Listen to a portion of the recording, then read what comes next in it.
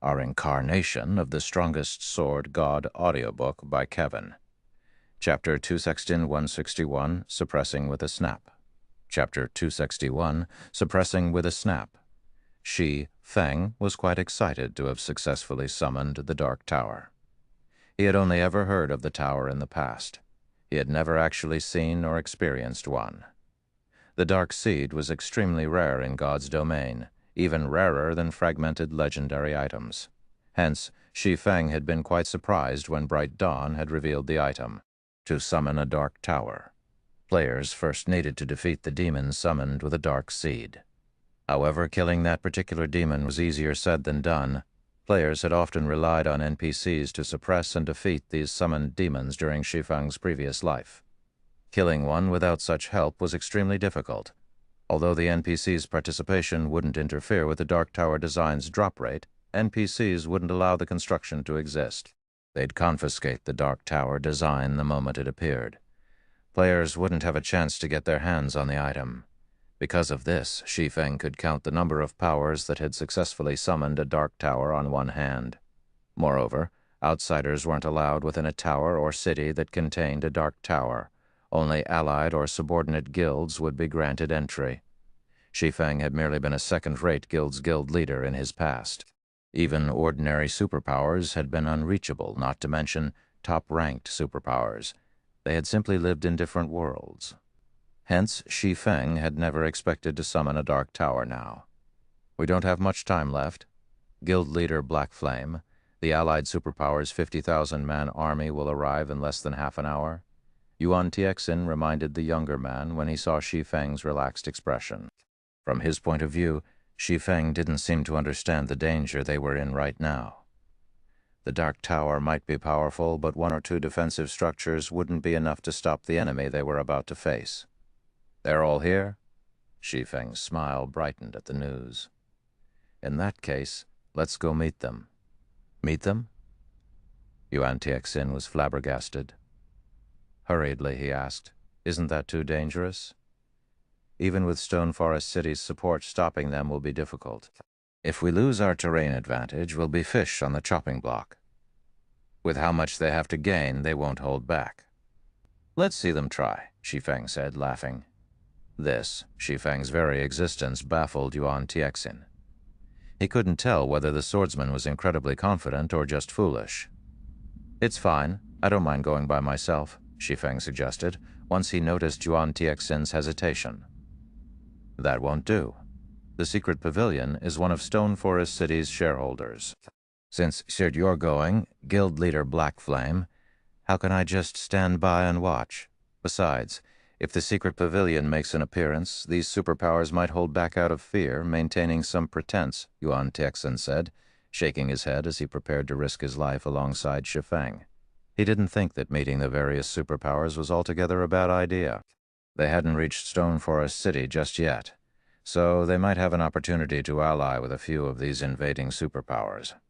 However, if they waited until the armies arrived and solidified their alliance, the secret pavilion and Zero Wing would lose any hope of holding the city. Following which, Shi Feng and Yuan Tiexin left Stone Forest City and made their way toward the various superpowers' armies, which had just entered the undead forest.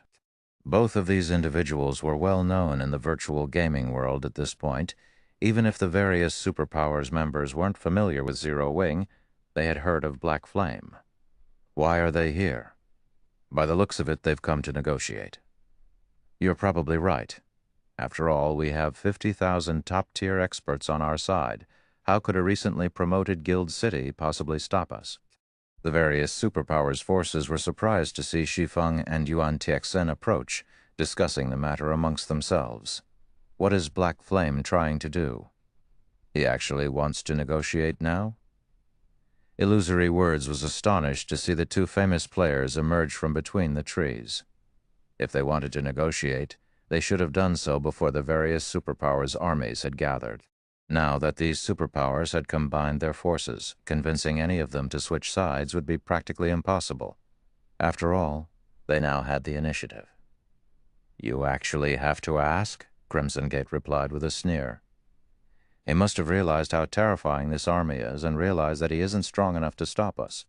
He's probably here to try to recruit 3 or 4 superpowers. If he succeeds, he might be able to hold on to a fraction of Stone Forest City.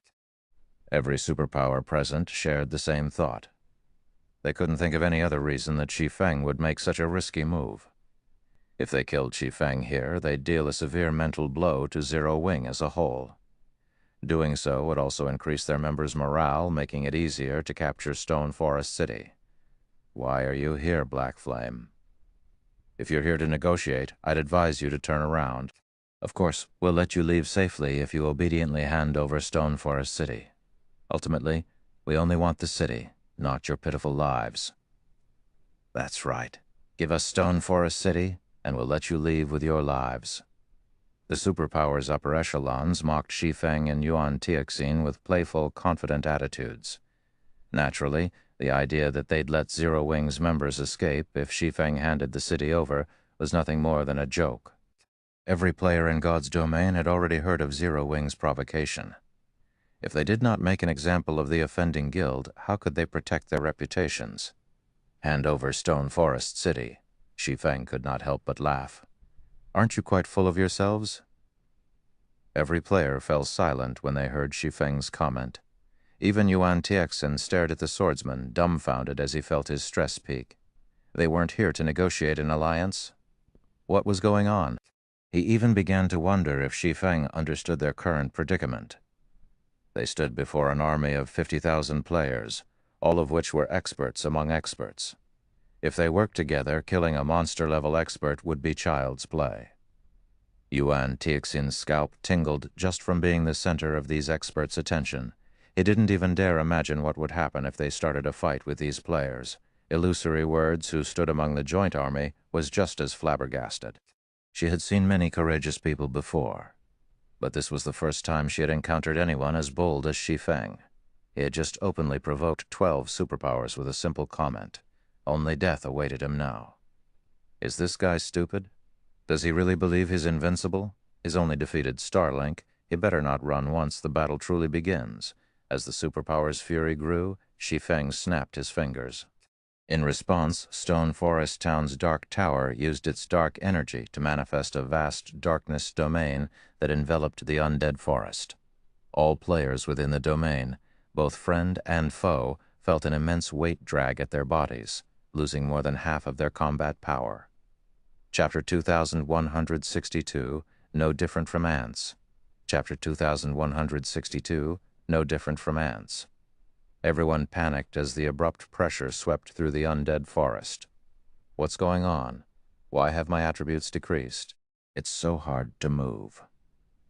What did he do?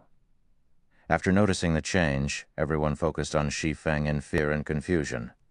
Even a fool would realize that Shi Feng was responsible, but more than 50,000 players had gathered, easily occupying an area of several thousand yards.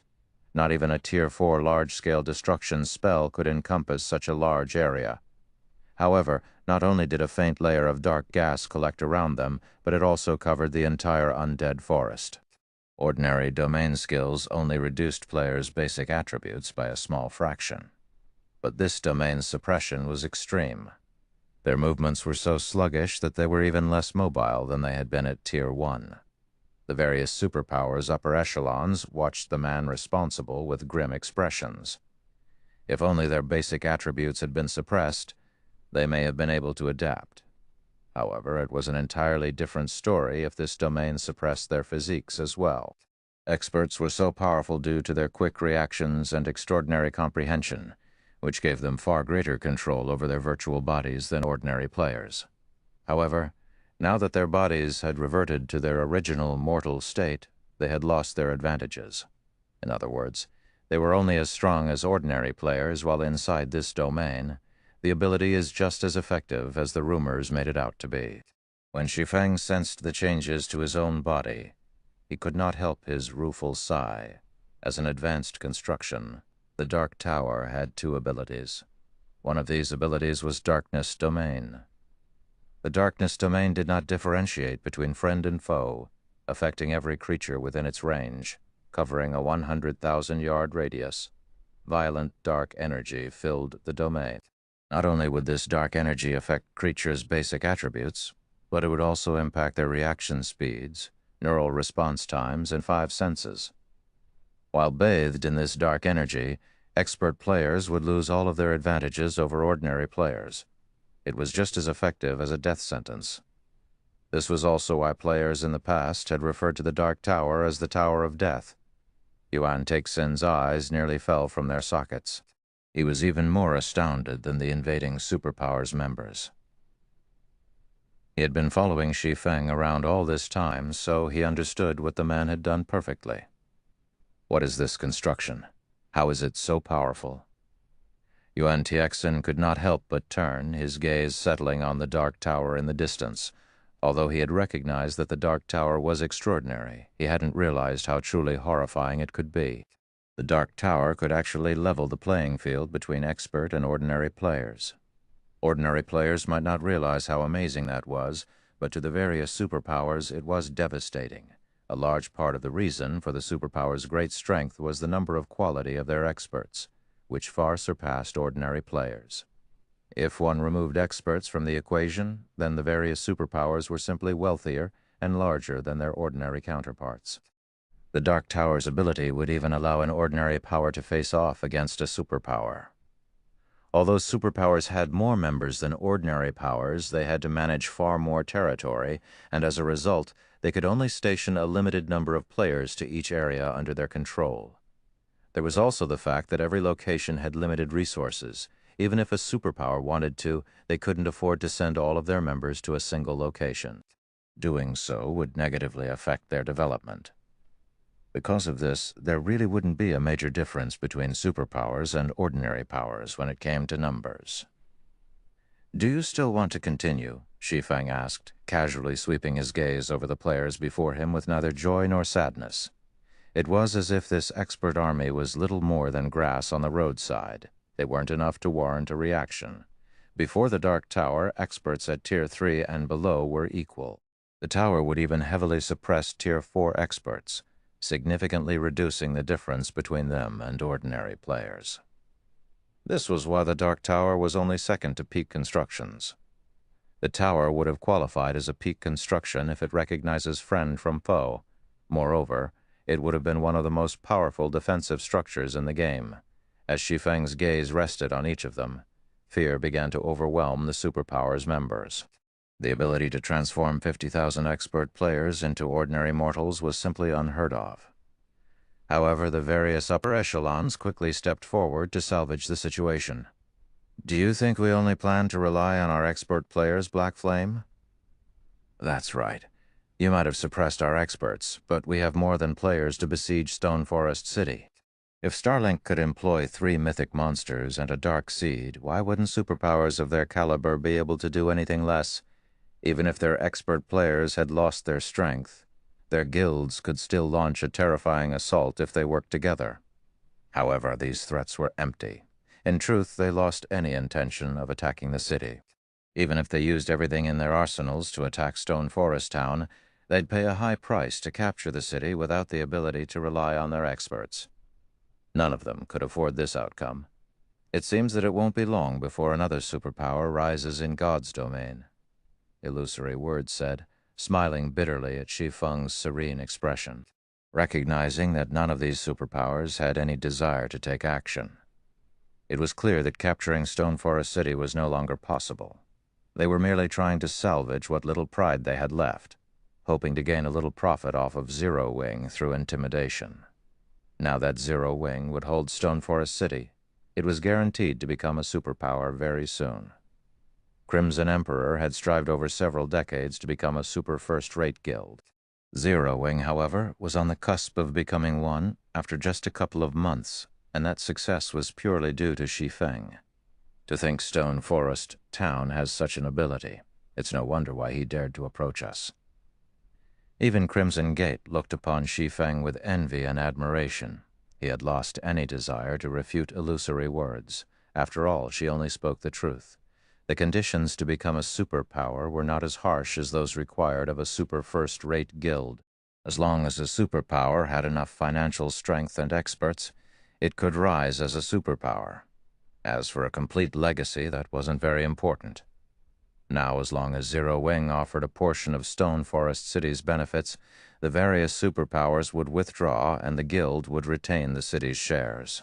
Naturally, the city would generate astounding profits with the benefits it could offer, and based on the strength and potential Zero Wing had displayed, it would attract many powerful corporations interested in investing in a guild. Zero Wing would easily fulfill the financial requirement to become a superpower. Of course, it could amass enough experts with money. However, as Crimson Gate fell silent, Shi Feng took the stage once more. "Since you still refuse to leave, you can remain here forever," Shi Feng said as he revealed a 7 Luminaries crystal, activating the Dark Tower's second ability. Demon God's Phantom. The 7 Luminaries crystal immediately turned to dust, and a gigantic magic array formed beneath Shi Feng's feet. The array released an endless stream of dark energy that enveloped Shi Feng. After a short moment, a 10-meter-tall giant emerged from the black smoke. It wore pitch-black armor, and 2 icy blue flames flickered through the gap in the giant's helmet. The giant's horrific aura bathed its surroundings in death and cold. Chapter 263, Ancient God's Descent. Although the demon god Shi Feng had transformed into, was only 10 meters tall, a far cry from the size of Grand Lord and mythic-ranked monsters. Everyone gasped when they saw his new form. The aura Shi Feng radiated was far too powerful. If an ordinary mythic monster's aura was seawater, Shi Feng's was steel. Most of the experts in the superpower's army couldn't even move when Shi Feng's aura washed over them. To them, the swordsman felt like an ancient god that had just stepped onto the mortal plane. They were afraid and awestruck. None of them even dared to consider resisting this man. How is this possible? As the various superpowers' upper echelons took in Shi Feng's new form, who loomed like the incarnation of an ancient god, they felt more than just the unprecedented pressure. They also felt their life ratings suppressed. Not even archaic species-ranked monsters radiated such an intense pressure. These upper echelons felt as if the person before them wasn't a player at all, but a true god. Tier 4. Just how many cards has he hidden? Yuan Texan was utterly flabbergasted when he saw Shi Feng's new form. For a moment, he even wondered if he were dreaming. Although the darkness domain Shi Feng had activated was horrific, it was insignificant compared to this ability. After all was said and done, might was right in God's domain. Take the great demon Malfins, for example. The various superpowers hadn't even dared to set foot in the undead forest due to the great demon's presence.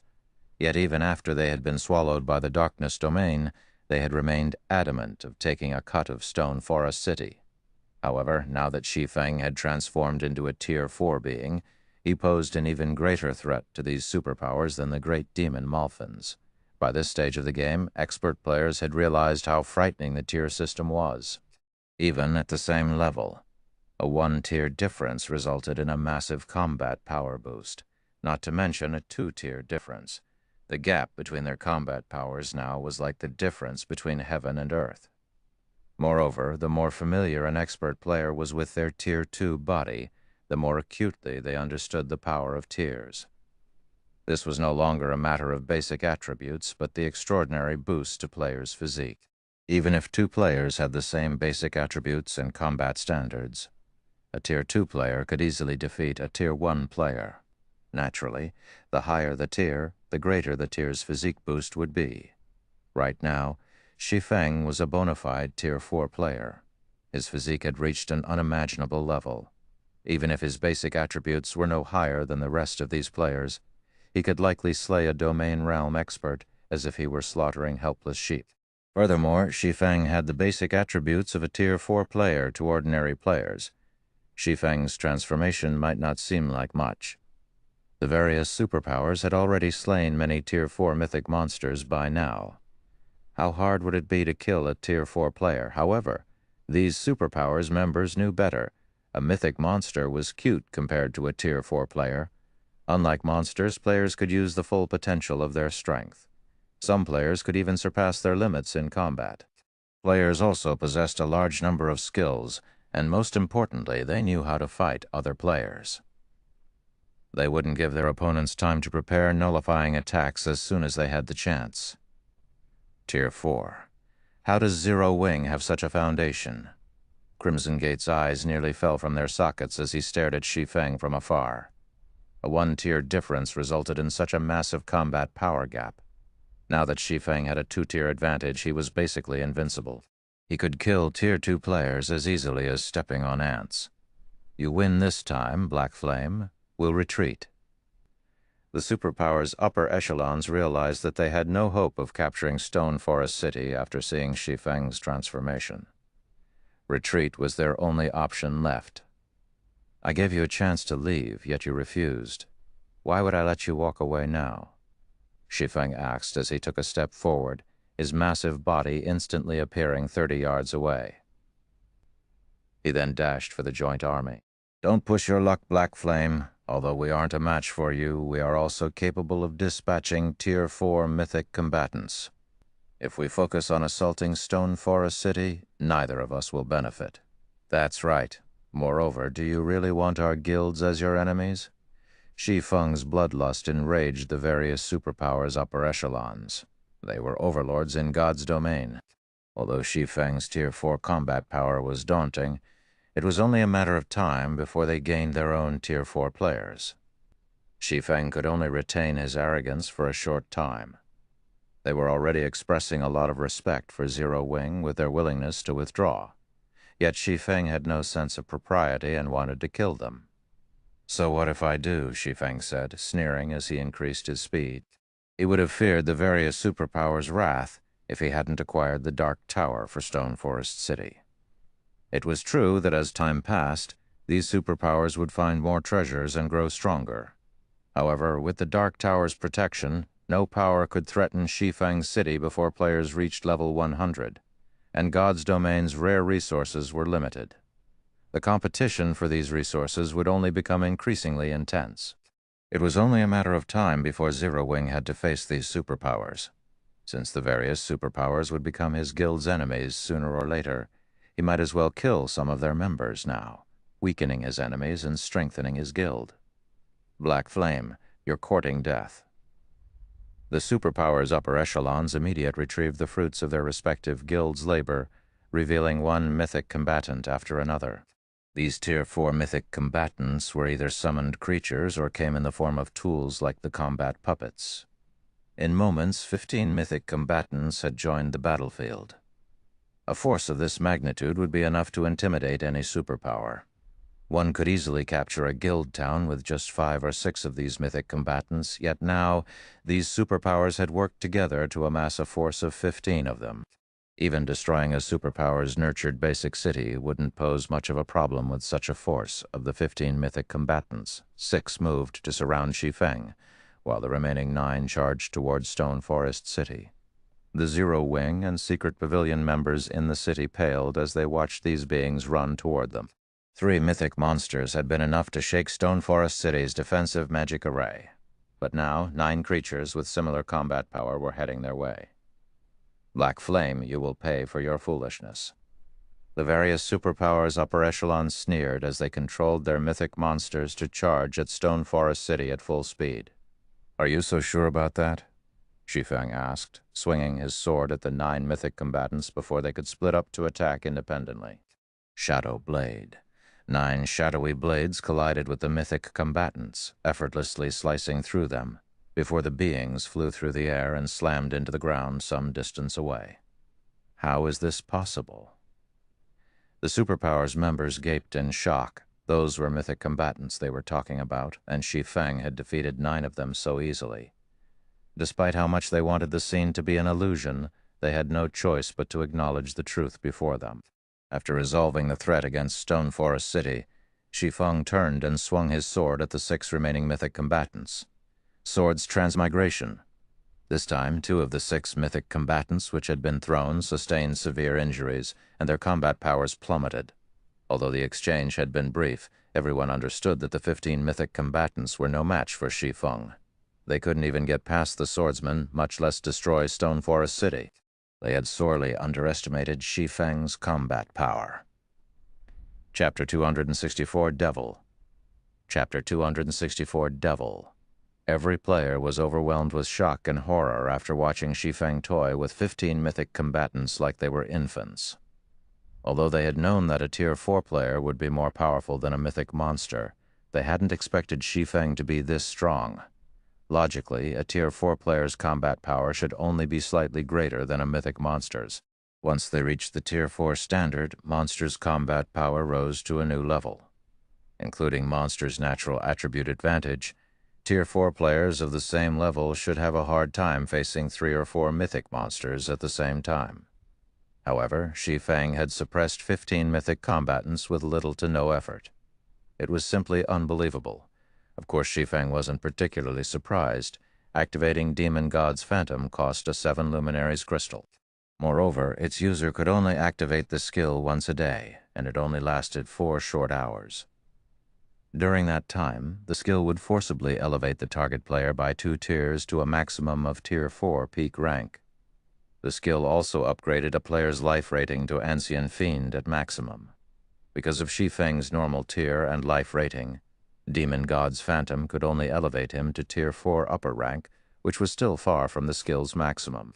Normally, only Tier 3 players could exhibit the skill's full potential. Even so, a Tier 4 upper rank player's combat power was more than enough to take out 15 mythic combatants. God's Domain hadn't launched that long ago, and players hadn't yet reached Tier 3, so they had no idea what happened at that tier and beyond. Tier 4 players had still been considered peak experts even a decade after God's Domain's launch. Ordinary second-rate guilds hadn't even had any Tier 4 players in their ranks, and in first-rate guilds, Tier 4 players had been upper echelons, tasked with safeguarding the guild's neutral towns. Once players reached Tier 4, their combat power would undergo a qualitative transformation with each minor threshold they crossed. It was like the difference between ordinary monsters and ancient fiends. Although these superpowers had summoned quite a few Tier 4 combatants, all 15 of them were at the lower rank. They weren't even Tier 4 intermediate rank. How were they supposed to defeat a Tier 4 upper rank player? Purely comparing combat power, Shi Feng was only slightly weaker than Molfin's when the Great Demon had been at his peak. Hence, killing 15 Tier 4 lower rank combatants wasn't an issue for Shi Feng in this state. Because of the skill's limited duration, Shi Feng had no plans to drag out this fight. He immediately and violently attacked one of the summoned mythic monsters.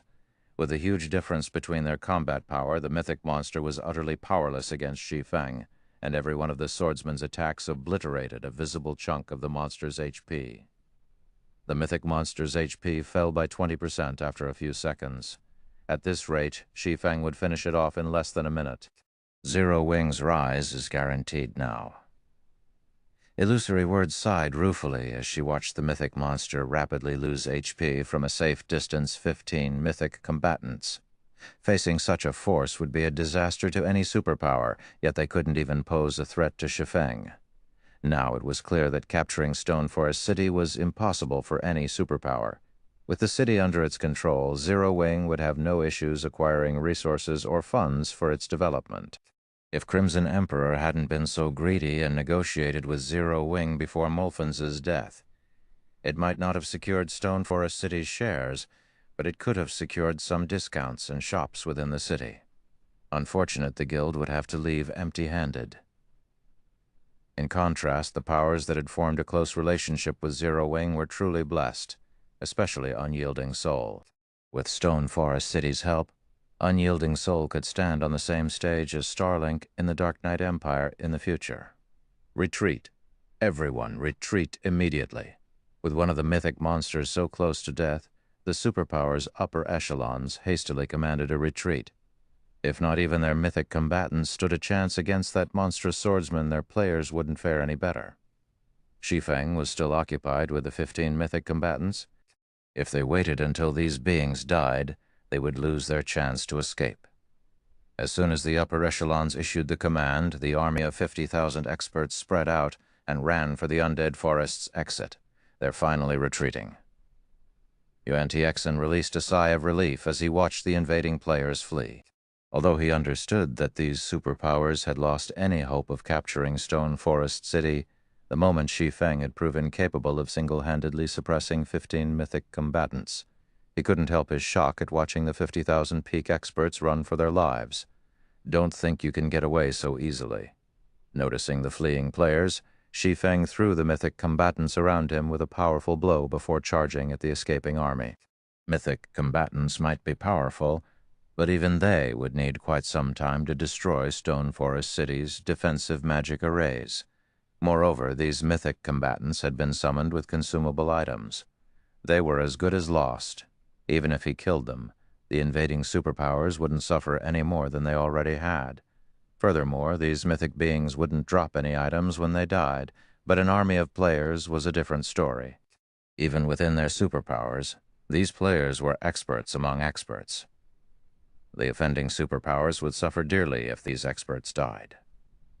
Since the various superpowers had banded together to attack Stone Forest City once already, there was no guarantee that they wouldn't do it again.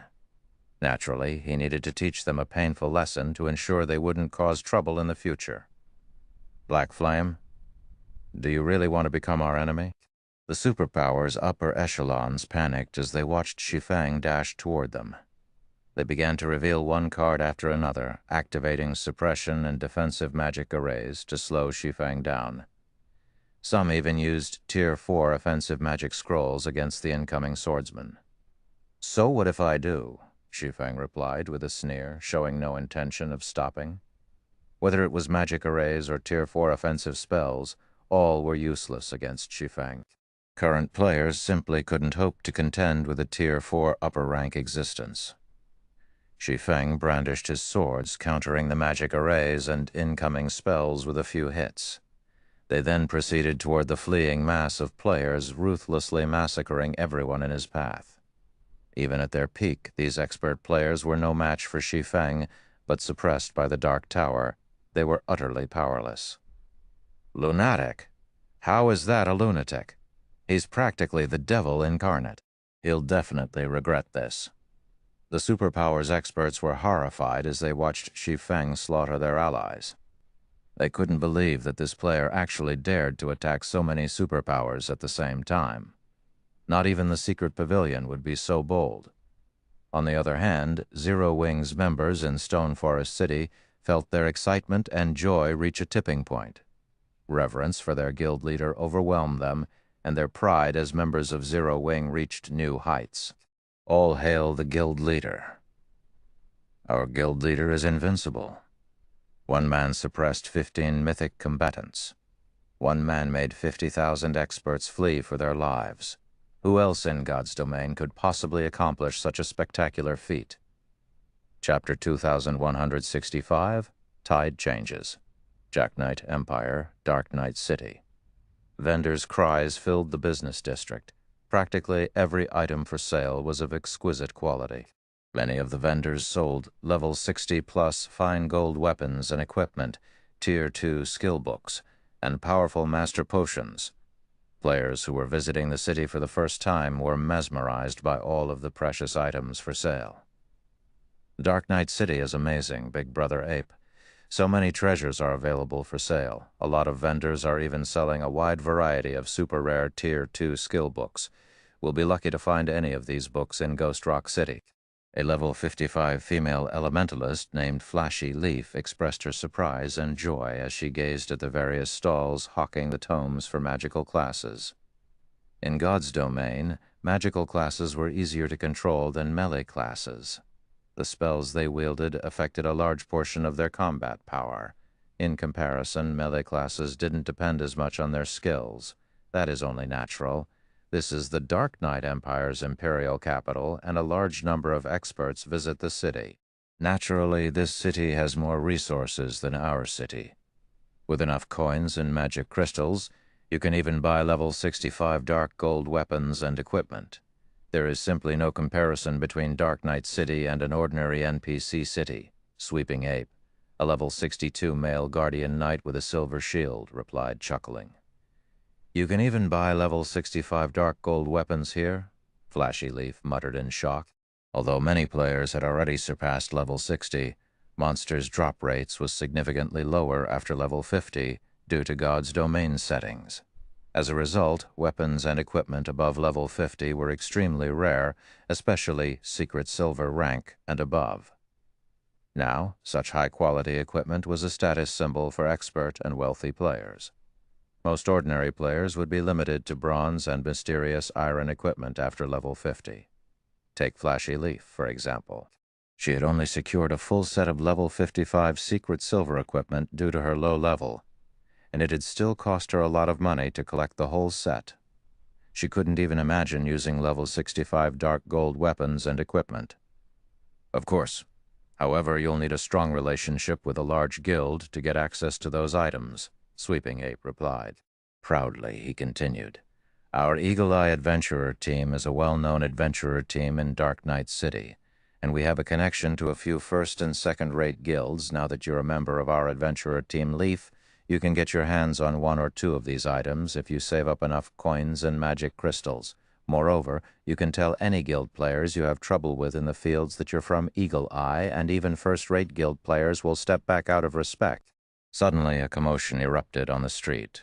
Players moved aside, opening a spacious path as mounted players dashed through. Nobody dared to step in this group's path. They all acted as if they were watching a royal procession. These people dare to ride their mounts here? Flashy Leaf was astonished as she watched these players dash down the street atop their mounts. On the way here, Sweeping Ape had constantly reminded her that players were forbidden from using their mounts in Dark Knight City, and just as he had said, she hadn't seen a single mounted player within the city walls thus far. However, such a large group thundered through the business district on their mounts now. They are an exception, Sweeping Ape said, fear lacing his words as he watched the mounted group continue down the street. Why? Flashy Leaf asked. They're Starlink's members, this city's overlord. Not even super first-rate guilds like Crimson Emperor and Unyielding Soul are a match for Starlink, Sweeping Awe said in awe, although even Starlink's members normally walk in the city. This is the first time I've seen so many people on their mounts. Starlink? Is the guild really that powerful? Flashy Leaf couldn't help the sliver of jealousy as she stared at the fading backs of Starlink's members. Other players new to Dark Knight City felt the same as they watched Starlink's members pass. Some even played with the thought of joining the guild. Starlink is that powerful. The guild is king in Dark Knight City. Sweeping Ape confirmed.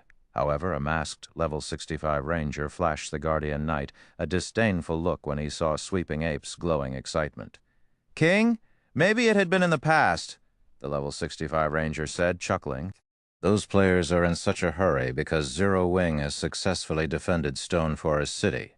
Starlink's status in the ancient undead country has been threatened. I doubt it will be long before Stone Forest City replaces Starlink's fortress as the most popular spot in the neutral map. Replace Starlink? How is that posy? Sweeping Ape instinctively tried to rebuke the masked ranger and mock the man for his ignorance. But when he saw the black tiger logo on the ranger's cape, he snapped his jaws shut. The evil tiger adventurer team? The Dark Knight Empire had countless adventurer teams which rose and fell at a moment's notice. The evil tiger adventurer team, however, had survived in the Dark Knight Empire since God's Domain's launch. It was also the Empire's publicly acknowledged third-ranked adventurer team. Even first-rate guild's guild leaders treated its members with respect. The Evil Tiger Adventurer team was leagues above the Eagle Eye Adventurer team. You'll find out if it's possible or not soon enough, but I'd advise that you begin to prepare. Major changes are coming to the Dark Knight Empire, the Masked Ranger said as he glanced at Sweeping Ape and Flashy Leaf. He turned away from the two and continued on his way. Big Brother Ape, is he telling the truth? Flashy Leaf asked, noticing how Sweeping Ape watched the Masked Ranger with awe. Evil Tiger is a peak adventurer team. There are rumors that quite a few super first-rate guilds have extended olive branches to the team. Many of Evil Tiger's members are also acquainted with players from super first-rate guilds, so its information network is far better than ours. I suspect he was telling the truth, Sweeping Ape said as he watched the Masked Ranger's departing figure. Zero Wing? What kind of guild is that, Big Brother Ape, if it's actually capable of making Starling so afraid, Could it be a super first-rate guild as well? Flashy Leaf asked curiously. She was completely ignorant of the virtual gaming world. She had only joined this world out of curiosity, since God's Domain had become so popular. The moment she had joined God's Domain, she had realized that there was no going back. This, uncertainly, Sweeping Ape said. I recall that Zero Wing is a new guild, strong enough to rival first-rate guilds. A new guild? Does that mean we have a chance of joining it? Flashy Leaf asked. Maybe. Sweeping Ape turned to Flashy Leaf, speechless. He had gone to great lengths to recruit Flashy Leaf for the Eagle Eye Adventurer team, and now she was interested in joining Zero Wing. While Dark Knight City's players discussed the prior commotion and latest news, the various large guilds' residences in the Empire had fallen into utter chaos. Not long ago, they had learned that Zero Wing had defeated the various superpowers' joint army, slaying more than 10,000 expert players and solidifying its position in Stone Forest City. Chapter 266, War's Conclusion. Chapter 266, War's Conclusion. Star Moon Kingdom, Star Moon City. One team after another appeared in the teleportation hall, all comprised of level 65 or above experts. Even the weakest piece of equipment on these experts was level 60 Secret Silver rank. However, these players didn't linger in Star Moon City's teleportation hall, quickly moving to other platforms and teleporting to the kingdom's other cities. With careful observation, one would recognize these players as adventurer team members. Many were even from well-known adventurer teams. Other players in the teleportation hall were stupefied. They didn't understand why so many adventurer teams from other kingdoms and empires were visiting Star Moon Kingdom.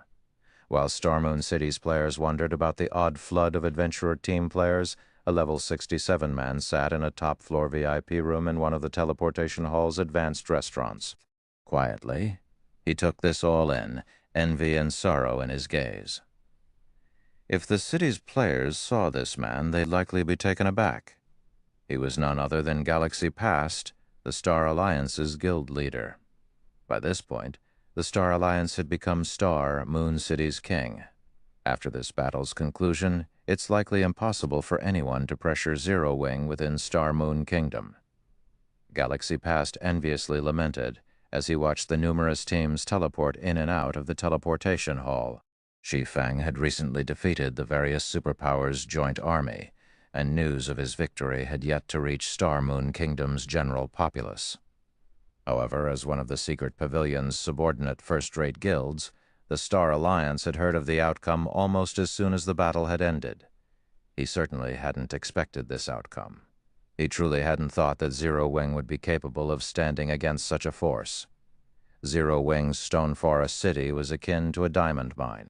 The troublesome guild would never have to worry about needing funds again. With the city's income, Zero Wing could easily support its current level of development, which meant it had resolved its sole weakness within Star Moon Kingdom. From now on, even the various superpowers would find it exceedingly difficult to pressure the guild in its own kingdom. Moreover, doing so wouldn't gain them much. At this point, he'd be hard-pressed to find a superpower that was willing to make such a trade. First-rate guilds like the Star Alliance dreamed of achieving such power. But now a new guild, one that had only established after God's Domain's launch, had been the one to realize this dream. No one could have imagined that Zero Wing would have struck back as soon as Starlink had tried to hinder the guild's development in Star Moon Kingdom and successfully deal such a fierce blow. Starlink's fortress in the ancient undead country was basically crippled. Even if that is the case, guild leader Zero Wing will have more problems to deal with now. Honestly, Starlink hadn't taken Zero Wing seriously, but now, with Stone Forest City in its way, Starlink will view the Zero Wing as a sworn enemy. Moreover, Zero Wing has provoked more than a handful of superpowers this time. I doubt the guild will find moving forward to be more difficult than expected, Purple Jade said. Galaxy Past did not try to refute Purple Jade's logic. In his opinion, Zero Wing's retaliation against Starlink's bullying had been splendidly carried out. Even before Zero Wing had taken action, the two guilds had shed all pretenses. Increasing their hatred for each other wouldn't change things overmuch, However, the fact that Zero Wing had slaughtered the superpowers' joint forces would come back to bite it. Those superpowers might be helpless against Stone Forest City and Zero Wing, but the undead forest was a small fraction of the bottomless abyss. The God Mode regional dungeon had other areas, and exploring those areas would require particularly powerful experts. The various superpowers had both stronger and more experts than Zero Wing. Once Zero Wing's members left the forest, they'd find miserable deaths waiting for them. While the various powers in the kingdom discussed Zero Wing's victory, adventurer teams crowded the entrance to the guild's residence in White River City. Just entering and leaving the residence had become a struggle for Zero Wing's members. Aqua Rose, who was responsible for the guild's recruitment, was stunned. She had watched many expert players apply for membership before, but she had never seen this many apply at once. A rough estimate calculated more than 10,000 expert applicants. Moreover, quite a few of these experts were at the half-step refinement realm, and some were even refinement realm experts. The guild hadn't experienced such a thing before. Half-step refinement realm experts generally served as core team leaders in first-rate guilds. Most refinement realm experts were immediately promoted, becoming an upper echelon within the first-rate guild. Even Aqua Rose was only a refinement realm expert. However, despite knowing that they would at most start out as an elite member, so many refinement realm experts were adamant about joining Zero Wing. "What kind of magic did you use, guild leader?" Aqua Rose excitedly asked after contacting Shi Feng. More than 300 well-known and 20 top adventurer teams have applied to join the guild. After a rough estimate, more than 200 half-step refinement realm experts and 15 refinement realm experts have applied as well. Zero Wing didn't even have 15 refinement realm experts in total. Even so, the guild had far more than its first-rate competition. By accepting these 15 or so refinement realm experts into the fold, Zero Wing could double its total count. If it succeeded in doing so, no ordinary first-rate guild would have a chance against Zero Wing. Only the few top-ranked first-rate guilds would be able to rival the guild. Over 200 half-step and 15 refinement realm experts. "It seems the battle's outcome has been quite effective," Shi Feng said, smiling. He wasn't particularly surprised by the situation. His latest battle held extraordinary significance. Although defeating the superpowers' joint forces wasn't the victory that lured all of these adventurer teams to Zero Wing, rather they were attracted by his success in holding Stone Forest City. As long as Stone Forest City stood, Zero Wing would have a steady supply of resources and coins. This also made Zero Wing a far tougher opponent for the various superpowers. Moreover, to become a superpower, one needed a foundation of money and resources.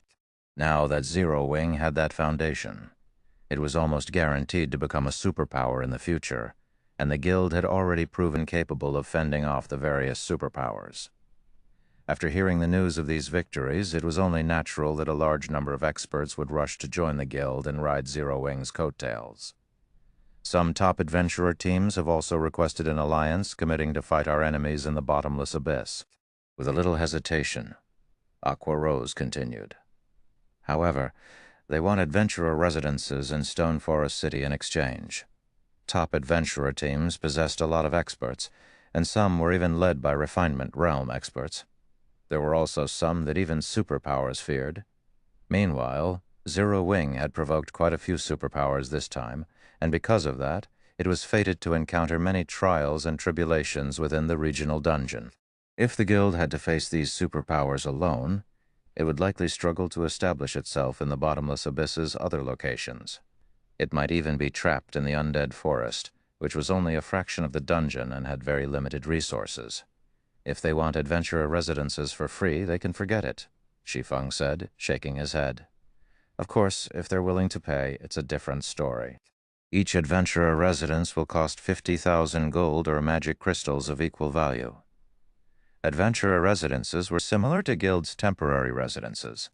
The team's members would be able to teleport in and out of Stone Forest City freely, but adventurer residences were a special type of building that could only be constructed in guild cities.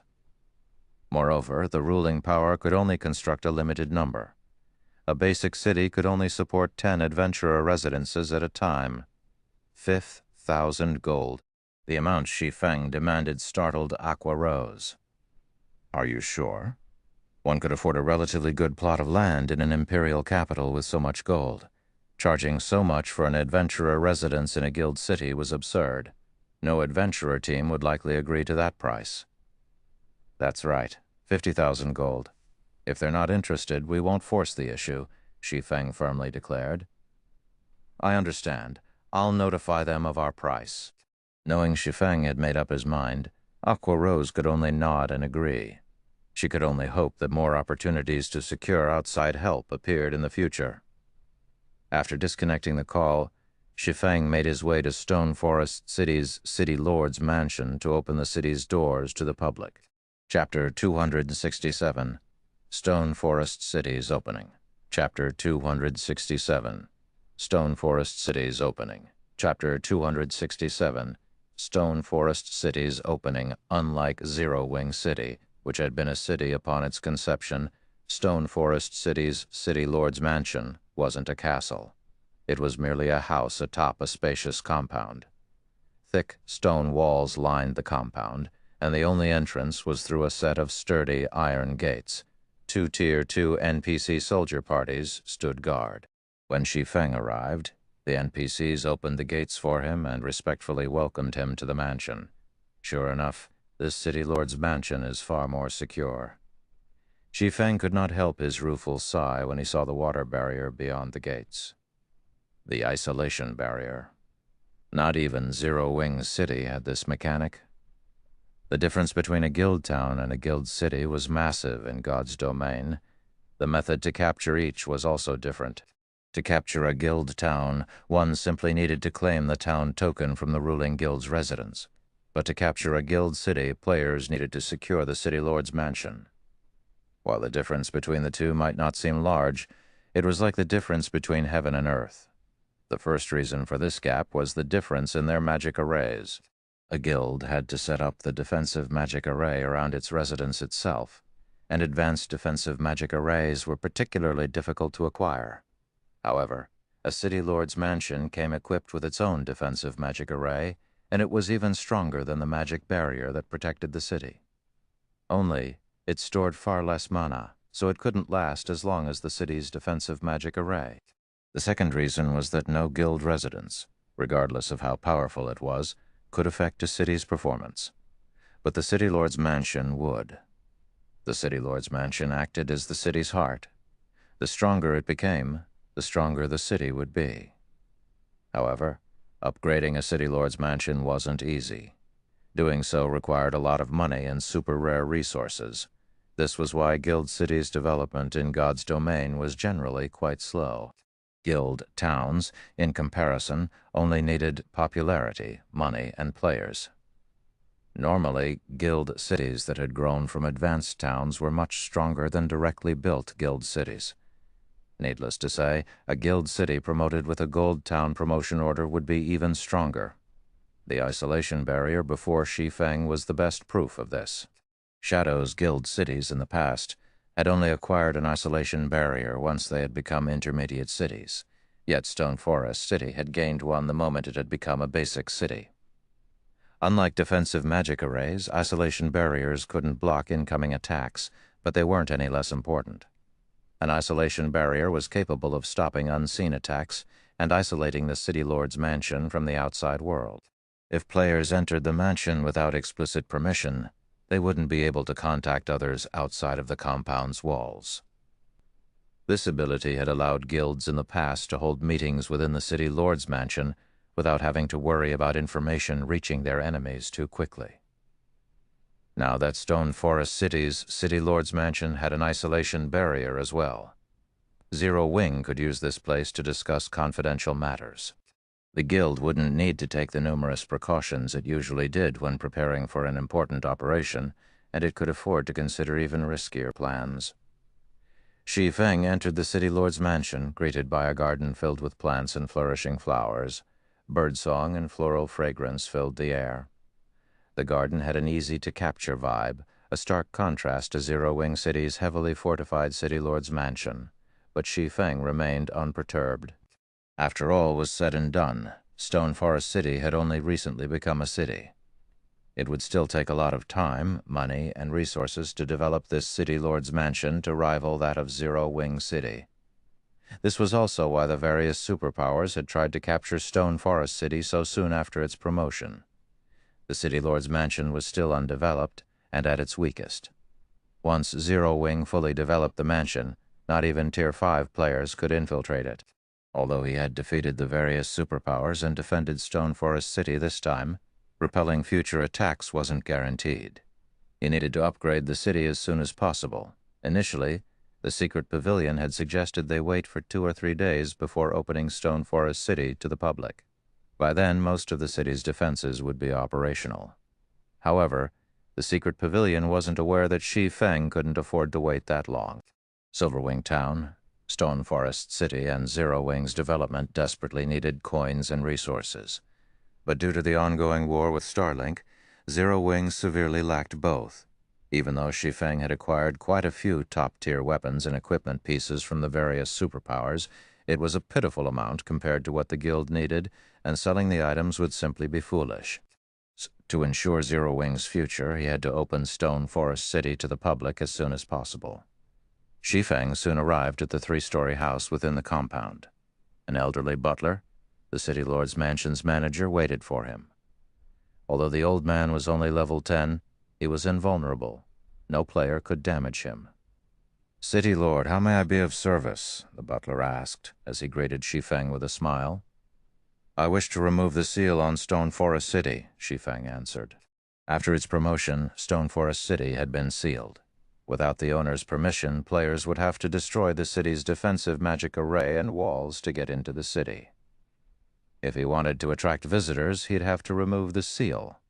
"I will see to it immediately, but once the seal has been lifted, how much would my lord like to charge as an entry fee?" the butler asked.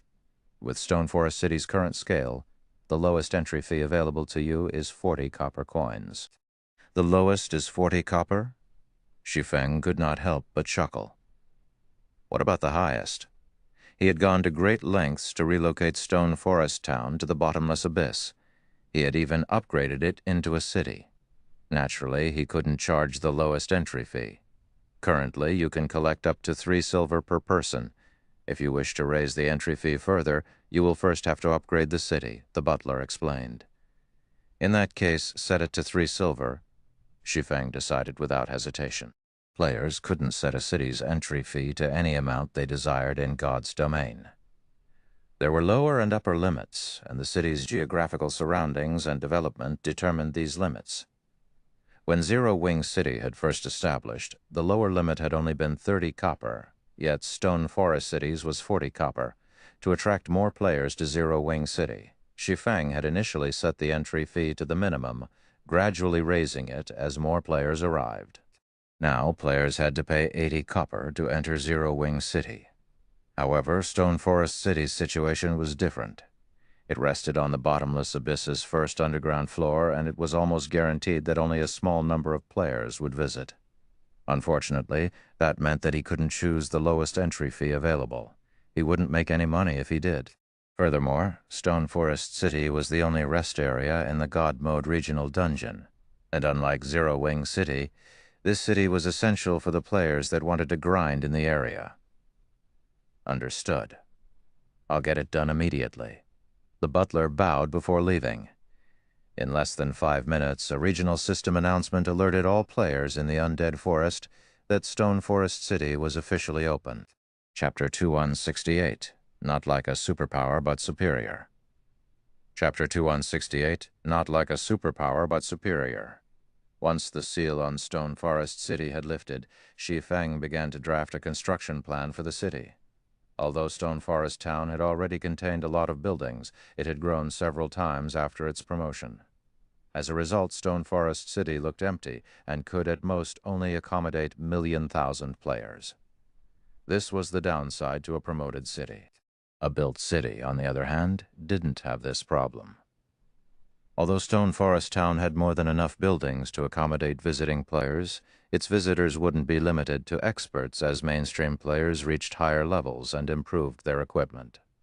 Eventually, even ordinary players would be able to grind in the bottomless abyss's first floor with ease. It was necessary to plan the city's constructions ahead of time to ensure that players had what they needed to live and rest in Stone Forest City. Not only would careful planning increase the value of the city's shops and private housing, but it was also of the utmost importance for the city's development. While Shi Feng planned the city's layout in the City Lord's mansion, the powers from the kingdoms and empires near the ancient undead forest received news of Stone Forest City's grand opening. For a time, these powers were in an uproar. Zero Wing is actually opening such a precious city to the public. Has the guild gone mad? How generous. That's a God mode regional dungeon we're talking about. I can't believe Zero Wing is letting just anyone into the city. Just what is Zero Wing thinking? The many powers that had watched the battle for Stone Forest City knew how significant the city was. Whoever owned Stone Forest City would have a massive advantage when exploring the bottomless abyss. However, Zero Wing so willingly gave up this advantage, granting the public access to such a valuable city. Even the various superpowers were stunned by Zero Wing's decision. They had known that the guild would open Stone Forest City to the public sooner or later. Reaching the bottomless abyss's first floor wasn't particularly difficult, and even experts from first-rate guilds and peak adventurer teams would be strong enough to grind in the area after another 10 days or so. Once they were, Stone Forest City wouldn't be nearly as much of an advantage. Even if Zero Wing wanted to avoid doing so, it would have to open the city to the public to earn a little money. The city's potential income would be far more important to the guild than limiting access to its members and allies. However, the various superpowers hadn't dreamed that Zero Wing would open Stone Forest City's gates so soon. Essentially, doing so now was throwing away any advantage the city could provide. A God mode regional dungeon? This is a perfect opportunity to strengthen our adventurer team. Zero Wing is truly amazing. It's giving up such a massive advantage. Not even superpowers would dare to make such a sacrifice. Since no one's explored the bottomless abyss yet, we can advance our guild's development if we can claim some of its treasures for ourselves. The various kingdoms and empires' powers sprung into action the moment they heard of Stone Forest City's opening. They all dispatched expert teams to the city. The various superpowers occupied most of God's domain's high resource maps, and that should have been the case for the bottomless abyss as well. Superpowers had far better weapons and equipment for their members than ordinary powers, and by the time the ordinary powers were able to explore the regional dungeon, the various superpowers would have likely combed through the dungeon. Now that Stone Forest City was open to the public, however, ordinary powers could share the starting line with the various superpowers in the competition for the bottomless abyss's resources. Although the superpowers still had a massive advantage in terms of combat power and equipment standards, it was the fairest condition that ordinary players could hope for. If these ordinary powers got lucky in the bottomless abyss, they might be able to elevate their development to a new level. The regional dungeon was the current front line in God's domain. And needless to say, the loot within would be among the best available at this stage of the game. Because of this news, Zero Wing's residence in White River City had become more crowded than ever before. Players joined the growing crowd outside of the residence's entrance almost as fast as the seconds ticked by. They filled the several streets around the residence, stupefying players who visited the city for the first time. Meanwhile, Unyielding Heart and Mulingsha, who had finally made it into the residence, couldn't stifle their rueful sighs as they observed the current atmosphere within. Although powers seeking refuge or alliances visited the various superpowers' residences as well, their traffic was nothing compared to the number of representatives currently in Zero Wing's residence. They had already counted more than 100 representatives thus far, including upper echelons from first- and second-rate guilds. First- and second-rate guilds might be insignificant to the various superpowers, but that was only true when 2 or 3 of these guilds gathered. If dozens of first- and second-rate guilds banded together, not even a super guild could afford to underestimate them. Unyielding Heart and Mulingsha even felt as if their positions had been reversed. It felt as if Zero Wing were the superpower here. An unyielding soul was simply an ordinary power seeking refuge. Almost every first- and second-rate guild, upper echelon in the residence felt the same. They had all assumed that they stood on equal footing with Zero Wing and that the guild wasn't yet a superpower, even if it were stronger than a first-rate guild. But looking at it now, they realized how naive the thought was.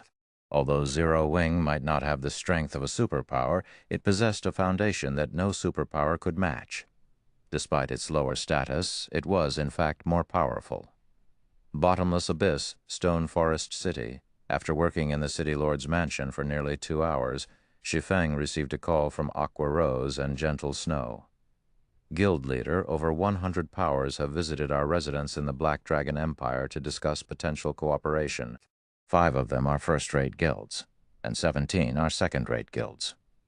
Should we agree to their offers? Gentle Snow asked. We're seeing roughly the same situation in White River City, guild leader, although 2 superpowers have also visited. One of them is Unyielding Soul. Both superpowers are requesting garrison rights in Stone Forest City, and they've offered considerable benefits in exchange, Aqua Rose said, unable to contain her excitement. If Zero Wing accepted the benefits these guilds offered, the guild would undergo a qualitative transformation. Although it couldn't match a superpower's reach, it wasn't far off. So many powers have visited. Even Shi Feng was a little surprised to hear the 2 Vice Guild leaders' reports. Although he had recognized how tempting Stone Forest City would be to the various powers, he hadn't expected it to attack so many. What should we do, Guild leader? Aqua Rose and Gentle Snow asked, staring at Shi Feng as they desperately waited for his answer. Too many powers had approached the guild for partnerships for them to handle. Even if Stone Forest City was a basic city, it couldn't accommodate so many guilds. It would be fortunate if the city housed a total of 5 guilds right now. Since so many powers have approached us, it would be a waste to turn them away. After giving the matter some thought, Shi Feng grinned and said, "The various superpowers have their own Chamber of Commerce.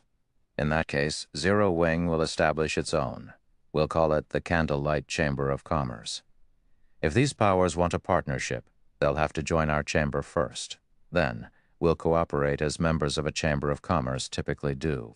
Zero Wing had certainly benefited from its membership with the secret Chamber of Commerce. But after getting kicked out once already, Shi Feng knew that Zero Wing needed a chamber of its own. Zero Wing hadn't been able to fulfill the conditions of creating a Chamber of Commerce previously, but now that the ability to do so presented itself, he couldn't miss this opportunity. What if they demand to garrison in the city? Aqua Rose had already spoken with quite a few major powers' representatives, so she knew that they aimed to secure residence in the city for their guilds. Unfortunately, simply joining the Candlelight Chamber of Commerce wouldn't fulfill that wish, in which case these powers might refuse to join. We'll follow the secret Chamber of Commerce's example then. They will only gain the right to garrison in Stone Forest City if they join the Candlelight Chamber of Commerce as advanced members. Normal members, on the other hand, will enjoy a 20% discount on the city's entry fees, Shi Feng said, chuckling. The more they contribute, the more they will gain. I'm sure they won't have any complaints. Aqua Rose and Gentle Snow's eyes glowed with elation and realization upon hearing Shi Feng's decision. This was undoubtedly a solid solution. If this plan succeeded, Zero Wing's sales channels would reach unprecedented heights. Not even ordinary superpowers would be a match for it. Even without Stone Forest City's profits, the guild would be able to develop smoothly by relying on the income from the Candlelight Chamber of Commerce. Chapter 269, Gathering of Guilds. Chapter 269, Gathering of Guilds. Shi Feng's decision inspired Aqua Rose and Gentle Snow, sparking countless ideas as restless excitement filled their hearts. Guild leader. Although I think it's a good idea to take advantage of a competition between these guilds for the garrison slots, I'm afraid that some of the smaller guilds will give up altogether knowing that they won't have any chance of winning. Most of the guilds that have approached us with partnership proposals are small guilds, and although they aren't powerful individually, their combined strength is even greater than that of the larger guilds who are interested in an alliance, Aqua Rose said, quickly pointing out the problem with Shi Feng's suggestion. She was far more astute than Shi Feng when it came to management and business. That's right. These smaller guilds don't share the same thought process as their larger counterparts. They aren't considering their future development, prioritizing immediate benefits over all else, Gentle Snow said as she nodded in agreement. We might find it challenging to lure them into the chamber if we only offer a 20% discount. The small guilds don't have many experts to begin with, and they can only afford to send a small number of players to explore the bottomless abyss. The benefits of joining the Candlelight Chamber of Commerce aren't greater than the cost. They will definitely reject our offer. Aqua Rose and Gentle Snow's reasoning was sound. Although Shi Feng had only suggested the idea a moment ago, both women had already found flaws in his plan. His other subordinates, such as Blackie and Liang Jing, simply couldn't compete with these two. You're both correct? The discount on the city's entry fee won't likely be enough to convince these small guilds, but this city isn't like others. This is Stone Forest City. Even if they wanted to, they'd find the offer difficult to refuse, Shi Feng said, smiling confidently. Listening to his vice guild leader's suggestions, Shi Feng recognized how both had developed their respective guilds into pseudo-super first-rate guilds in the past. To grow stronger, a guild needed more than just powerful experts. It also needed skilled managers with a sharp sense for business. If Shi Feng hadn't relied on philosophies that were beyond the current time and knowledge of God's domain's future, not even he would have been a match for Aqua Rose and Gentle Snow's business sense. Both women gave their guild leaders skeptical looks. These guilds want to negotiate a partnership deal, correct? In that case, we'll sit down with them in Stone Forest City's Candlelight trading firm, Shi Feng declared, chuckling. All right, we'll lead them there now then. Although these women were confused over Shi Feng's decision, they were familiar with his typical antics. Since he had come up with the idea, he must have considered certain factors. Moreover, Stone Forest City was key to Zero Wing's development. As the guild's upper echelons, they had to visit the city and gain a proper understanding of what it had to offer. Disconnecting their call with Shi Feng, the women contacted the various guilds' representatives and informed them that the negotiations would take place in Stone Forest City. What is Zero Wing trying to do? They could negotiate with us directly, but they want us to head to Stone Forest City for the discussion. Isn't this just a waste of time? A level 68 female elementalist in exquisite light red robes snarled as she watched Aqua Rose in the distance. Over 200 guild representatives occupied the spacious hall, but aside from Unyielding Heart and Mu Lingsha, none of them dared to look this furious woman in the eye. They lowered their heads and avoided her gaze, afraid of attracting her ire. This woman was 16th Cloud, the second vice guild leader of the recently promoted superpower, Shining Tiger. She had also earned the nickname Flame Empress. She had once been a peerless genius, nurtured by a super guild like the Dragon Phoenix Pavilion's Phoenix Rain, but she had left the super guild abruptly and joined Shining Tiger, performing many impressive feats for the new superpower. Although Shining Tiger was not as powerful as Starlink, it ranked near the top among recently promoted superpowers. The guild currently controlled 4 kingdoms and had built a solid foundation in the Glory Empire. It was even stronger than Unyielding Soul. We are here to gain an understanding of Zero Wing and see for ourselves if the guild is as impressive as the White Tiger Dojo claims, Vice Guild Leader. So please endure this for now. The middle-aged man, a level 68 assassin, beside 16th Cloud, tried to calm the woman acting like her butler. It was obvious that he was used to the woman's hot temper.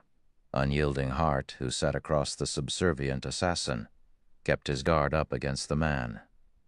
This middle-aged man had an even greater backstory than 16th Cloud. His name was Sorrowful Silence, and he had risen to fame even earlier than Unyielding Heart had. Moreover, Sorrowful Silence was a bona fide monster. The man specialized in eliminating high-profile targets. Since God's Domain's launch, he had been responsible for the deaths of more than 6 superpower upper echelons. These assassinations had foiled many of the superpower's plans. How strange, Shining Tiger has clearly focused on its development in the Glory Empire. So why is it here to discuss a partnership with Zero Wing?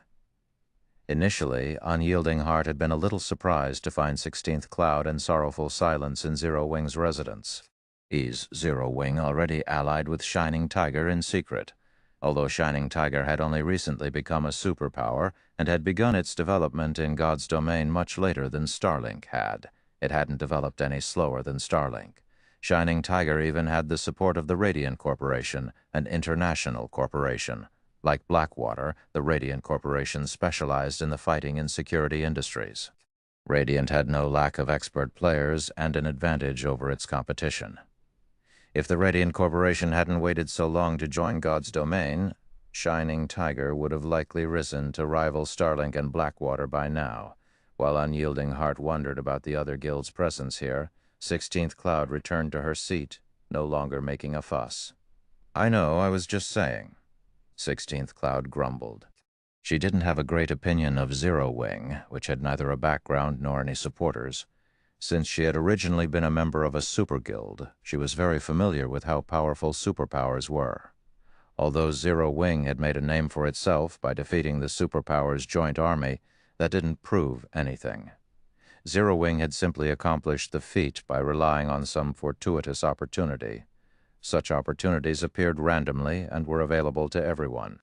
Throughout the virtual gaming world's long history, many guilds like Zero Wing had risen to great heights due to fortuitous opportunities, but very few had eventually become super first-rate guilds or super guilds.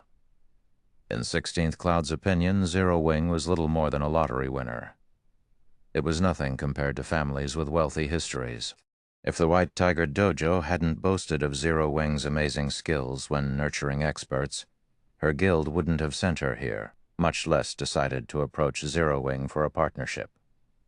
Not long after 16th Cloud's tantrum came to an end, the various representatives calmed as they followed Aqua Rose toward White River City's teleportation hall. At the same time, Gentle Snow led her visitors toward the city from the distant Black Dragon Empire. Suddenly, several hundred powers representatives gathered in Dark Knight City, causing a commotion that spread throughout the Dark Knight Empire. Chapter 2170, Off the Charts. Chapter 2070, Off the Charts. Amazing, why have so many guilds gathered in Dark Knight City? They must be here for the same reason as those adventurer teams that showed up earlier to discuss an alliance with Zero Wing. Zero Wing sure is impressive. If it allies with so many guilds, not even Starlink could afford to target Zero Wing rashly. That's not all. Do you see those people wearing Shining Tiger's guild emblem? The guild recently became a superpower. I've heard that it isn't any weaker than Starlink and far stronger than the declining Unyielding Soul. If Zero Wing partners with Shining Tiger, Starlink will find the guild to be a far more difficult target. If that happens and Zero Wing really intends to develop in the Dark Knight Empire, we're going to see a massive war erupt. Players from the Empire's various powers chatted amongst themselves when they noticed 16th Cloud and the other guild representatives in Dark Knight City's teleportation hall. Many of them could already imagine the battle between the Dark Knight Empire's countless guilds. Players like them wanted nothing more than that outcome. Heroes only emerged when there was trouble. No player or power dared to act up in the Empire while Starlink was in control, and most conflicts were limited to small skirmishes. Starlink would jump to quash any larger fights, and because of this, expert players struggled to make a name for themselves within the Dark Knight Empire. Of course, everyone paid more attention to Shining Tiger's presence than the potential turbulence. If Shining Tiger and Zero Wing agreed to an alliance, Zero Wing would have the capital to develop in the Dark Knight Empire. Partnering with Dark Knight City's other guilds wouldn't help the guild much in this matter, and no one even bothered to take into account the secret pavilion or Unyielding Soul. Unyielding Soul had constantly fought Starlink in the Empire, so whether or not it allied with Zero Wing, its situation wouldn't change. Furthermore, Unyielding Soul had already begun to decline as a famous transcendental power. The secret pavilion wouldn't involve itself in the struggle between God's domain's various powers. It focused solely on its business and finances. The potential profits that were at stake were the only reason that the secret pavilion had sided with Zero Wing in the battle for Stone Forest City. However, Shining Tiger was a different story. Shining Tiger was a foreign superpower to the Dark Knight Empire, and if it were dragged into the Empire's struggles, the resulting power shift would be significant. So this is Starlink's main headquarters. These players' average standards are quite high. They're almost a match for those in the Glory Empire.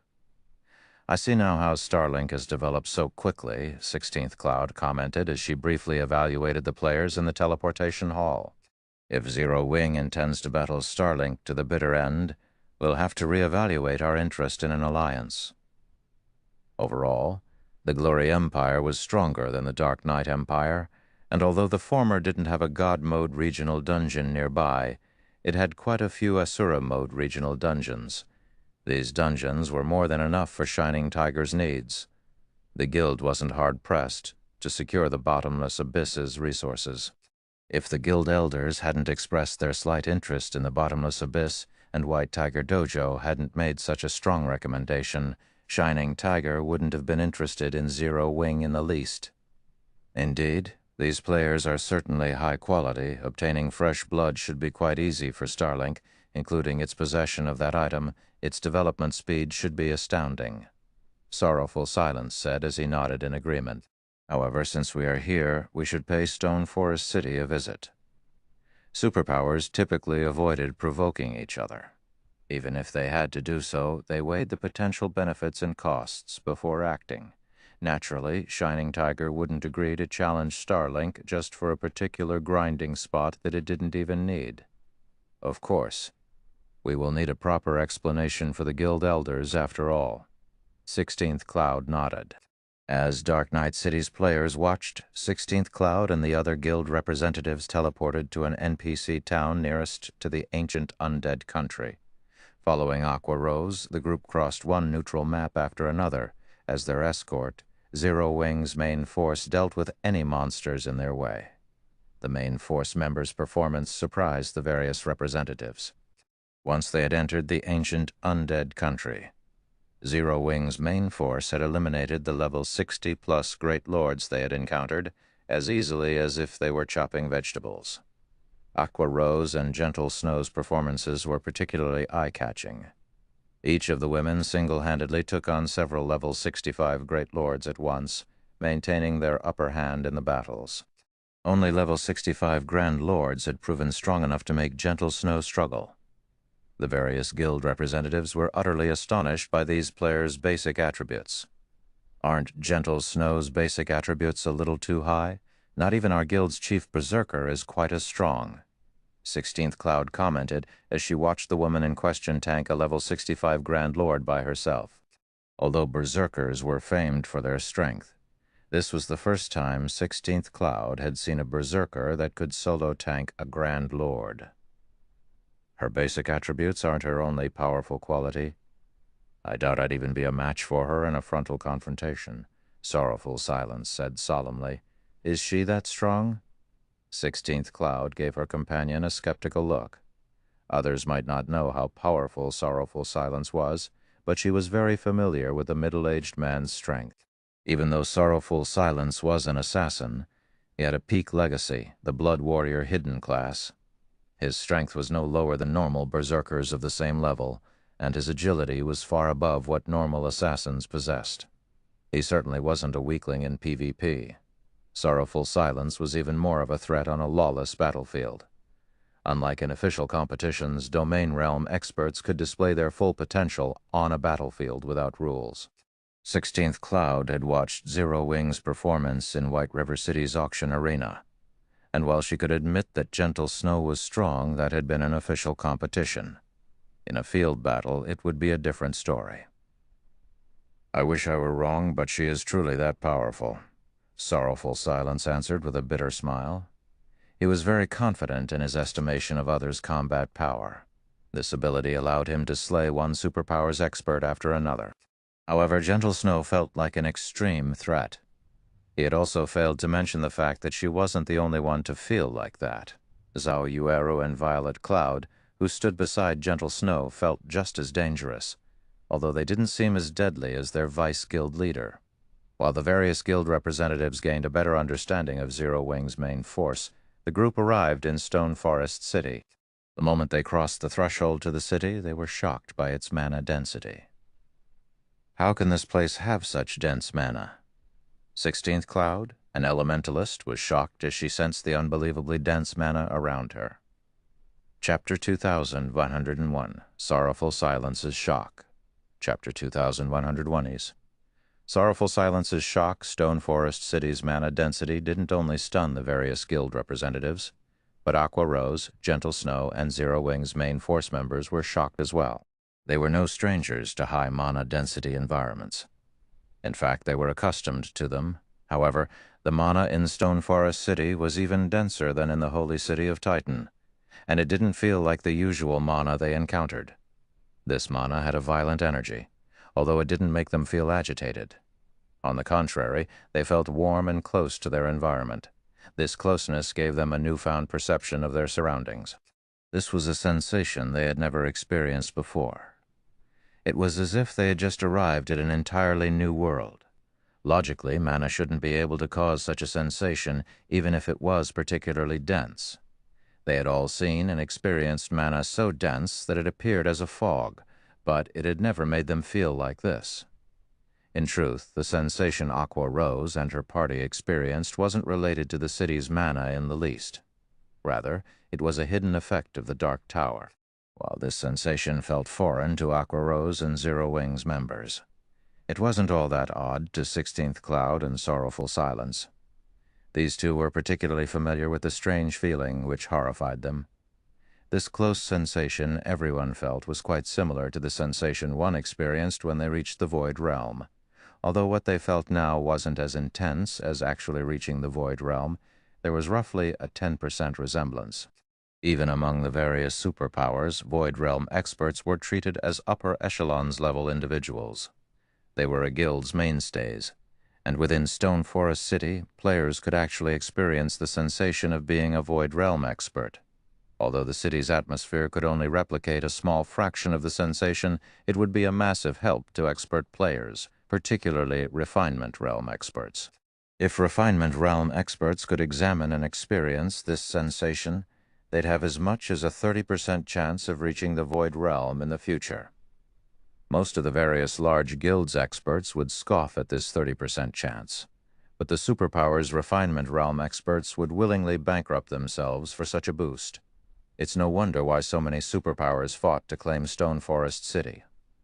I had never dreamed that this city would offer such a benefit. Realization dawned on 16th Cloud as she bathed in the city's mana. Once an expert reached the Refinement Realm, they were almost guaranteed to reach the Flowing Water Realm. Players only needed to be able to observe their enemy's every action and predict their next move to enter the Flowing Water Realm. And normally, players would fulfill these requirements once they had accumulated enough combat experience. To put it simply, one merely needed to work hard to reach the Flowing Water Realm. However, climbing from the Flowing Water Realm into the Void Realm was a different story. This was a qualitative leap. Reaching the Void Realm was akin to switching one's focus from one target to several hundred. The achievement was beyond simply observing one's opponent. Players needed to view situations from a different perspective entirely. Although the various superpowers had plenty of Refinement Realm and Flowing Water Realm experts, very few among these experts were capable of reaching the Void Realm, even within super guilds. The chances of rising from the Flowing Water Realm to the Void Realm was less than 10%. However, if the various superpowers had Stone Forest City's environment, they could certainly nurture a few more peak experts. Single peak expert could command and safeguard an entire section of their guild's territory. With a few more peak experts, superpowers would have an easier time managing their members and territories. Moreover, these peak experts played an important role when acquiring powerful treasure. Monster-level experts were incredibly rare after all, and most superpowers didn't even have a handful of such experts under their command. In comparison, God's domain had a plethora of precious treasures and dangerous locations to explore. Vice Guild Leader: we must do whatever we can to secure a temporary residence in Stone Forest City, Sorrowful Silence resolutely declared. I know. Relax. 16th Cloud nodded, a vibrant light replacing the dull look in her eyes. Now she couldn't bring herself to look down on Stone Forest City in the slightest. Shining Tiger wasn't like the various super first-rate guilds and super guilds. Since it had only recently established itself, it had poached many of its experts from other guilds. However, poaching peak experts was incredibly difficult since they were integral members of their superpowers. As a result, Shining Tiger had a lot of refinement and flowing water realm experts, but it severely lacked void realm experts. If the guild wanted more void realm experts, it would have to nurture them on its own. Unfortunately, doing so was a major challenge. Despite investing tons of resources, Shining Tiger had only nurtured 2 peak experts thus far. Who knew how long it would take for the guild to nurture more? However, if Shining Tiger could use Stone Forest City's environment, it could ease the burden of nurturing peak experts. The guild could then expand its territory. Even Unyielding Heart's eyes burned with passion. He was overwhelmed with a desire to obtain a temporary residence in Stone Forest City. Unyielding Soul and Starlink had roughly the same number of refinement and flowing water realm experts. Unyielding Soul simply didn't have as many peak and monster-level experts as its rival. If Unyielding Soul could resolve that problem, it might become strong enough to continue its competition with Starlink. Furthermore, Stone Forest City was located within the bottomless abyss, with the resources Unyielding Soul could obtain from the regional dungeon. The guild could certainly continue duking it out with Starlink.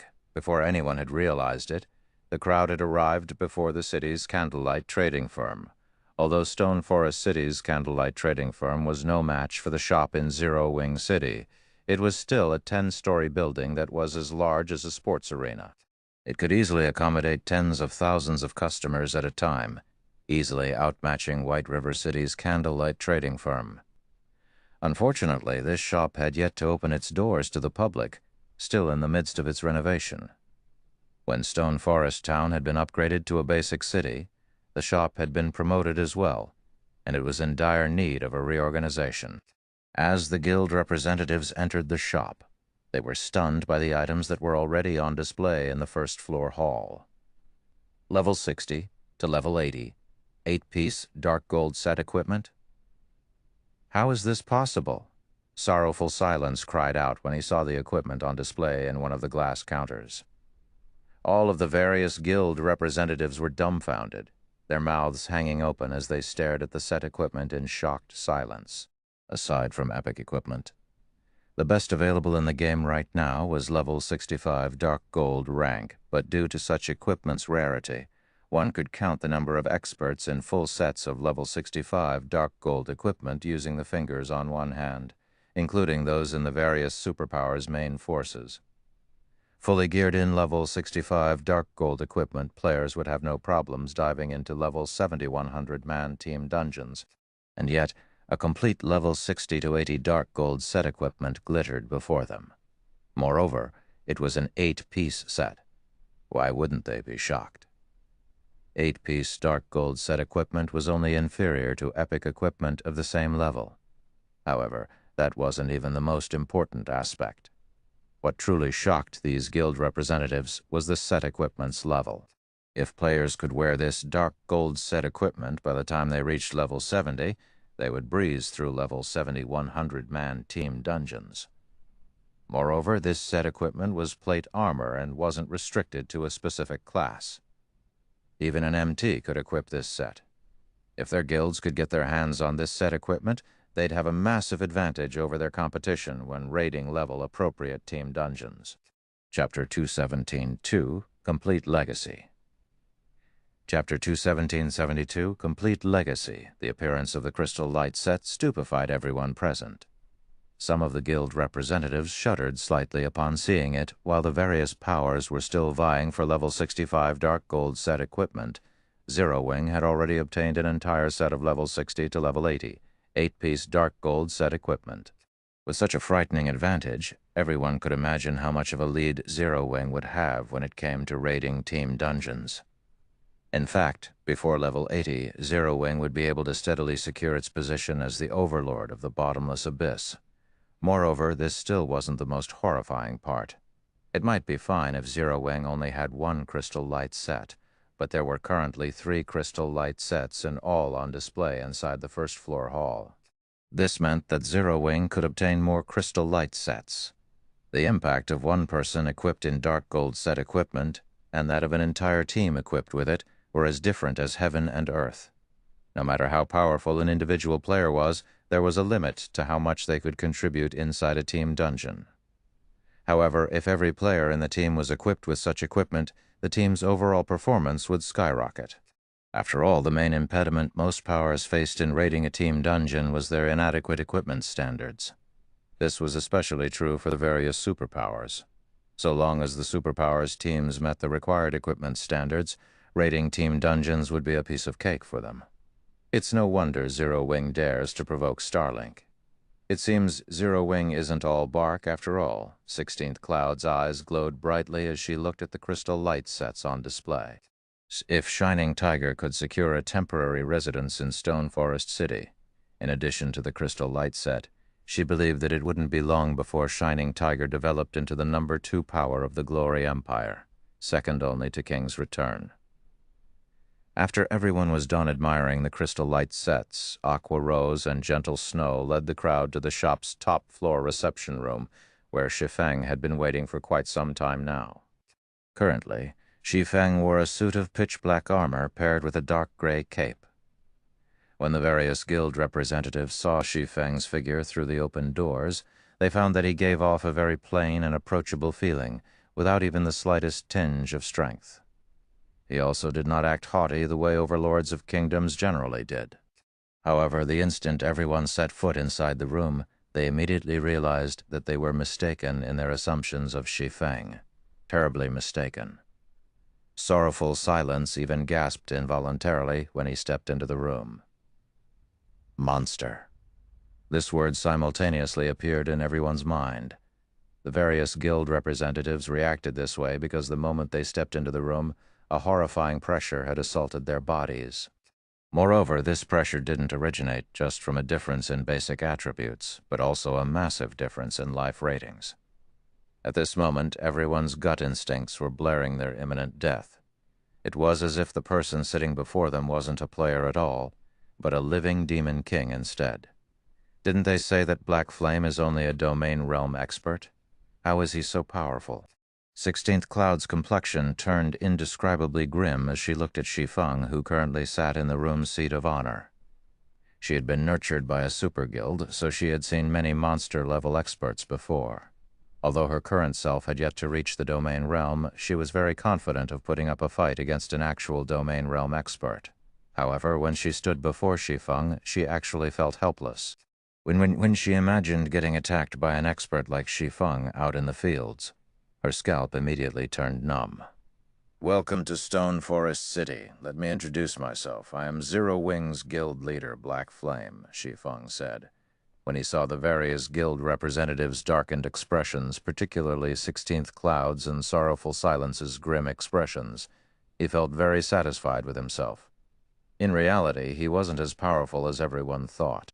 The reason why everyone was having such a misconception about him was simply the side effects caused by Demon God's Phantom. After Demon God's Phantom's duration ended, he would continue exuding divine might for the next 12 hours. When monsters were subjected to this divine might, they would instinctively run away from him. In return, however, his body would be suppressed to a mortal state, his combat power reduced drastically. Of course, unless players fought him, they would not be able to tell that he was actually incredibly weak right now. They would only be frightened by the divine might he exuded.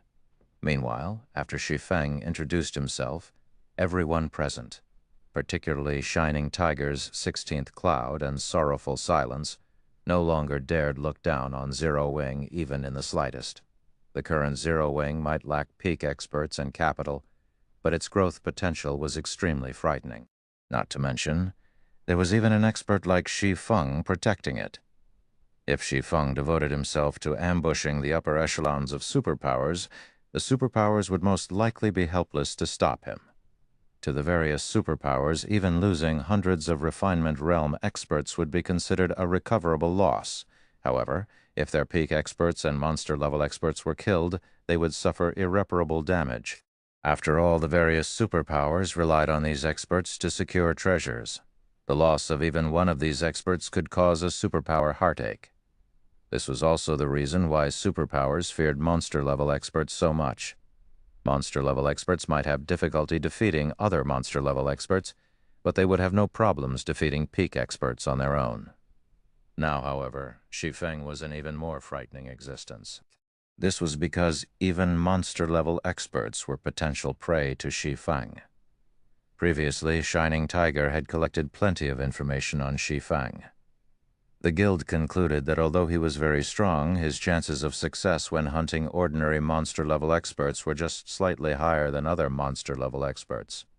After personally meeting Shi Feng, however, both 16th Cloud and Sorrowful Silence understood that the swordsman was much more frightening than the reports made him out to be. Just Shi Feng's presence alone forced 16th Cloud and Sorrowful Silence to treat Zero Wing seriously. "Hello, Guild Leader, Black Flame. I am 16th Cloud, Shining Tiger's second Vice Guild Leader." 16th Cloud took the initiative to stand out and introduce herself. "I am here representing Shining Tiger to negotiate a partnership with Zero Wing. Our demands are not very high. We just want one temporary residence in Stone Forest City. As for coins and resources, we are willing to pay so long as the price is reasonable. We can even provide Zero Wing with a complete refinement realm legacy."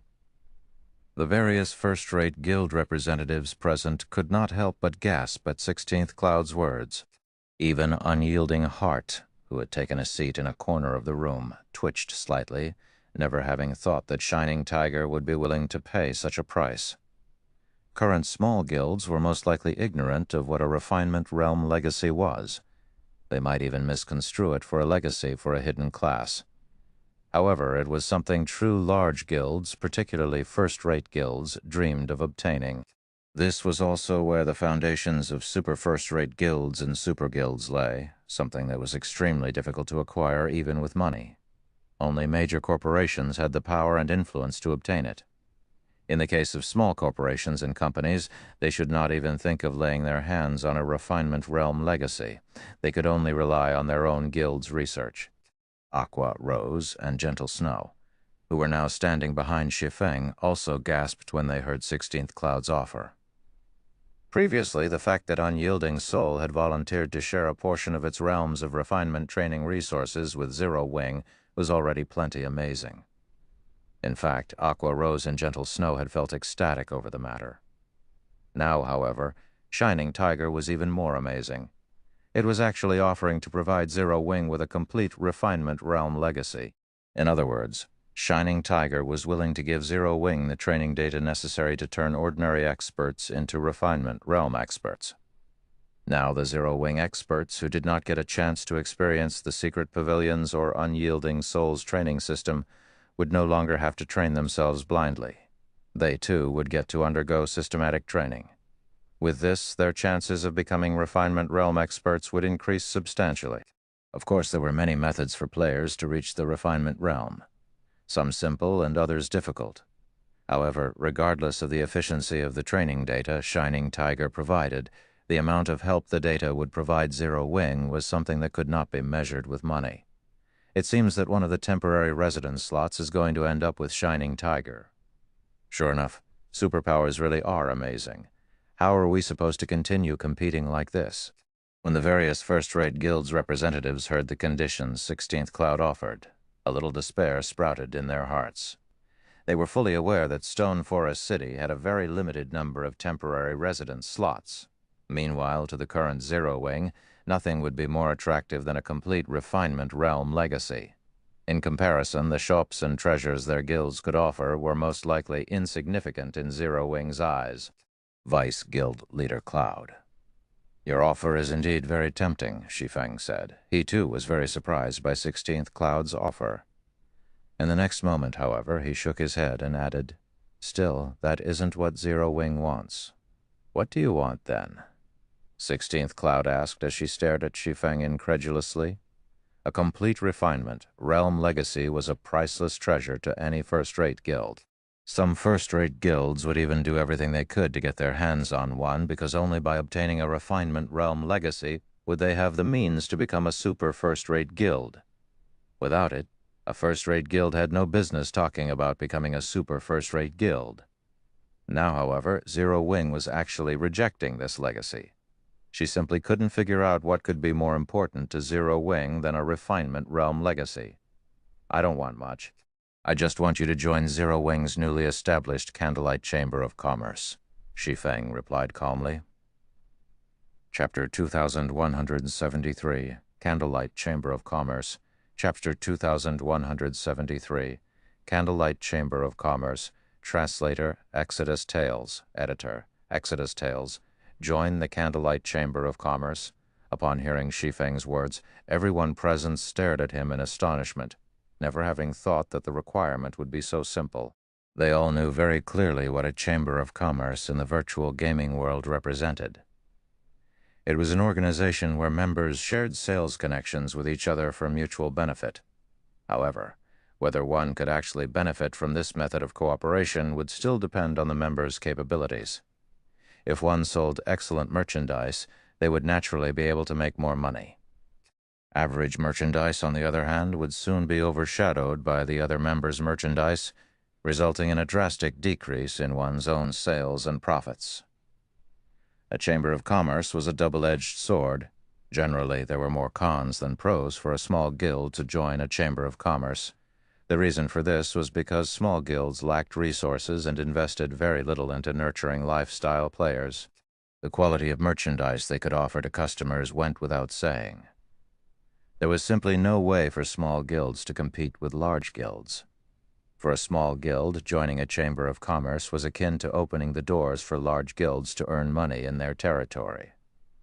However, if it meant being able to obtain a temporary residence slot in Stone Forest City, then joining the Candlelight Chamber of Commerce definitely had merit. After all, with sufficient strength, a small guild could not only earn a large amount of rare resources, but also nurture its experts in Stone Forest City. Guild leader Black Flame, are you saying that, so long as we join the Candlelight Chamber of Commerce, we'll receive a temporary residence in Stone Forest City? 16th Cloud pressed Shi Feng for confirmation. She wasn't particularly surprised that Zero Wing would attempt to establish a Chamber of Commerce. After all, there were so many guilds currently seeking a partnership with Zero Wing.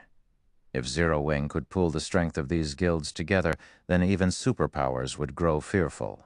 If Zero Wing wished to continue competing with Starlink, then establishing a Chamber of Commerce was, indeed, the best decision to make. A complete refinement realm legacy might allow a guild to nurture many refinement realm experts, but accomplishing this required a lot of time, which just so happened to be the resource that up-and-coming guilds like Zero Wing lacked the most. Hence, rather than aim for an uncertain future, it was much better for Zero Wing to further enhance its current strength. "That's not entirely correct," Shi Feng said, shaking his head. "To be precise, only advanced members of the Chamber will receive a temporary residence slot in Stone Forest City. As for how you can become an advanced member, that will depend on the amount of contributions you make." So that's the case. Realization immediately dawned upon 16th Cloud.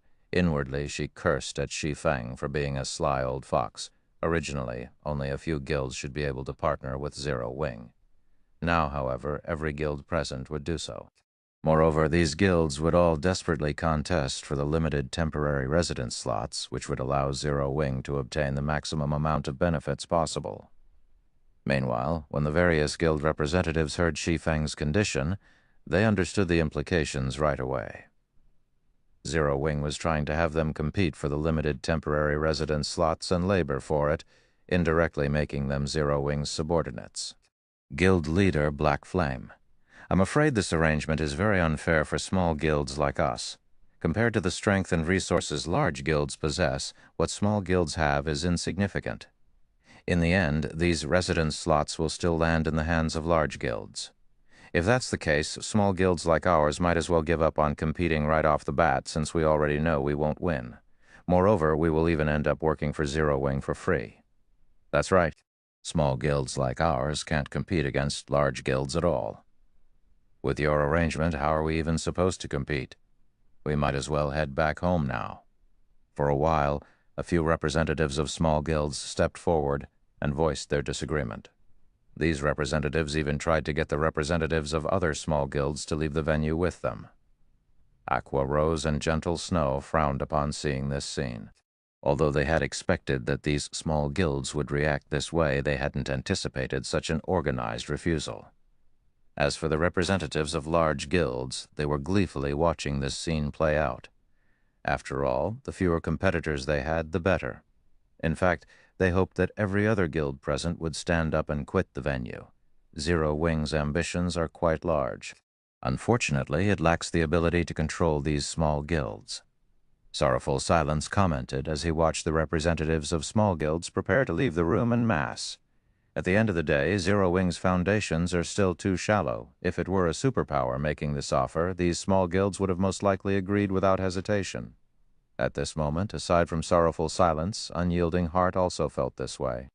Zero Wing simply had too few territories under its control right now. The number of territories and sales connections it possessed couldn't even compete with that of veteran first-rate guilds. A weak chamber of commerce like Candlelight just didn't hold any attraction for the various small guilds. On the contrary, membership in the Candlelight Chamber of Commerce would let Zero Wing bleed them dry. However, just when the representatives of the various small guilds were about to leave the room, a calm voice penetrated everyone's minds. "What you're saying is correct, but let me say this first. So long as you become a member of the Candlelight Chamber of Commerce, you'll enjoy a 20% discount on Stone Forest City's entry fee. Moreover, you'll get to purchase items that the Candlelight Trading Firm does not sell to the public," Shi Feng said, smiling calmly as he looked at the small guilds' representatives. As soon as Shi Feng was done speaking, the departing representatives fell into a daze, their breathing becoming slightly heavy. "Items not sold to the public? Does this include the crystal light set displayed on the first floor?" A small guild's representative could not help asking Shi Feng. The discount on Stone Forest City's entry fee might be very tempting, but a 20% discount was basically negligible to the various powers. However, Candlelight's merchandise was a different story. After all, they had seen the 3 crystal light sets displayed in the first-floor hall. Those could tempt even superpowers into action. "That's right, including the crystal light set," Shi Feng affirmed, nodding. The moment he nodded his head, the entire reception room fell deathly silent. Even 16th Cloud and Sorrowful Silence, who were originally planning to watch Zero Wing make a fool of itself, reflexively widened their eyes as they stared at its guild leader. That was level 60 to level 80, 8-piece dark gold set equipment they were talking about.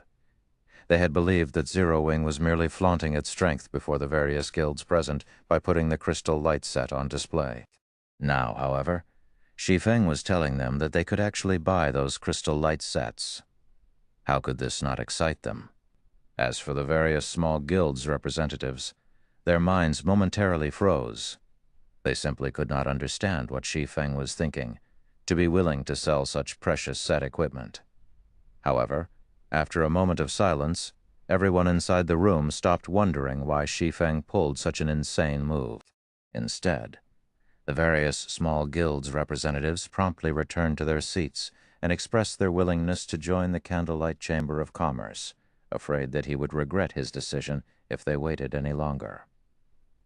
What no one present knew was that Shi Feng had never intended the crystal light sets to be exclusive to Zero Wing. He had always planned to sell them as merchandise. This was because as players continued leveling up, the crystal light set would quickly fall obsolete, uncompetitive with epic items. Hence, he naturally had to sell the set while it was still valuable, converting it into coins and resources for Zero Wing's development.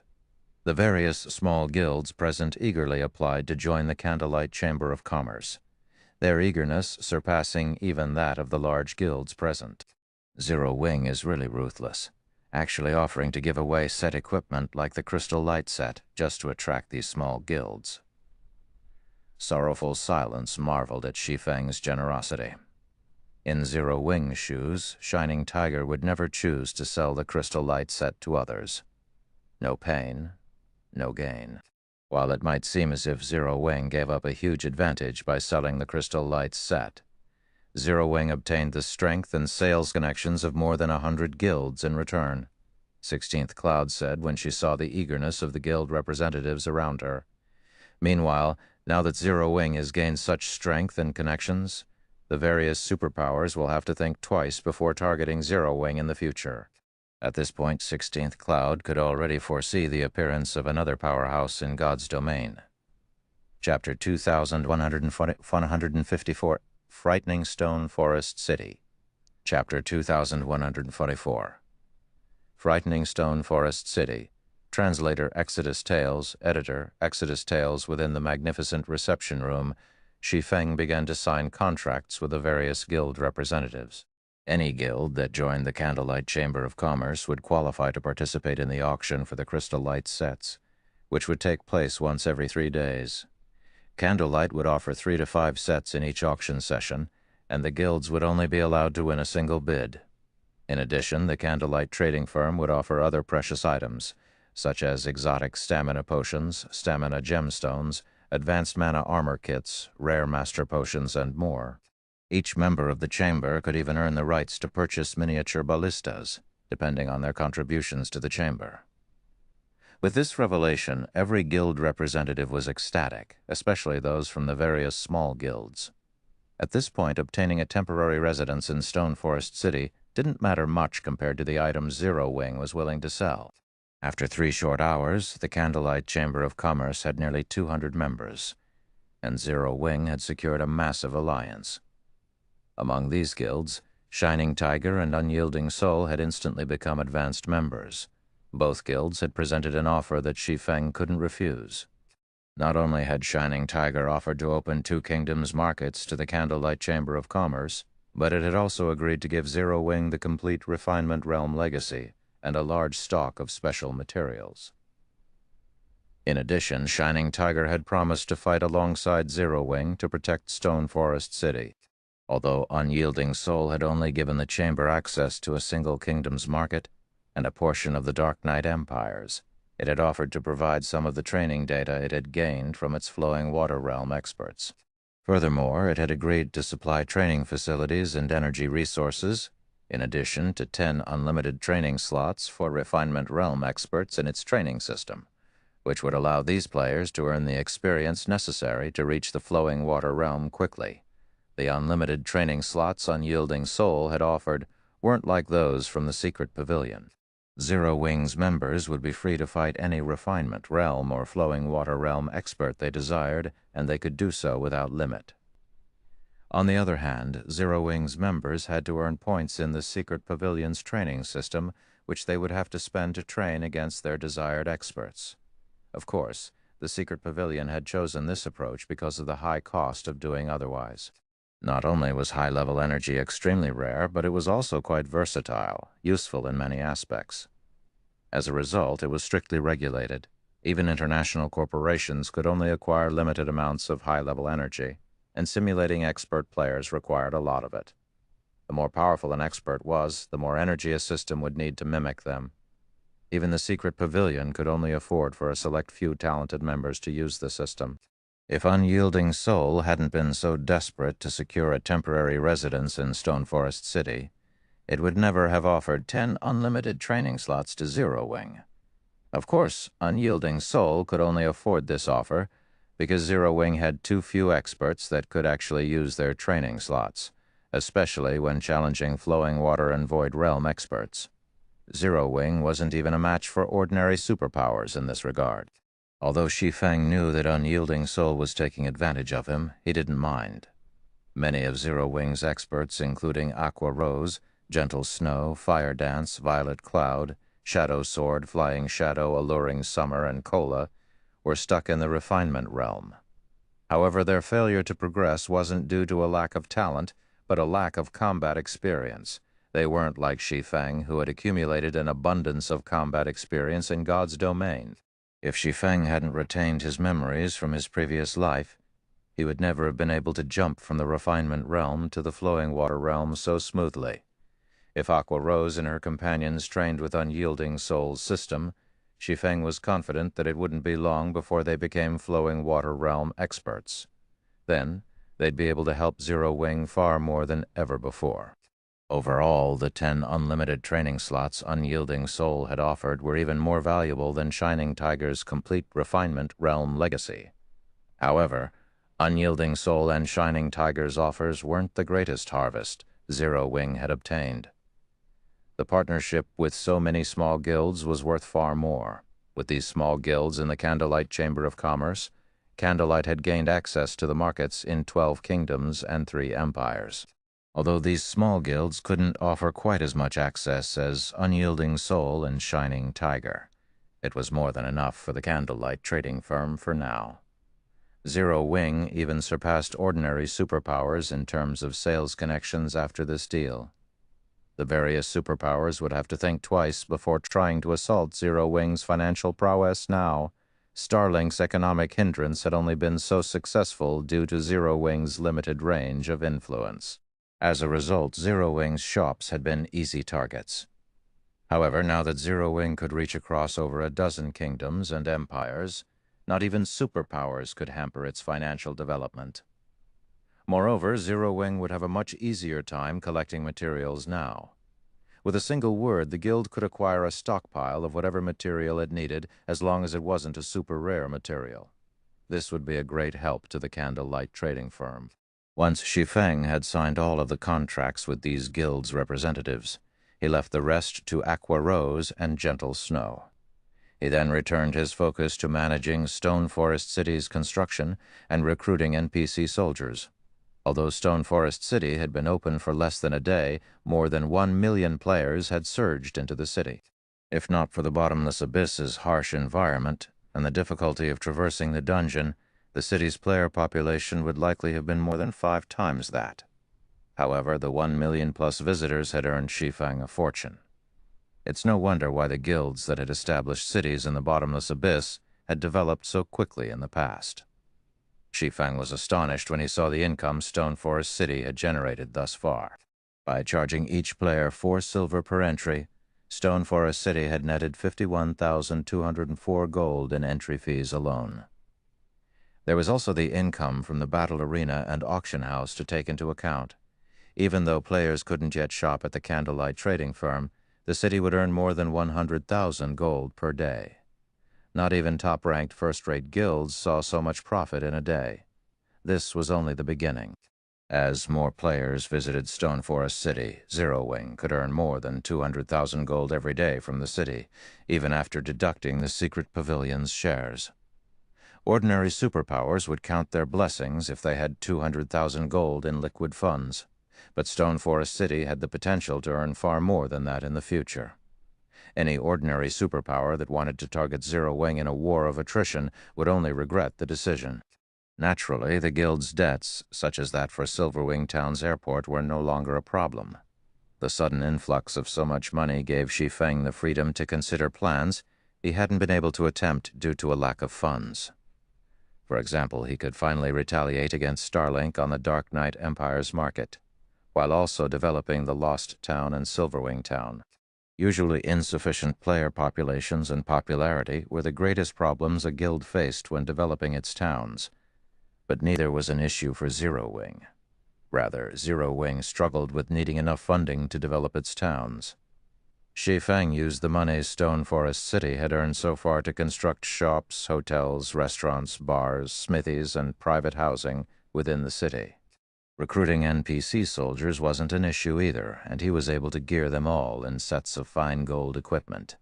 Now, even a random Tier 2 NPC soldier in the city could slay a Tier 2 expert. Even peak experts would have to think twice before committing a crime in Stone Forest City. Shi Feng didn't bother to gear his NPCs in dark gold equipment due to the whopping 1,500 gold cost. He could only afford to give 10 Tier 2 NPCs with the highest growth potential dark gold ranked items in a one-on-one fight.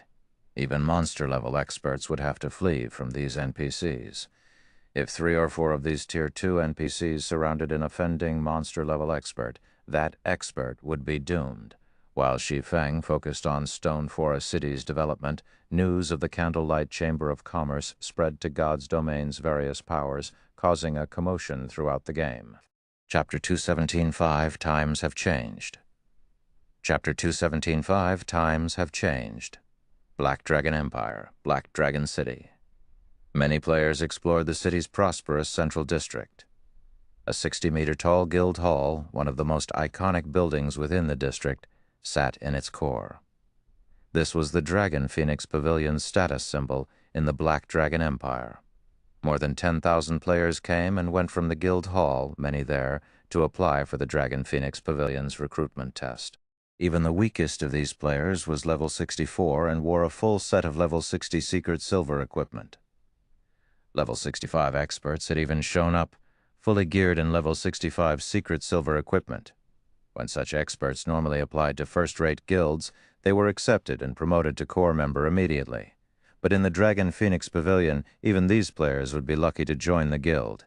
Even if they were accepted, they'd become, at most, elite members. However, unlike the lively scene outside the guild hall, a deathly silence enveloped the guild leader's office on the top floor. Damn it. Zero Wing has its own chamber of commerce now. Not even Starlink will be able to affect its financial foundation. Nine Dragons Emperor, who was now level 68, paled as he read the latest report.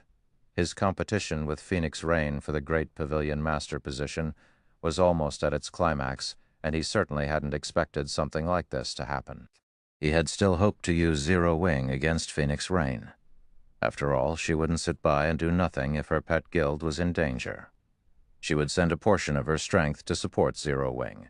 However, not only had Zero Wing grown stronger, but Phoenix Rain would significantly benefit from this as well. Nine Dragons Emperor knew that she was one of the Candlelight trading firm's shareholders. Now that Zero Wing had a chamber of commerce with more than 100 guilds, albeit small ones, it had even more sales connections than ordinary superpowers. With how many Master Lifestyle players the firm had as well, it was easy to imagine how much profit Candlelight would generate in the future. Pavilion Master, our sides are currently fervently collecting funds to build shipyards and buy lands on Dragonheart Island. If Phoenix Rain's side receives a cut of Candlelight's profits, I'm afraid we'll be in a precarious position, Marshal Dragon said solemnly. I know that. I truly hadn't expected an ant like Zero Wing to develop to this extent. Nine Dragons Emperor frowned again at the report regarding Zero Wing, overwhelmed with regret. Had he known that Zero Wing could become so powerful, he would have done everything in his power to crush the guild in its infancy. Those small guilds have just signed a contract with the Candlelight Chamber of Commerce. They haven't actually begun to work with Zero Wing yet. Why don't we take a forceful approach and show these small guilds the consequences of allying with Zero Wing? Marshal Dragon suggested, a cold light glinting in his eyes as he clenched a fist. It's too late for that. Even if we kill these small guilds' main forces, they'll send their main force members to the bottomless abyss to level. Not even Starlink's influence can reach the regional dungeon, much less ours. And killing their normal and elite members won't harm these guilds in the least. Nine Dragons Emperor said, shaking his head. Unlike guilds, small guilds didn't offer their members many guarantees, especially their normal and elite members. Small guilds barely paid these members any mind, only providing a few guild benefits. These guilds didn't even offer significant compensation if its members died. As long as a small guild could ensure its main force and core members' survival, it could continue its existence. Of course, the opposite was also true. Due to this reason, the challenge these small guilds presented depended on the situation. Now that Zero Wing could offer these guilds' main forces and core members a safe haven, eliminating them would be quite difficult for the Heavenly Dragon Pavilions. A battle of finances was the only reliable way the pavilion could deal with these small guilds now, but doing so would be expensive, and the Heavenly Dragon Pavilion couldn't afford the expenditure right now. There really isn't anything we can do about this, Marshal Dragon asked. There is only so much profit to go around in God's domain. Now that they've established such a powerful chamber of commerce, the others won't be able to remain idle. Moreover, Starlink won't stand for this. This matter will certainly affect Starlink's development in the Dark Knight Empire, Nine Dragons Emperor said, sneering. Starlink has always been so arrogant and unwilling to negotiate an alliance. Marshal, quietly visit Dark Knight City and negotiate our terms with Lu Xinglu. The enemy of my enemy is my friend. I'm sure Starlink will fund us now. Starlink was well known for its wealth in God's domain. At the moment, Nine Dragons Emperor's chances of defeating Phoenix Rain were only 40%, but if he had Starlink's help, he was certain his chances of becoming the next great Pavilion Master would double. You're truly awe-inspiring, Pavilion Master. With this, we'll be able to turn the tables. If Phoenix Rain and Black Flame knew what we were planning, they'd likely go mad, Marshal Dragon said, smiling. I'll head to Dark Knight City right away. Following which, Marshal Dragon left the office and made his way toward Dark Knight City. Meanwhile, Shi Feng had finally completed his tasks in Stone Forest City. All he needed to do now was to leave the city in Melancholic Smile's hands and wait for the influx of players. He didn't remain idle after dealing with the city's construction. He made his way to one of the candlelight trading firm's forging rooms and started to forge crystal light sets and advanced mana armor kits. Zero Wing and the various guilds needed both the crystal light sets and advanced mana armor kits desperately, but the set equipment was too difficult to mass produce. Only Shi Feng was able to forge the sets at a reliable cost. If he tasked Cream Cocoa and the other basic master forgers to produce the set, he wouldn't even recoup his production costs, much less make a profit. Shi Feng spent more than 4 days in the forging room and forged 26 crystal light sets and over 1,300 advanced mana armor kits. Not only had he earned a ton of forging proficiency during the past few days, but he had also gained enough EXP to hit level 77. Meanwhile, Stone Forest City's player population had skyrocketed, crossing the 3 million threshold already. After deducting the city's operational costs, Zero Wing had made over 100,000 gold in pure profit from Stone Forest City alone. Stone Forest City's income surpassed that of Zero Wing City and Silver Wing Town by multiple times. Not only could Zero Wing afford to pay off all of its debt, but it could also set aside a fortune in savings, however. What had Shi Feng truly ecstatic was the leveling speed of his guild's core members. Maybe it was because the Bottomless Abyss was a God-mode regional dungeon. But over the past 4 days, most of Zero Wing's core members had reached level 68. Some had even risen to level 70. Even Superpower's peak experts were just reaching this level by now. The core members' combat standards had rapidly improved as well, thanks to the complete refinement Realm Legacy Shining Tiger had provided. Although Fierce Snake was the only one of them to reach the refinement realm thus far, more than a dozen core members had reached the half-step refinement realm. Their development speed was simply marvelous. While Shi Feng instructed Zero Wing's internal members in the guild's real-world headquarters, Liang Jing approached him with an anxious expression. Head Instructor Shi, the Big Dipper Dojo has contacted us to inform us that it will cease all cooperation with our workshop and will no longer supply talented recruits. It has also instructed its members to leave Zero Wing. Chapter 2176. Meeting. Chapter 2076. Meeting. They're ending our cooperation?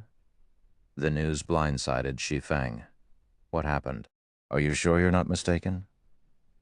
Although Zero Wing had grown quite strong and countless players applied to join the guild each day, it still had very few internal members. It took a long time to research all of the applicants' backgrounds through God's domain, and no one could tell whether or not an applicant was a spy from another guild. Most players in God's domain also had jobs in the real world. They couldn't fully devote themselves to the game and treated it as a way to earn some additional income. This was why Zero Wing lacked internal members, despite how many experts joined the guild in God's domain. Now that Zero Wing had nearly 1 million members in God's domain, it needed enough internal members to manage these players. Hence, the guild had been doing its best to recruit internal members.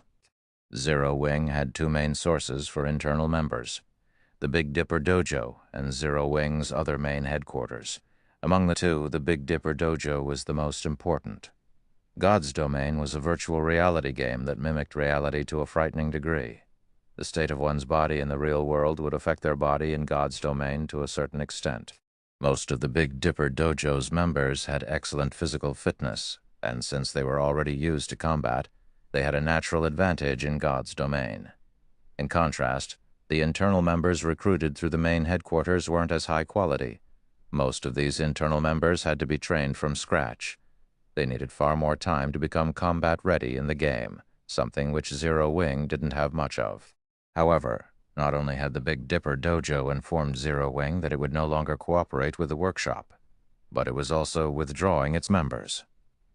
This would severely hamper the guild's operations. Many of Zero Wing's managers were Big Dipper Dojo members. Shi Feng couldn't understand what would have prompted this sudden change of heart. His relationship with the Big Dipper group had always been good. In fact, they were mutually beneficial partners, with the dojo providing talented fighters and Zero Wing training the dojo's members.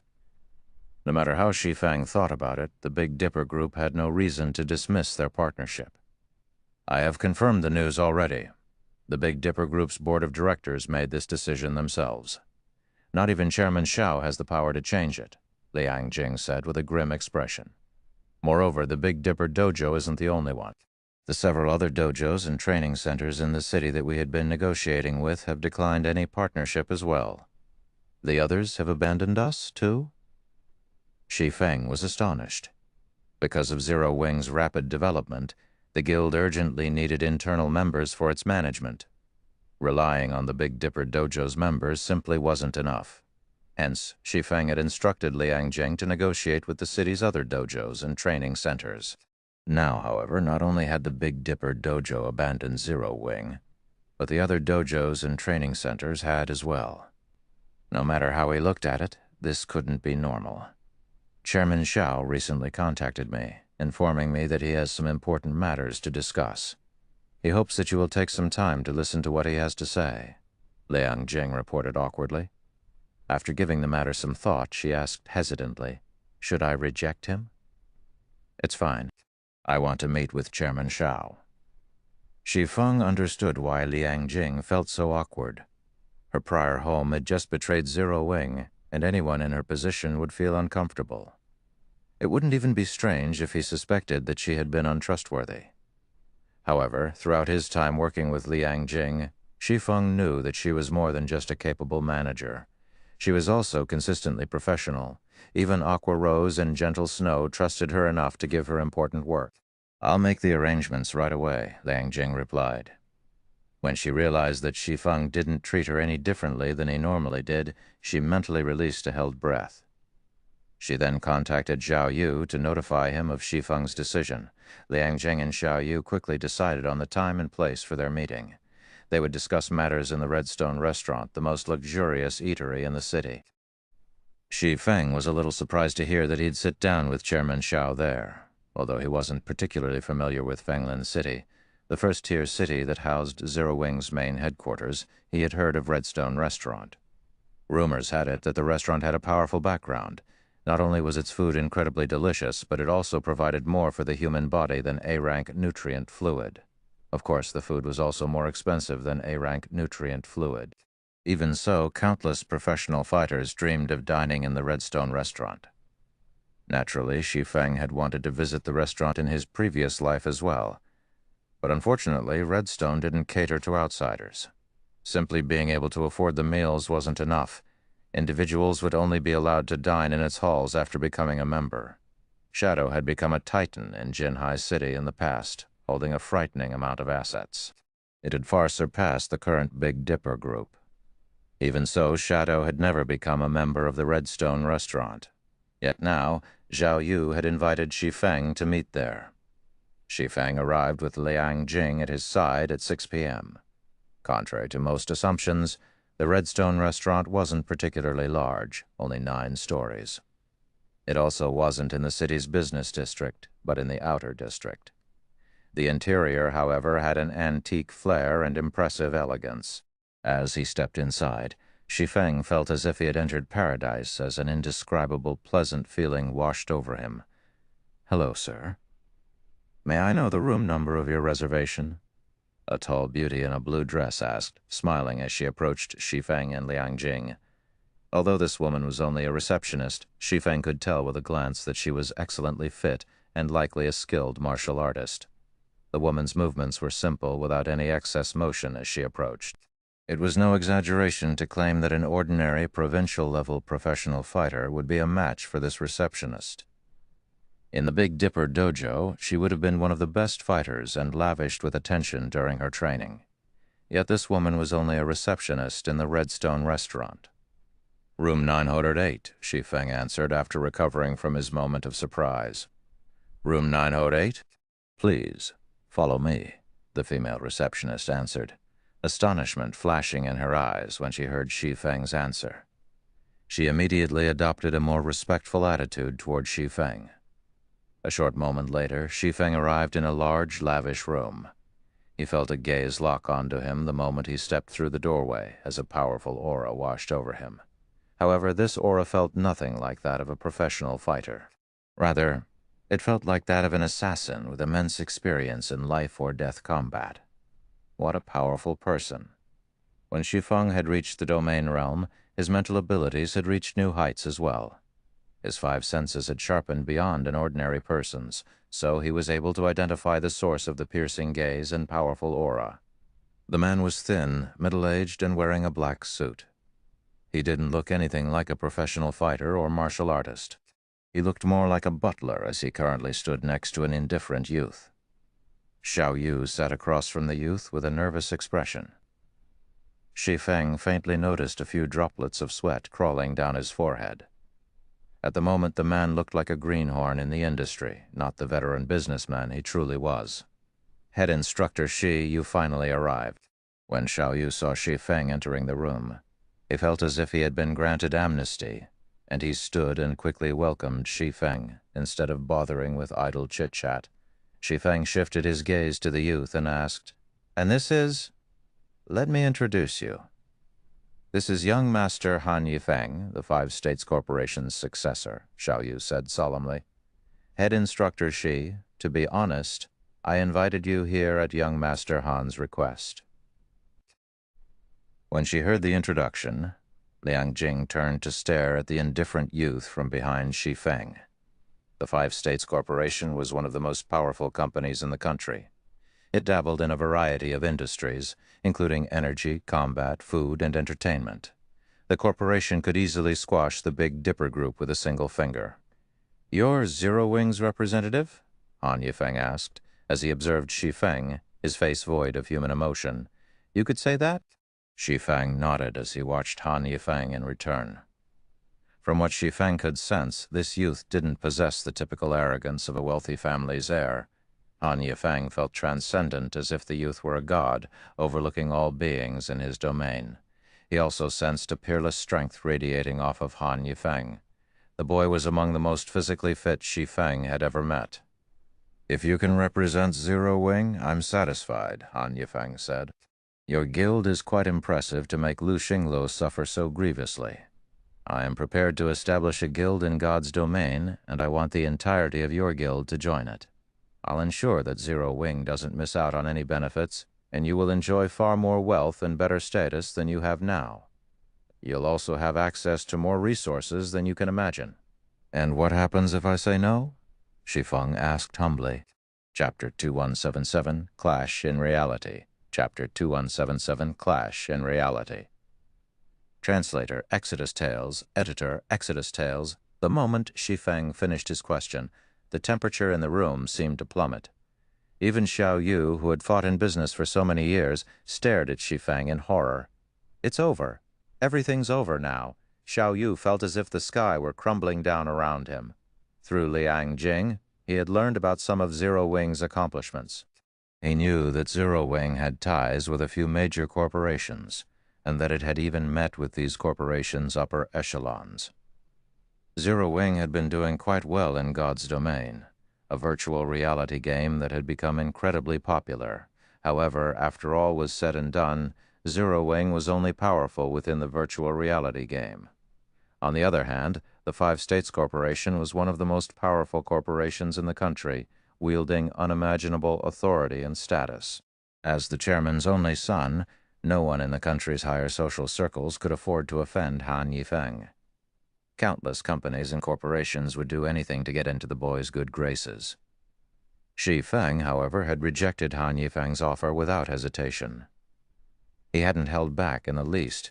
If Shi Feng angered this youth, Not even the major corporations that had invested in Zero Wing would escape Han Yifeng's wrath, not to mention Zero Wing itself. After the silence stretched for a moment, the youth finally opened his mouth to break it. Very good, as expected of the person that has made Lu Xingluo so miserable. Contrary to Xiao Yu's expectations, Han Yifeng hadn't reacted in rage or disdain. The youth remained strangely calm, as if this matter had nothing to do with him. Since that is the case, let's forget about this matter altogether. However, I have to warn you that the Starline Corporation isn't an easy foe. Zluglu has already begun to use his connections against your guild. I'm sure you've noticed, but this is only the beginning. God's domain is involved in far more than you could possibly imagine, and Zero Wing has begun to touch upon too many people's interests. Without sufficient backing, you'd best be careful. Following which, Han Yifeng glanced at the thin man beside him. The thin man then promptly revealed a card and handed it to Shi Feng. This is my card. If a day comes when you change your mind, you can contact me, Han Yifeng said, his voice just as void of emotion as it had been during their introduction. Xiao Yu was surprised to see Han Yifeng offer Shi Feng his card. He had never realized that the youth viewed Zero Wing so highly as to offer his card. To ordinary people, offering one's card had very little meaning, but for those of Han Yifeng's status, it was a sign of recognition. It meant that the receiver was allowed to contact the giver directly. Han Yifeng's status was on par with a dynasty's imperial prince. Even Xiao Yu, a company's chairman, didn't qualify to reach out to this youth. If Xiao Yu wished to speak with Han Yifeng, he'd have to make an appointment with his secretary. Moreover, whether or not Han Yifeng agreed to meet with him was an entirely different story. Shi Feng accepted Han Yifeng's card graciously. Even if they couldn't reach an agreement, a friendship was possible. Moreover, holding a person like Han Yifeng's card was the equivalent of securing a major customer. If Zero Wing had something valuable enough to sell in the future, it could do so with this contact. Moreover, Shi Feng could tell that Han Yifeng wasn't like the usual wealthy young masters. He certainly wasn't anything like Lu Xingluo. The youth felt inhuman.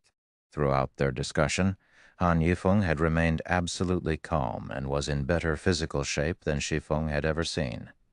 Even if he hadn't been the heir to the Five States Corporation, he would have had an extraordinary future. If he wanted to become a professional fighter, he'd easily make it to the international level. Not even an internal force expert like Lei Bao would be a match for Han Yifeng. If Han Yifeng continued to grow stronger, he could even claim the world championship. Following which, Han Yifeng and Shi Feng chatted about the situation in God's domain. Shi Feng then left the Redstone restaurant with Liang Jing and Xiao Yu. Once the trio left, only Han Yifeng and his middle-aged escort lingered in the room. "Young master, aren't you a little disappointed that Zero Wing refused to sell? If we pull a few strings, taking the guild wouldn't be difficult," the middle-aged man asked softly. "Zero Wing's foundations are impressive, but it faces too many challenges at the moment. If we try to take it by force or push the issue of purchasing it, Zero Wing will unravel. That wouldn't be beneficial to our entry into God's domain," Han Yifeng said, shaking his head. "Moreover, Zero Wing isn't the only available option. Although Zero Wing has more of an advantage, the others have far fewer problems. Overall, they are a better match for our needs than Zero Wing." "If that is the case, why did you request to meet Zero Wing's representative, young master?" the middle-aged man asked. "I wanted to see its behavior and circumstances. I want to confirm whether or not Zero Wing can truly cause Starlink trouble," Han Yifeng said. "Young master, is there a need to concern yourself with a minor existence like Lu Xingluo?" the middle-aged man asked. "You don't understand. If it were only Lu Xingluo, Starlink wouldn't be a problem. But those behind him aren't easy to remove. I only hope that Zero Wing can buy me some more time. If it proves up to the task, I'll have enough time to prepare," Han Yifeng explained, glancing at the man. Realization dawned on the butler. However, in the middle-aged man's opinion, Zero Wing will have more trouble making waves now that Lu Xingluo had used some of his connections, since he had some understanding of management. He also knew that if Zero Wing didn't have enough trustworthy internal members to operate the guild, it would fall into ruin in the long run. Furthermore, Lu Xinglu had only begun to use his connections, yet Zero Wing was already in such great danger. The guild had no hope of surviving very long. Meanwhile, Zhao Yu had remained silent until the trio had moved into a limousine and left the Redstone restaurant. Turning to Shi Feng, he asked, "Head Instructor Shi, this is a rare opportunity. How could you reject his offer?" The Five States Corporation's influence is extensive. Even the slightest of relationships with the corporation could help a company's value skyrocket. If the Zero Wing Workshop became a subordinate company, it could operate unhindered even in a first-tier city like Fenglin City. Even Starlink would struggle to take down Zero Wing.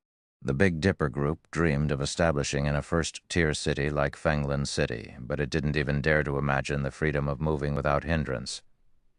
Yet Shi Feng had declined such a golden opportunity. Moreover, Zero Wing's current position wasn't particularly optimistic. Due to Lu Xinglu's interference, no company or corporation had any interest in working with the guild. If this persisted, how would the workshop solidify its position in Fenglin City? Even Liang Jing began to worry as she sat quietly next to Shi Feng. She hadn't known the full story. Now that she knew that the Starline Corporation was responsible for the Big Dipper Group's abandonment, she understood the severity of the situation. Zero Wing truly stood on a precipice. Their current opponent fought in the real world, not in the game, and the power capital held in reality was no trivial matter. The Five States Corporation might be incredibly powerful, but Zero Wing isn't completely helpless without it. The Starline Corporation can't just push my guild around, Shi Feng calmly replied. Lu Xinglu wants to prevent us from allying with any training centers or dojos. In that case, we'll open a training center of our own.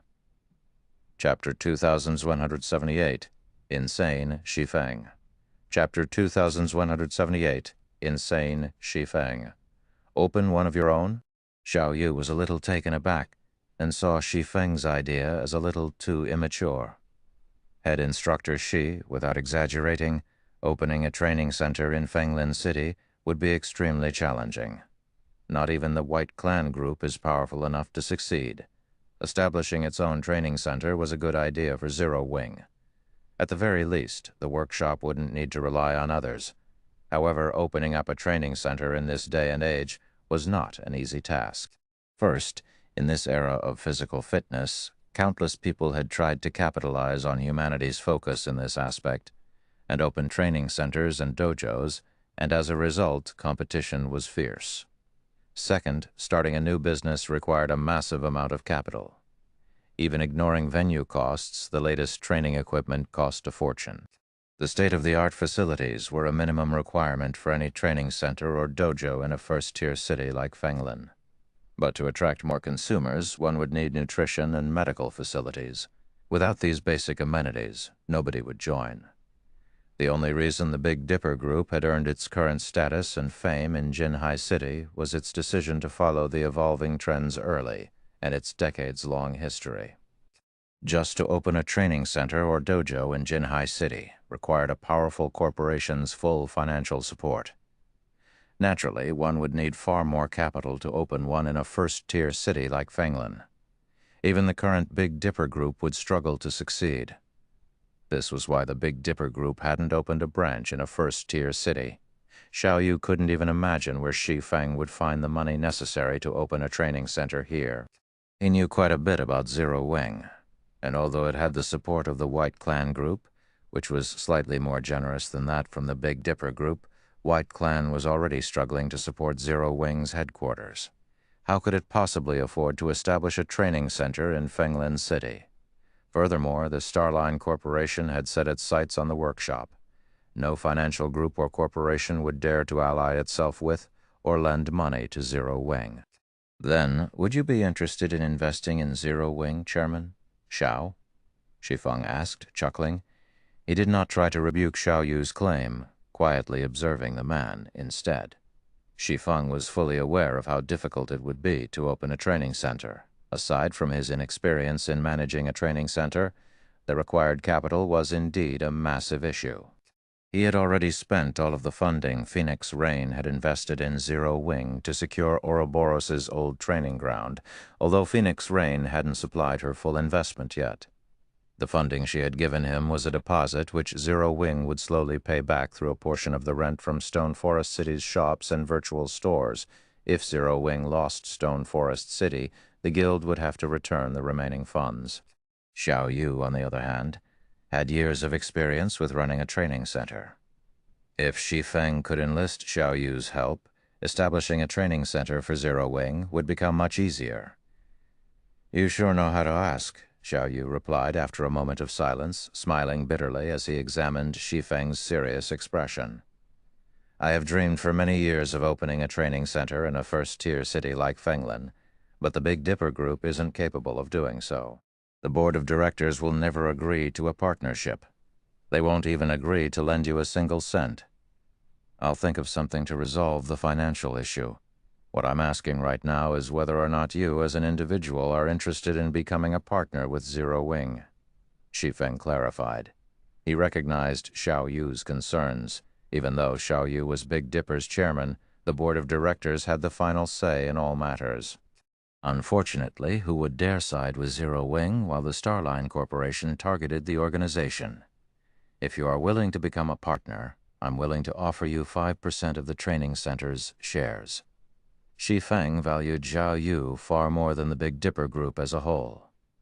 Not only did Xiao Yu have a wealth of experience with managing training centers, but he also had connections throughout the industry, far more than an outsider like Shi Feng. Not even Gentle Snow was a match for the man before him. The White Clan group, after all, dabbled in a variety of industries.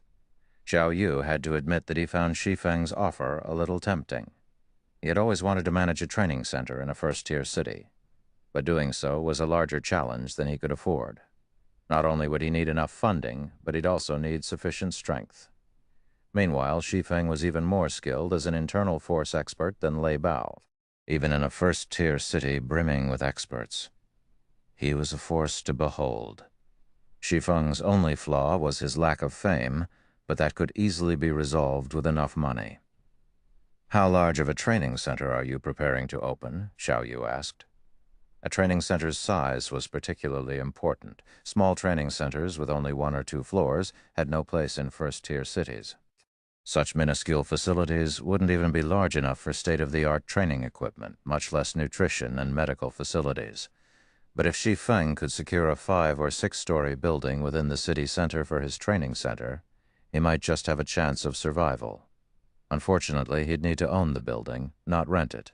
With Starline Corporation's harassment, it could easily force the building's owner to dissolve the lease halfway through. "I'm thinking about one of the skyscrapers in the city center," Shi Feng replied after giving the matter some thought. If he were to establish a training center under Zero Wing's name, a small building wouldn't do. It wouldn't even be enough for Zero Wing's uses during his previous life. Even second-rate guilds like Shadow had the full support of multiple training centers and dojos, and only with that support had Shadow filled its management positions with trustworthy experts, ensuring the guild's normal operations could continue. If he didn't secure a training center that was on a similar scale to the Big Dipper Training Center, Zero Wing could stagnate. An entire skyscraper? Xiao Yu could not help but roll his eyes. Fenglin City was a first-tier city, and its land cost far more than in Jinhai City. Even if the Big Dipper Group invested everything it could, it would, at most, secure an 8- or 9-story building in the city center. Meanwhile, most skyscrapers in Fenglin City had more than 40 floors.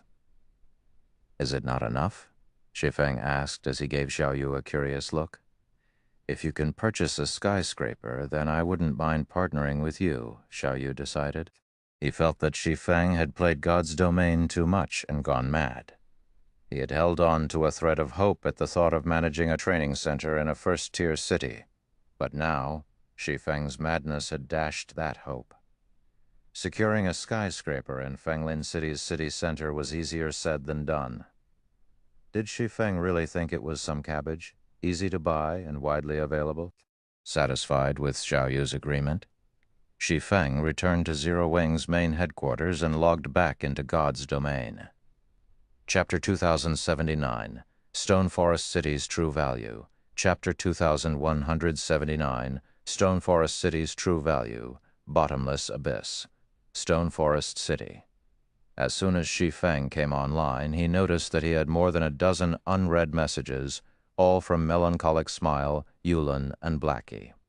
Among the three, Melancholic Smile had sent him 6 messages. Something urgent must have happened in the guild, and Shi Feng immediately sent the woman a call request. "What's happened?" Shi Feng asked as Melancholic Smile's face appeared on the screen. Zero Wing had considerable savings set aside now and could afford to recruit new members en masse with plenty of funding to spare. The bounty Starlink had placed on Zero Wing's members was of little concern at this point as well. Practically all of the guild's core members grinded in the bottomless abyss thanks to Stone Forest City's relocation, and as a result, the burden on Zero Wing's leveling resources had lightened. Now, even the guild's normal and elite members could safely develop within its territories, since other players rarely dared to provoke the guild in these locations.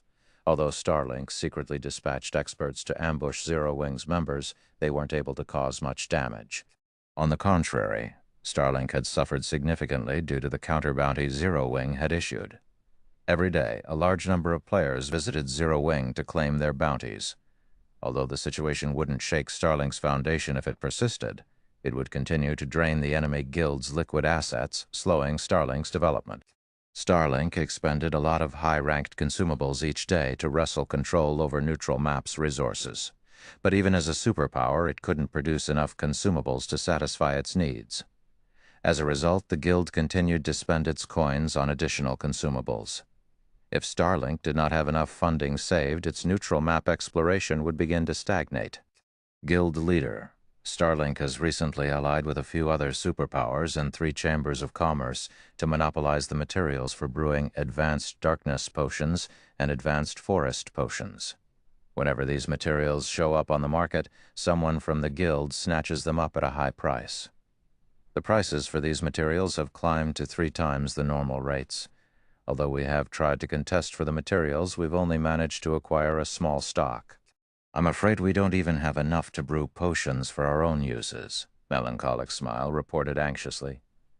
"They've monopolized the materials for 2 advanced potions? It seems Starlink is starting to get nervous." The situation actually surprised Shi Feng. Advanced darkness potions were one of the rarer advanced potions in the game. Not only did they increase players' darkness resistance, but they also enhanced players' night vision. It was the perfect potion when exploring areas with dense, dark energy. The advanced forest potion was also quite rare. It would increase players' resistance to corrosive effects and slightly improve their perception range. These 2 potions worked wonders within the ancient undead country and bottomless abyss. By consuming both, players could increase their leveling efficiency by at least 30%. Meanwhile, producing these potions required quite a few types of materials. Monopolizing all of them should be impossible for one superpower. These materials originated from different locations, and trying to control all of them would cost an astronomical sum of money. However, if one could monopolize these potions, they'd hamper their opponent's exploration in the ancient undead country and its regional dungeon. Unfortunately, that isn't what's making me anxious.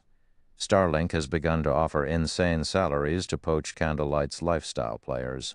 Not only is it offering huge monthly salaries, but it's also offering to provide a wealth of developmental resources. I've heard that the guild is offering 20,000 credits per month for advanced lifestyle players and 100,000 per month to master lifestyle players. We've already lost more than 50 advanced players and 2 master lifestyle players. Everyone in Candlelight is talking about it," Melancholic Smile said. "We've just established the Candlelight Chamber of Commerce, and we still need a lot of merchandise to benefit from it. If we continue to lose so many advanced lifestyle players, we'll be left crippled." The Candlelight trading firm's lifestyle players relied on their shares of the revenue to earn a living, exchanging coins for credits. Starlink's offer of a stable salary was sorely tempting. As players continued to level up, coins would become more attainable, and as a result, their value would depreciate. However, if one were paid in credits, they wouldn't have to worry about losing income as coins became less valuable. It was only natural that Starlink's offer would attract lifestyle players. Starlink is using its capital now. Shi Feng could not help but chuckle. The concept of paying lifestyle players with credits wasn't foreign to Shi Feng. On the contrary, he was very familiar with the idea. When players had reached level 80 during his previous life, the various superpowers had gradually realized how important lifestyle players truly were. As a result, they had begun to use this method to poach capable lifestyle players, and in the end, even the various major powers had to resort to such a tactic. Many of the poorer powers had been thrown back to the Stone Age, with some crumbling as a result. Guild leader, if we don't take any countermeasures, I'm afraid that we'll lose even more people, Melancholic Smile said worriedly. However, if we use the same tactic, will we have enough credits to support the candlelight trading firm with how much our guild is earning right now? If we sell our coins, we'll play right into Starlink's hands. It was at this moment that Melancholic Smile realized how truly terrifying a superpower could be. It was actually possible to kill someone with money alone. I'm not sure who gave Starlink this idea, but it should prepare to lose a few teeth if it thinks it can use capital to compete with Zero Wing, Shi Feng declared with a smile.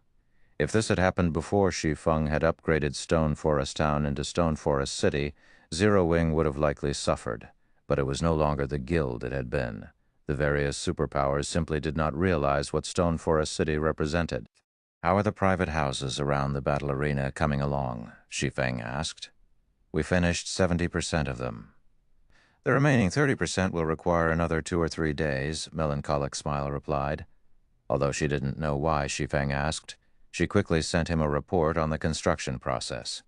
Zero Wing had spent over 160,000 gold over the past few days to build these private houses, and it was undoubtedly the largest investment the guild had made thus far. We have 70% complete? Shi Feng nodded in satisfaction as he inspected the report. Over 7,000 houses should be enough. Publish an announcement that Stone Forest City is renting its private houses to the public. We'll hold an auction for them throughout the candlelight trading firm's branches simultaneously. We'll only accept credits as payment, and we'll start the bid at 30,000 credits per month. 30,000 credits for 1 month? Isn't that a little too expensive? Shi Feng's price shocked Melancholic Smile. Private houses weren't like shops, which could generate profit for players. Renting a private house was akin to buying a consumable item. They'd be fortunate enough to find players that were willing to rent a private house for a few thousand credits. 30,000 credits per month was just absurd. Relax. Just have someone spread the news. The sooner we get this done, the better, Shi Feng said, chuckling. He did not offer any further explanation. Cities within the bottomless abyss had been holy sites for players in the past. Countless expert players had dreamed of owning private houses in these cities.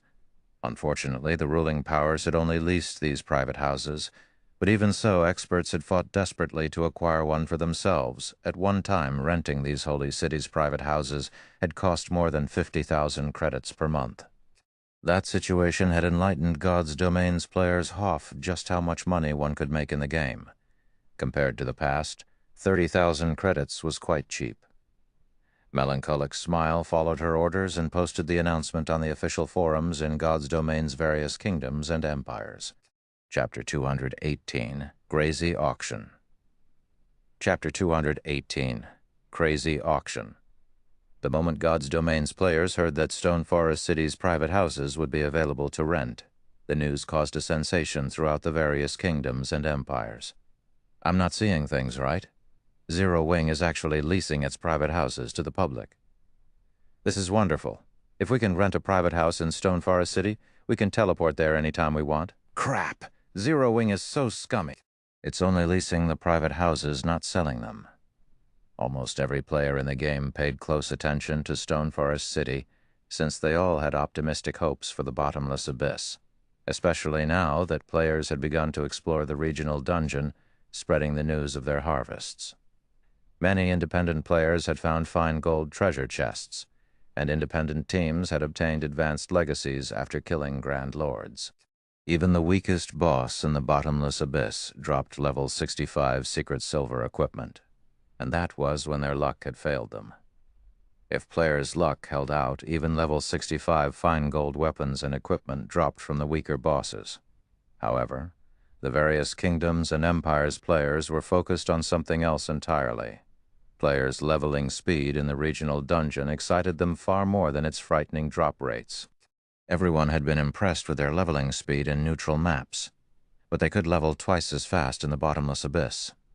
Because of this, the bottomless abyss had become a sacred leveling ground. Unfortunately, it wasn't easy to reach the dungeon's first floor. Even ordinary expert teams suffered annihilation before they got that far.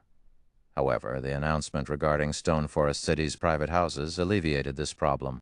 With a private house, players could teleport to the bottomless abyss at any time, from anywhere. They could also teleport to their private houses from within the regional dungeons. It would save them plenty of travel time, and they could explore farther than before. However, when the public discovered Zero Wing's intentions to auction off the private houses and the starting bid, they burst into heated discussions.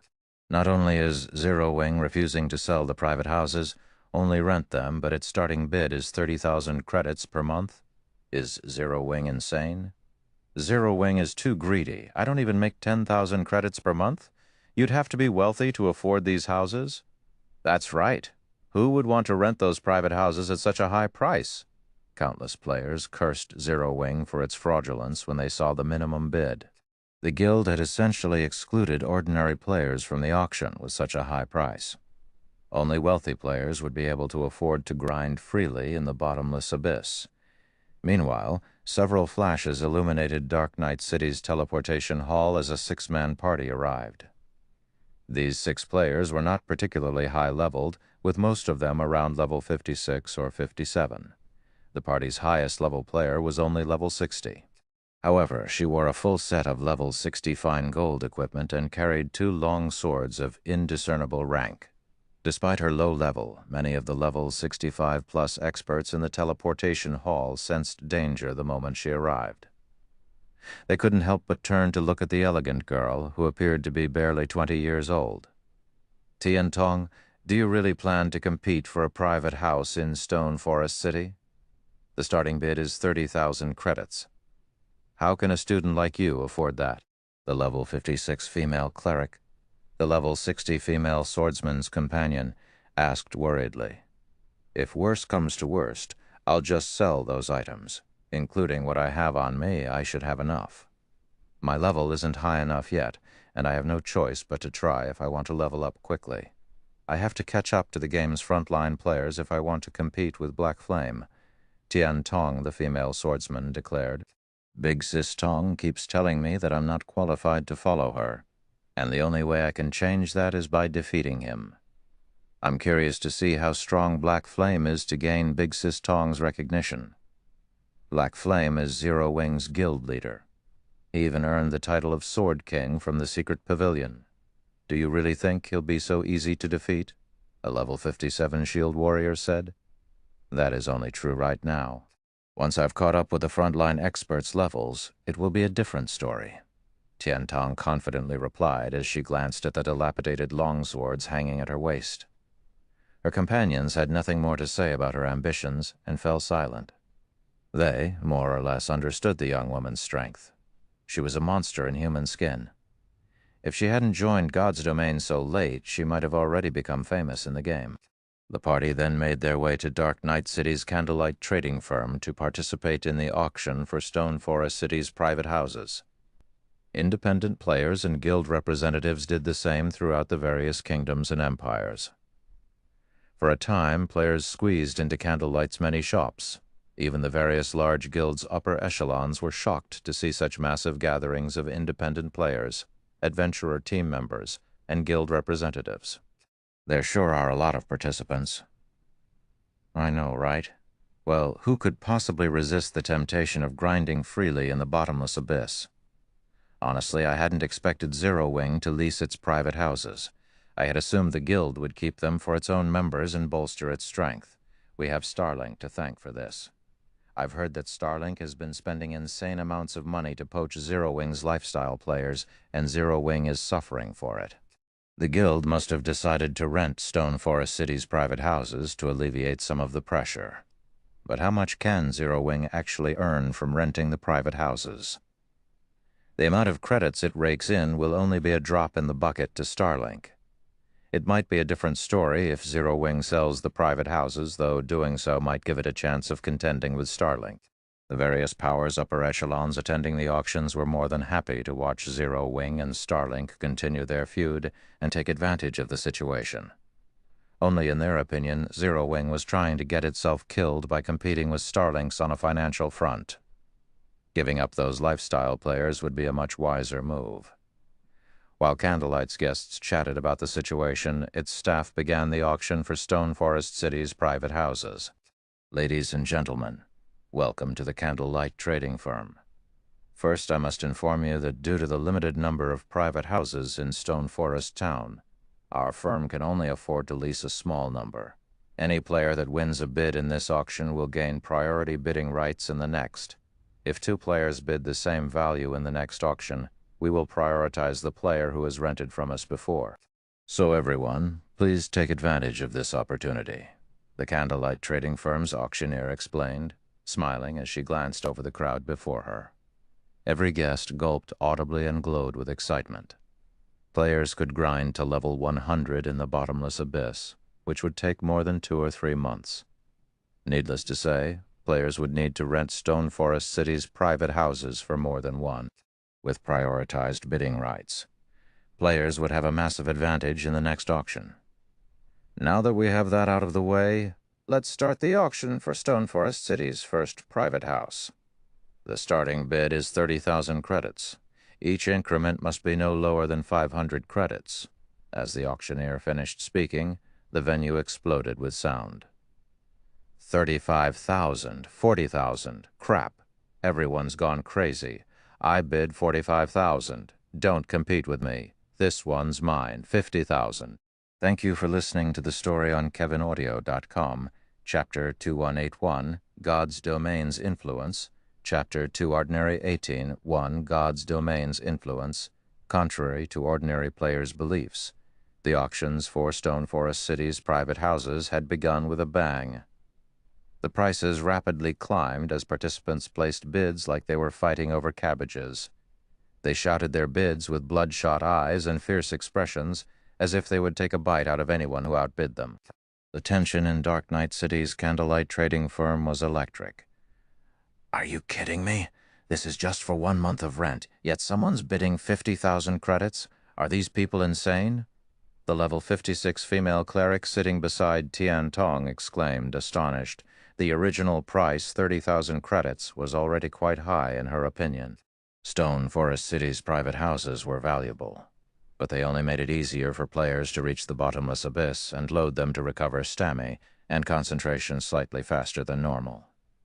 At most, players with a private house would only get to spend a little more time grinding in the regional dungeon than those without.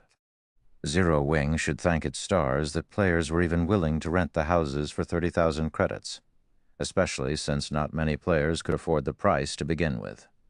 Yet, hundreds of players were placing one bid after another. Some players didn't get the chance to finish placing their bid before someone else's voice rose above theirs. In the blink of an eye, the first private house's price had risen to 50,000 credits, and that was just for a 1-month lease. No, they just recognized the value of Stone Forest City's private houses, Tian Tong said as she shook her head. In reality, being able to level up faster is a secondary benefit to them. I heard that the mana in the city is even denser than in the Divine Colosseum. Even after a short stay, players' minds sharpen and their reaction speed increases. Being able to teleport back to their private houses from within the bottomless abyss will also allow players to spend more time training in the city. If players spend a fair amount of time training there, they might be able to improve their combat standards far faster than training elsewhere. Improving one's combat standards was the foundation for growing stronger in God's domain. Levels and equipment were only temporary measures. To a true expert, nothing was more important than improving their combat standards. This was also why Tian Tong wanted to rent her own private house in the city. While Tian Tong had explained the reason behind these players' passionate abandon to her companion, the bidding for the first private house had risen to 65,000 credits, which made the ordinary participants sigh with disappointment. 70,000, Tian Tong shouted. 80,000. A level 68 ranger almost immediately outbid Tian Tong. 200,000. This first house is mine, a level 69 berserker boldly declared. An uproar shook the venue as soon as the participants heard this berserker's bid. 200,000. That's enough to rent a mansion in a city. The Dark Knight Empire's 26th ranked berserker is here? No. I've heard that Fei Yu has defeated 2 of the Bloodjade family's peak experts. He's now ranked 23rd. Even superpowers have been trying to recruit him. It seems Fei Yu will claim Stone Forest City's first private house. The players present, especially the ordinary players, could not help but silently marvel at Fei Yu's imposing figure. They couldn't understand why an expert like him would be willing to spend 200,000 credits for a month-long claim to a private house in Stone Forest City. The man was simply insane. However, before the auctioneer could slam her gravel once, another voice rose through the clamor. 400,000 credits. The Blue Sky Adventurer team wants this house. I hope that you all can step aside out of respect. A level 70 shield warrior abruptly shouted. As one, the crowd turned toward this level 70 guardian knight, their mouths hanging open in shock. What? Empty Miracle is here too. Blue Sky was the 5th-ranked adventurer team in the Dark Knight Empire, and Empty Miracle, the team's commander, was one of the Empire's top 10 guardian knights. It was rumored that his strength could even rival that of Superpower's peak experts. The man was a large part of the reason that Blue Sky had earned its current position. One of Starlink's elders had even tried to recruit Empty Miracle due to his impressive prowess and extraordinary achievements. He was undoubtedly a powerhouse in the Dark Knight Empire. This is an auction, Empty Miracle. Speak with your money. A robust level 70 assassin suddenly stood from his seat. Our Windwolf adventurer team has no time for your nonsense. 500,000. 550,000. 600,000. 650,000. Blue Sky and Windwolf fought, outbidding one another for a time. The watching crowd fell silent as they watched. Do they really need to go this far? Isn't it just a private house? That's right. And this is only the first one. Aren't there still plenty available? Can't these 2 adventurer teams let others have a chance as well? No one understood why 2 of the Dark Knight Empire's top adventurer teams were so desperate to rent one of Stone Forest City's private houses that they'd continue to outbid each other. The auction had just begun, and Candlelight had promised to present multiple private houses. If the 2 adventurer teams were willing to set aside their differences, they could rent a private house for a much lower price. How can this be happening? Tian Tong's expression darkened as she watched the scene play out. She had sold one of her valuable treasures to increase her chances of winning a bid. Before she had arrived at the venue, she had collected 300,000 credits. She hadn't thought that she'd have any problems winning a private house with so much money on hand. She had even hoped to rent a private house until she reached level 100 with these funds, but now she didn't even qualify to participate in the auction. In the end, Blue Sky's Empty Miracle had won the first private house for 860,000 credits, shocking every player in the venue. However, just as everyone believed that the astronomical price was only a result of Blue Sky and Windwolf butting heads, and that the auction would continue at a far more reasonable pace. 500,000. 550,000. The moment the second private house's auction began, someone placed a bid for 500,000 credits. The second private house eventually sold for a total of 930,000 credits. The third and fourth private houses sold for 880,000 and 890,000 credits, respectively. Moreover, every winner was an adventurer team's commander. None of the ordinary participants had even had a chance. When the auctioneer announced the 11th private house, the various guild upper echelons in their VIP rooms made their move. 1 million. 1,200,000. Once the various guilds stepped in, The lowest closing price skyrocketed to 1,500,000 credits. This is insane. These people must be paid actors. Tian Tong's cleric companion exclaimed. They have to be. Tian Tong couldn't bring herself to agree with her friend, and neither could the other expert players in the venue. All of the auction's victors were respectable individuals in the Dark Knight Empire. Regardless of Zero Wing's reputation, it couldn't afford to hire so many VIPs to fight over these private houses so desperately. As the guild upper echelons continued to compete, many players realized why Blue Sky and Windwolf had fought so fiercely for the first private house. Obviously, the various guilds had decided to concede the first 10 private houses, which were more than enough for the Empire's top adventurer teams. So, independent players like us never had a chance of claiming Stone Forest City's private houses. Tian Tong couldn't help her bitter smile as she watched the Empire's guilds rent one private house after another. A similar scene played out in other kingdoms and empires' candlelight trading firms. For a time, a commotion erupted across God's domain. Chapter 218.2, Frightening Wealth. Chapter 218.2, Frightening Wealth. When news of the auction for Stone Forest City's private houses had spread, God's domain's ordinary players began to wonder if the various guilds had lost their minds. Multiple guilds had willingly spent more than 1 million credits to rent a private house for a single month. With that kind of money, they could stay in a 7-star hotel for a month and still have plenty to spare. Yet these guilds had spent so much to rent an ordinary private house. Crap. Those private houses are only convenient for travel. Do they really have to go this far? The day I own such a city in God's domain will be the day I become a wealthy tycoon. An act. This has to be an act. For a time, everyone in God's domain talked about the matter. Many players had even pushed back their grinding schedules to watch the auctions. When the game's other powers, those that weren't participating in the auctions, found out about the situation, they realized how frightening God's domain Temley was. With the right opportunity, one could earn a truly terrifying amount of money through this game. Before this, most high-value transactions were conducted with coins, although God's domain was quite realistic, and players could trade coins for credits. Most people stuck with the idea that this was only a game. However, these players realized their mistake as Stone Forest City's private houses sold for credits. God's domain was more like another country in the real world than a game, as the private houses sold one after another. An uproar shook Zero Wing to its core. Guild leader, we have already rented out 1,667 units. The lowest closing price is 600,000 credits, while the highest is 1,740,000 credits. We've officially earned more than 2 billion credits. Melancholic Smile energetically reported. She had assumed that they'd be lucky to earn enough to offer Candlelight's lifestyle players a stable monthly salary, but they hadn't even sold 1/3 of the houses they'd constructed, and they'd already earned far more than they had expected. They could even afford to replace the lifestyle players they had lost, not to mention retain the trading firm's current lifestyle players.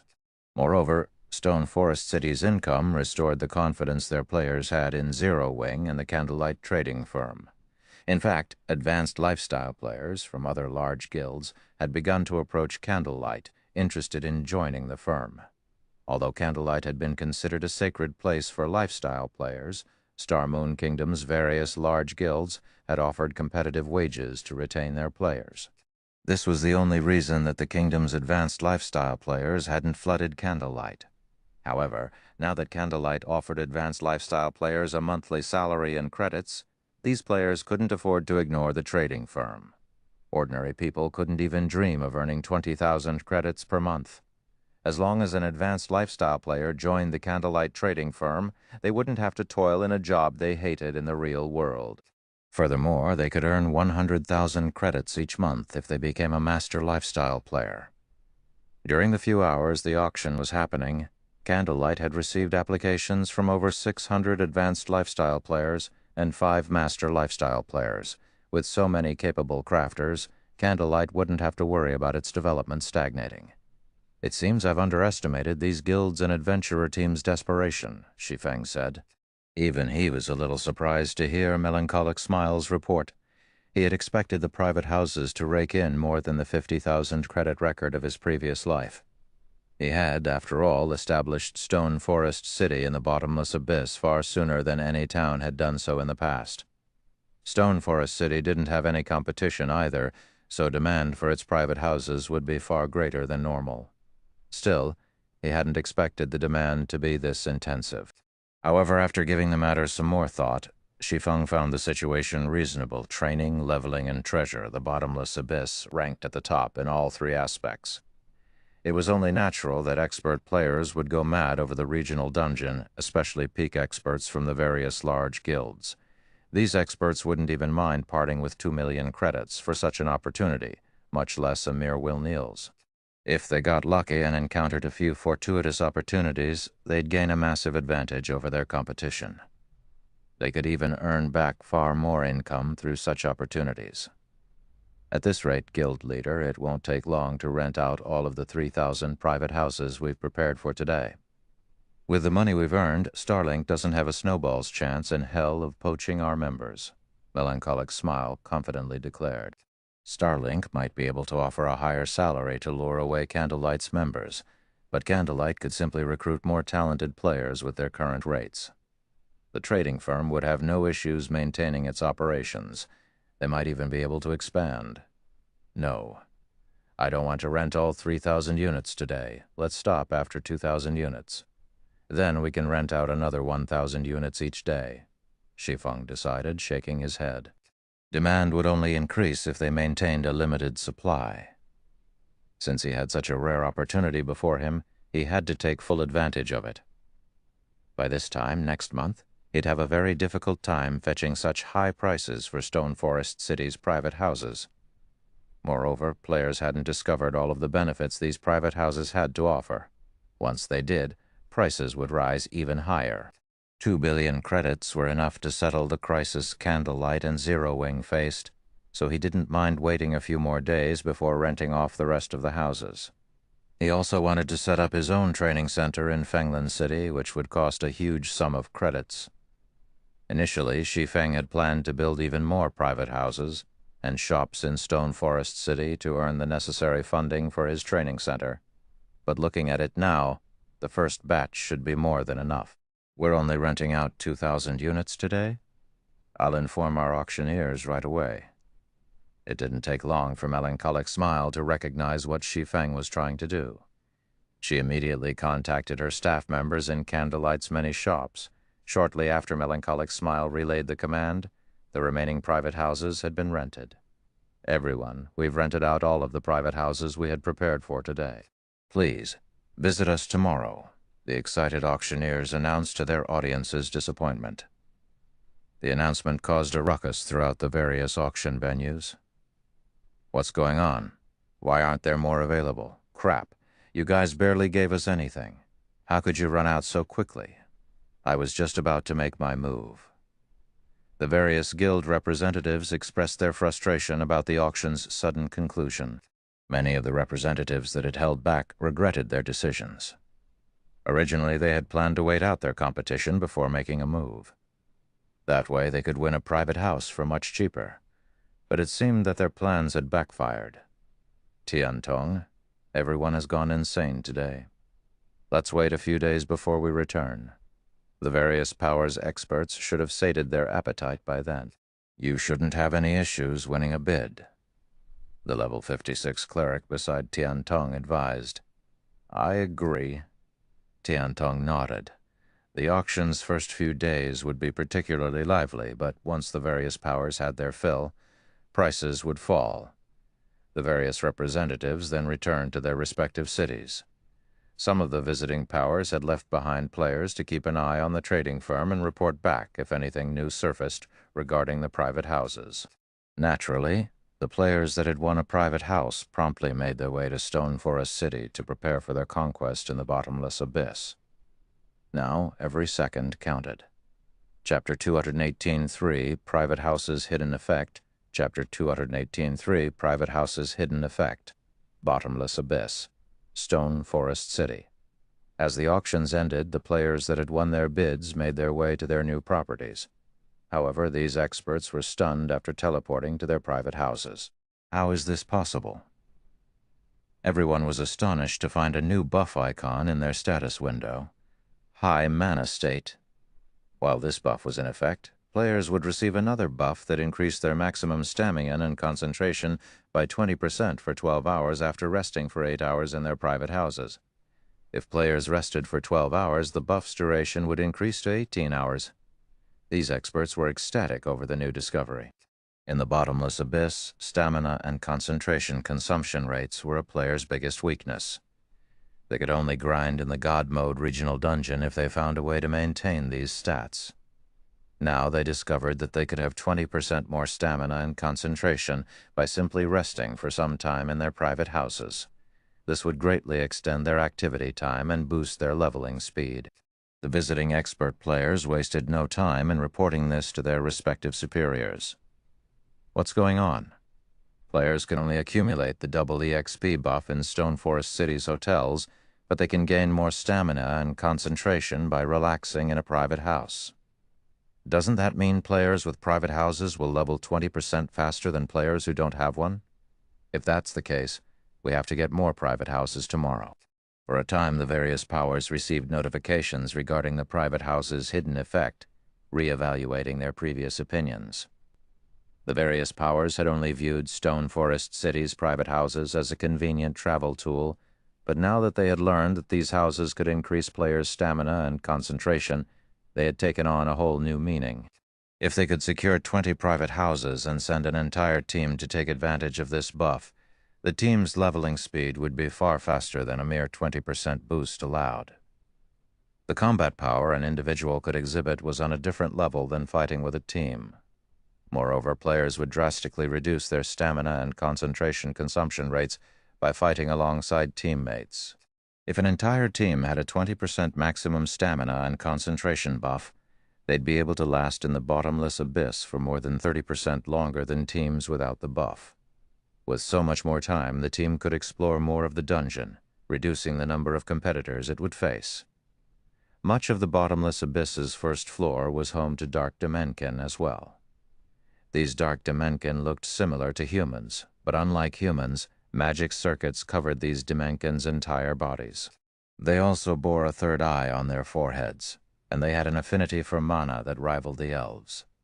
Factoring in the bottomless abyss's environment, a random level 65, chieftain ranked Dark Dimension could effortlessly defeat ordinary expert players. If an expert party encountered a lord ranked Dark Dimension, the party would lose half of its members before it killed the monster if it didn't react appropriately. To make matters worse, Dark Dimension were very difficult to sense unless players spotted them. They were skilled with ambush tactics and hid their auras with magic. When exploring the bottomless abyss, players had to remain on high alert, which substantially increased their stamina and concentration consumption rates. Unfortunately, players had no other choice, as even Refinement Realm experts would die if they weren't careful. This situation instilled a deep fear for the various powers' teams, making them hesitant to venture too far into the first floor. They constantly worried that they wouldn't have enough stamina and concentration for the return trip, and if that happened, they'd likely die and lose several days of effort. Thus, the various powers' expert teams had remained in the first floor's outer regions so far. However, if an entire team had the buff Stone Forest City's private houses provided, they could easily venture farther into the first floor. God's Domain's powers immediately began to collect their funds. They also sent more people to the candlelight trading firm's shops, those that would participate in the auction to increase their chances of winning more bids. For a time, Candlelight's shops were packed with players. The shops in Stone Forest City, Zero Wing City, White River City, and Dark Knight City in particular held massive crowds. The crowds were so large that players were nearly forced to wait outside. Passing players who had hoped to visit the shops were stupefied. What's going on? Why have so many guilds gathered here? That's right. There weren't this many people during the last auction for Stone Forest City's private houses. Peeking in from the doorways, players spotted representatives from more than 100 guilds in Candlelight's shops. Although most were from small guilds, there were quite a few players from first- and second-rate guilds. While everyone wondered why so many powers had flooded the candlelight trading firms, the firm began the second auction for Stone Forest City's private houses. Due to the increased number of participants, Candlelight had employed entry restrictions. Now, players had to hold more than 500,000 credits to participate. This change elicited curses from the various independent players. Some even criticized Zero Wing for being full of itself, claiming that the guild would never sell so many houses for such high prices. However, when the auction began and news spread, everyone was forced into silence. Unexpectedly, every bid on the second day opened at 2 million credits, and all of the participating guilds fought to outbid each other. Most of the adventurer teams taking part hadn't even gotten a chance to call out a bid before they had been disqualified from the auction. Only top adventurer teams barely held on by the time players had claimed the second day's 1,000 units. The income from a single private house had hit a new record at 250 or knack 360,000 credits, far more than the 500,000 credits on the previous day. For a time, every player in God's domain was shaken. Insane. These guilds have gone insane. The independent players that had hoped to compete stared at the price incredulously. Did they really need to spend so much on a private house? However, the record broke once again on the third day, with the highest bid closing at 2,570,000 credits. Seeing this, Tian Tong began to despair. On the fourth day, the highest closing bid reached 2,071 plug, Reckler's Reckler, and on the fifth, it hit 2,820,000 credits. By this point, the various adventurer teams were little more than decoration in the auction venues. Only the various guilds could afford to compete. Aqua Rose and Gentle Snow were astonished. They had never dreamed that Stone Forest City's private houses would be so lucrative. By the time the sixth day's auction had ended, and players had claimed all 7,000 private houses, Zero Wing had accumulated 13.7 billion credits. To hold that kind of money, a first-rate guild would need investments from multiple financial groups and corporations. However, Shi Feng knew that he would only earn this much money once. As players reached higher levels and gained better equipment, they wouldn't need to depend on private houses nearly as much as they did now. Moreover, now that the various powers had seen how much potential wealth there was to gain, they would do everything in their power to establish guild towns in the bottomless abyss. Once they did, these private houses would only go for between 30,000 and 50,000 credits. This was Shi Feng's only chance to make such a fortune. Meanwhile, Zero Wing had rapidly developed during the past 6 days. Almost all of the guild's expert players had reached level 70, and it now had 43 refinement realm experts in its midst. Since Shi Feng had sent Fire Dance to train in Unyielding Soul's system, which didn't limit her options, she had broken through to the Flowing Water realm. Because Aqua Rose and Gentle Snow had been bogged down with the guild's affairs, they hadn't been able to devote themselves to their training fully. They were shy of reaching the Flowing Water realm, but it was only a matter of time before they crossed the threshold as well. Unfortunately, Zero Wing's recent development had brought a lot of issues to the surface. Due to the sudden loss of so many internal members, the guild wasn't able to raid as many dungeons or complete as many field operations as before. As a result, the gap between the guild's upper and lower hierarchies grew. If this persisted, Zero Wing's development would start to stagnate. It's about time that I set up that training center. Inspecting the guild's current funds, Shi Feng decided that he couldn't set the matter aside any longer. God's domain's various large guilds in the past had either had access to their own training centers or partnered with already established centers. Not only had this provided fresh blood, but it had also earned these guilds a stable income. Only the guilds with strong support from training centers or dojos had had a chance of becoming overlords in the game. Without that support, stronger competitors had stifled their development. Chapter 284, Opening a Training Center. Chapter 284, Opening a Training Center. The sun shone brilliantly that morning, and a cool breeze brushed by. As soon as Shi Feng left his virtual gaming cabin, he contacted Liang Jing and took her with him to the center of Fenglin City to purchase a training center. Due to the current trends, professional fighters were far more famous than actors or singers, so tons of people aspired to become one. Naturally, plenty of people wanted to capitalize on that aspiration and open their own training centers and dojos. However, this was also why the competition between training centers and dojos in big cities was so intense, even cruel. Aside from the costs of upgrading training and medical facilities, training centers and dojos had to pay significant fees to research and produce nutritious meals. Only then would their members be able to train efficiently. Individuals would see twice the results with half the training as long as they maintained proper nutrition. Overall, running a training center or dojo was a very expensive business. If one failed to manage their business properly or lacked sufficient capital, they might not even last a few years, especially in a first-tier city like Fenglin City. Plenty of training centers or dojos from smaller cities tried to establish themselves in Fenglin City every year, but most never succeeded. Aside from forging crystal light sets and advanced mana armor kits in God's domain, Shi Feng had a team grind bosses on the bottomless abyss's first floor over the past few days. During the day, he spent most of his time surveying potential buildings for his training center. After several days of searching, he finally decided to buy the Century Training Center, which was only a short distance away from the city's fighting arena. Although the Century Training Center's facilities were somewhat outdated, it had an excellent location. Most importantly, it was large enough for Shi Feng's purposes. The training center occupied a 51-story skyscraper.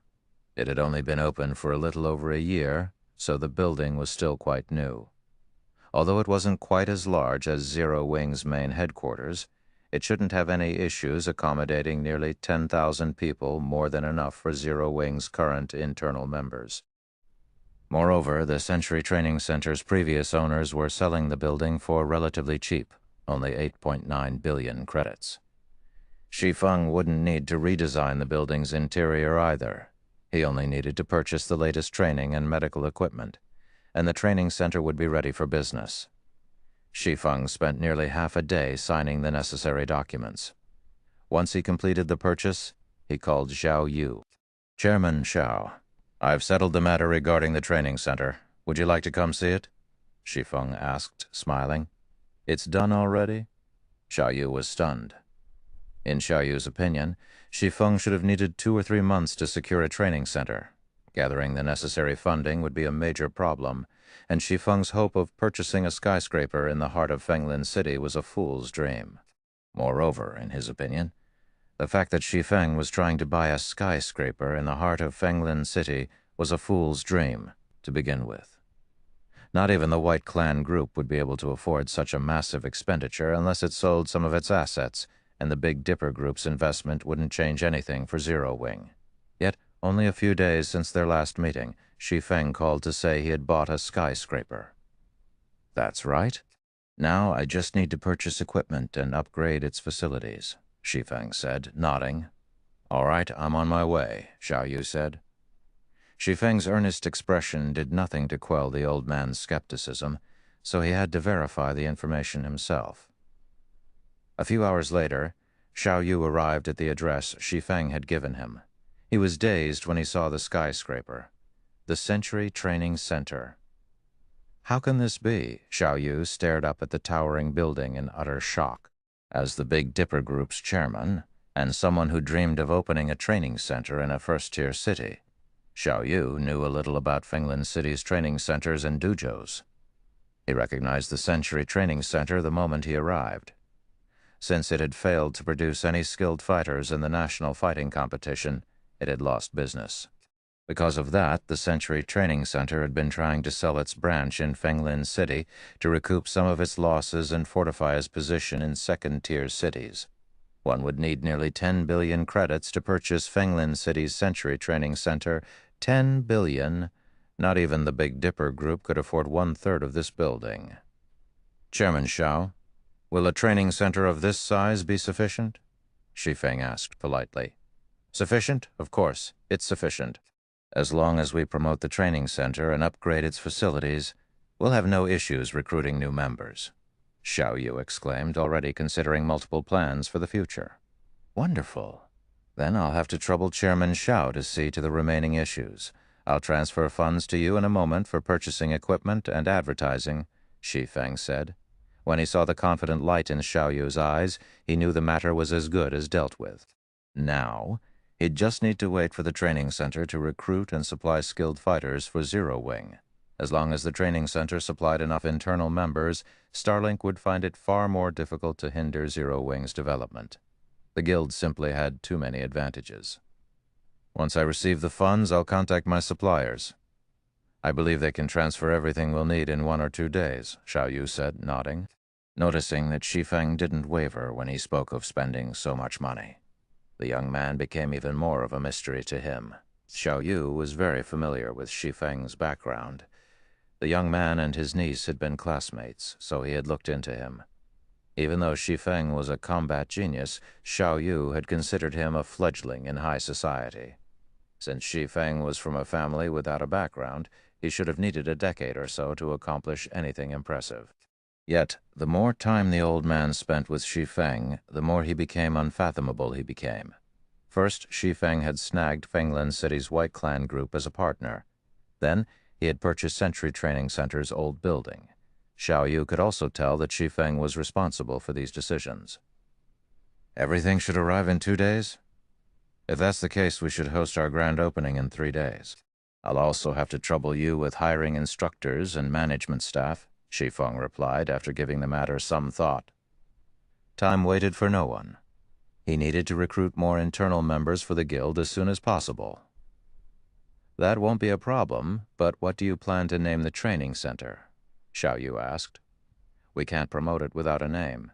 Let's call it Heaven's Rumble Training Center, Shi Feng decided.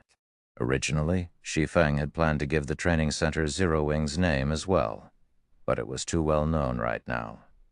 Naming it after the guild would only bring the various major powers down on their heads. It was best that he gave it an ordinary name. All right then.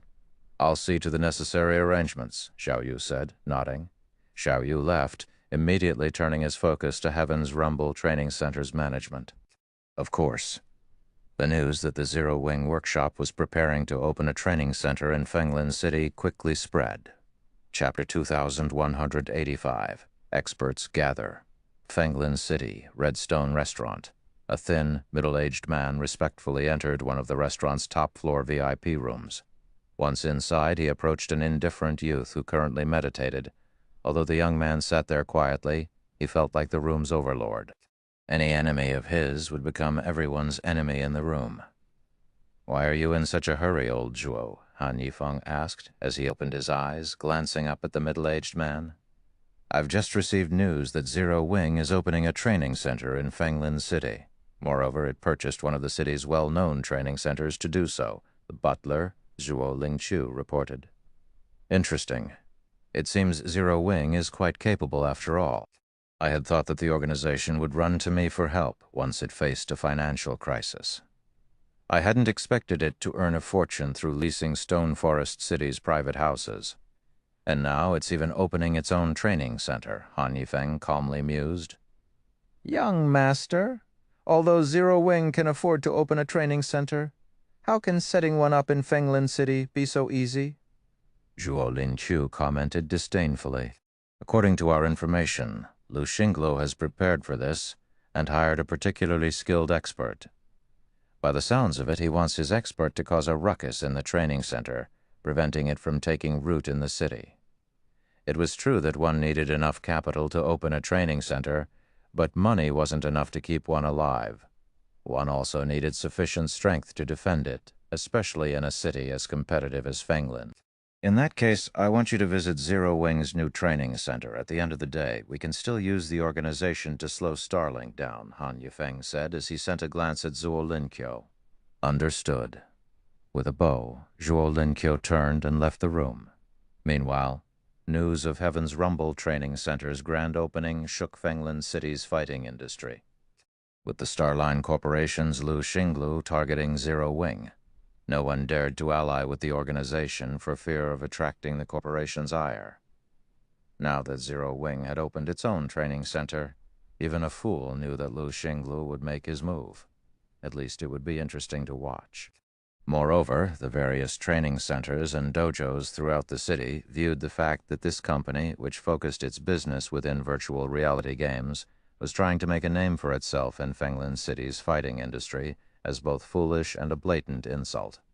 Even on the off chance that Lu Xinglo left Zero Wing's training center alone, they wouldn't let the organization get away with this transgression. Otherwise, they'd become laughingstocks in the industry. While the various training centers and dojos discussed Zero Wing's new facility, Xiao Yu had been methodically planning the Heaven's Rumble Training Center's grand opening. 3 days passed in the blink of an eye. Not only had Xiao Yu purchased the latest training and medical equipment available over the last 3 days, but he had also invited many of Fenglin City's VIPs to attend the grand opening. Fortunately, he had far more connections than a young man like Shi Feng on the day in question. Luxury cars stopped by the building's entrance in droves, and many passers-by grew interested in visiting the training center as a result. However, most of the people that visited Heaven's Rumble Training Center that day were young, passionate fighters. They had all seen the advertisements boasting Heaven's Rumble's state-of-the-art facilities, and they were curious to inspect the training center themselves. The world's technology constantly improved, and with the help of proper data analysis, one could build the best training routine possible, improving far faster than training under a famous instructor. The instant these combat enthusiasts entered Heaven's Rumble Training Center, they were flabbergasted. People wearing the uniforms of Fenglin City's various training centers and dojos filled the main hall. Some of them were even well-known experts in the city, and a few of the upper echelons from the city's training centers and dojos had even made an appearance. Crap, what's going on? Why are so many of Fenglin City's experts here? Isn't that Luo Qianxing, who won 3rd place in Fenglin City's annual fighting competition last year? Quick look, it's Master Yang from the Extreme Light Dojo.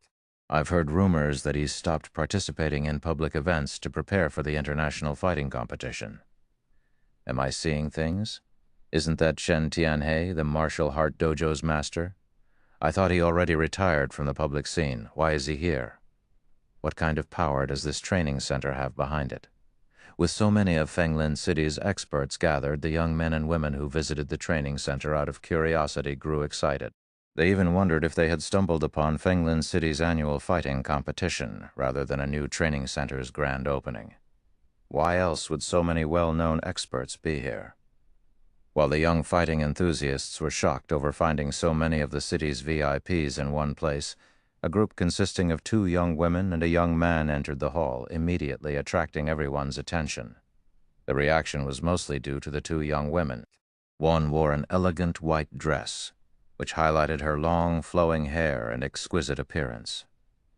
She had the body of a goddess, and many of the women in the crowd became self-conscious.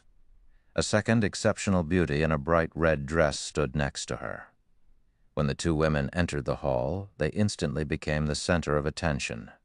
Even the young man that accompanied these women was exceptionally handsome, and many of the ladies in the hall swooned. The handsome young man was the previous year's champion of Fenglin City's annual fighting competition, known for possessing a talent that only emerged once a decade in the city. He had also qualified to participate in the international fighting competition, and his status as the heir to the Zhang clan group, one of the city's top 5 financial groups, was just icing on the cake. King Shui, most of these experts don't seem to be here with honest intentions. I'm afraid that this friend of yours will have a very difficult time maintaining a training center in Fenglin City, Zhang Wuya told Bai Qingshuel as he glanced over the crowd. If your friend can't handle the pressure, I'm willing to step up for him. I suspect that most of these training centers and dojos will take a step back out of respect. Shi Feng is an internal force expert as well, Big Brother Zhang. Shouldn't he be able to handle the situation? Zhao Yueru asked. An internal force expert might be impressive in 2nd and 3rd tier cities, but this is Fenglin City. Every well-known training center and dojo in the city has its own internal force expert. Moreover, they are experienced veterans. Their accomplishments with internal force are far more impressive than a youngster who has just mastered the techniques, Zhang Wuya explained. Bai Qingshui and Zhao Youru's expressions darkened slightly after listening to their companion. They had never thought that opening a training center would be so difficult, While Bai Qingshui's group chatted amongst themselves, another commotion rattled the crowd in the main hall. An imposing bear of a man entered the room. 2 knife scars decorated his face, and his arrival shocked many of the training centers and dojo's upper echelons. The instant this man appeared, many of the training center and dojo upper echelons present could not help but reveal shocked expressions. Why is he here? When Zhang Wuya saw the new arrival, fear flashed in his eyes. Is he someone powerful?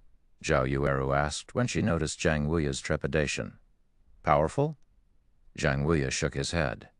That word is no longer sufficient. He's practically a devil. He has earned the nickname T-Rex for how heavy-handed he is in combat. No fewer than 20 internal force experts have suffered defeat at his hands. Some of them are still lying in their hospital beds. He was banned from the fighting world for that very reason. Most of that happened more than a decade ago. But according to recent rumors, it seems he has defeated another internal force expert overseas. I don't even think I can stop him if he tries to make a move. While everyone made a fuss, Wang T-Rex Zhongquan stepped into the center of the hall. I've heard that Heaven's Rumble has set up shop here. Who's in charge? I, Wang Zhongquan, want to spar. I want to see whether or not Heaven's Rumble qualifies to do business in Fenglan City. Wang Zhongquan shouted, his voice echoing throughout the hall. Most people immediately took a step back. Heaven's Rumble is doomed. I doubt anyone in Fenglan City can save it now that this demon has shown up. The Starline Corporation is certainly powerful. It's even hired this monster to cause trouble. Zero Wing should have just stayed in his virtual reality game instead of meddling in the fighting industry. As the various training centers and dojos experts watched Wang Zhongquan, they knew that Heaven's Rumble Training Center would soon go out of business. It would also be the first training center to close on the same day it opened. Suddenly, however, a crisp voice rang out over the crowd's muttering. I don't know who you are, but I'm afraid that you don't qualify to challenge our hall master. Instinctively, the crowd turned toward the voice's origin. The speaker was a graceful, mesmerizing woman, and none other than Fire Dance's player. Chapter 286, Fighting an Internal Force Expert. The various training centers and dojos' experts were stunned when they saw Fire Dance. Who's this little lady? Is she tired of living? Although none of them recognized Fire Dance, her identity didn't matter, even if she was an heiress to a large corporation or a member of a powerful family. Wang Zhongquan was still a merciless person. Ordinary people at most knew this man had recently defeated Demon Wolf, an apex internal force expert overseas.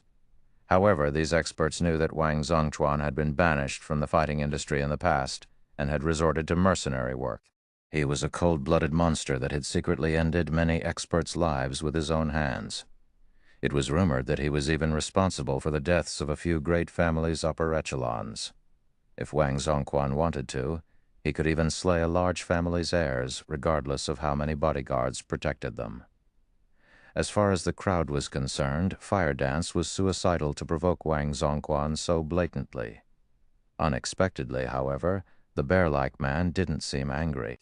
He watched her for a moment before grinning, then asked, If that's the case, little lady, how do I earn this qualification you speak of? His goal was simple. He wanted to ensure that Heaven's Rumble Training Center's reputation hit rock bottom. His biggest concern was that Heaven's Rumble would refuse to fight him. He had earned quite a reputation, after all. No one would look down on the training center if it declined his challenge. When this ignorant girl had stepped up to provoke him, he inwardly celebrated.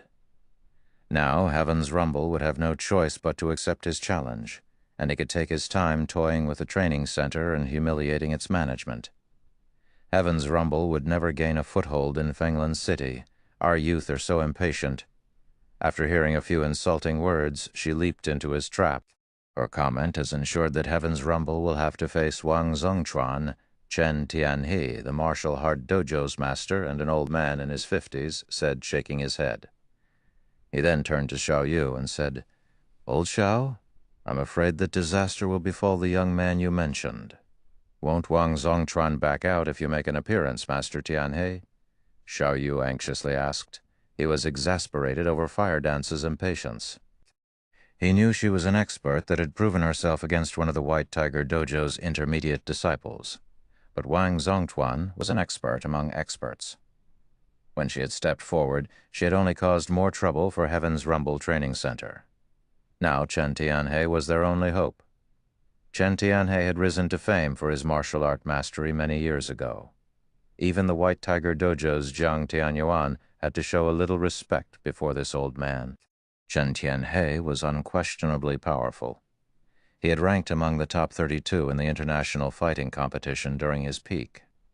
Ranking among the top 32 fighters might not seem impressive, but they were talking about the largest fighting competition in the world. One had to be an expert among experts just to qualify for the competition, and hundreds of martial artists participated.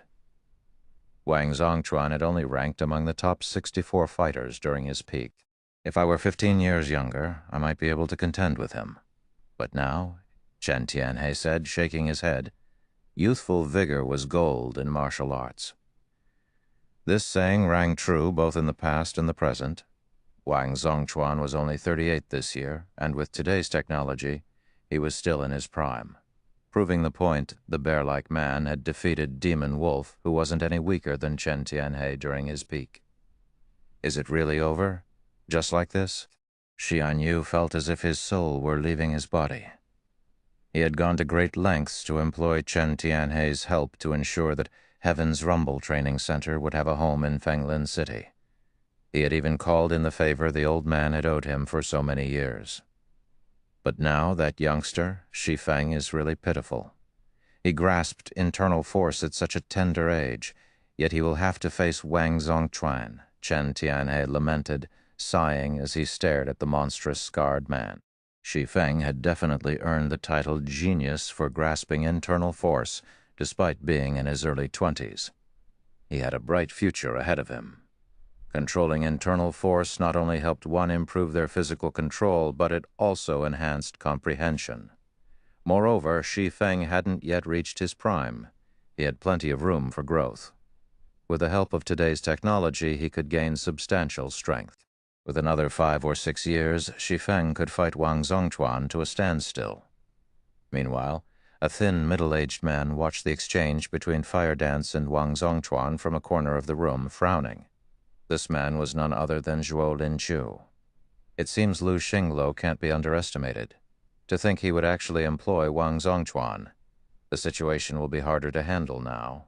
Zhuo Linqiu felt on edge as he watched the newcomer. He had thought that Lu Xingluo would, at most, hire an advanced internal force expert.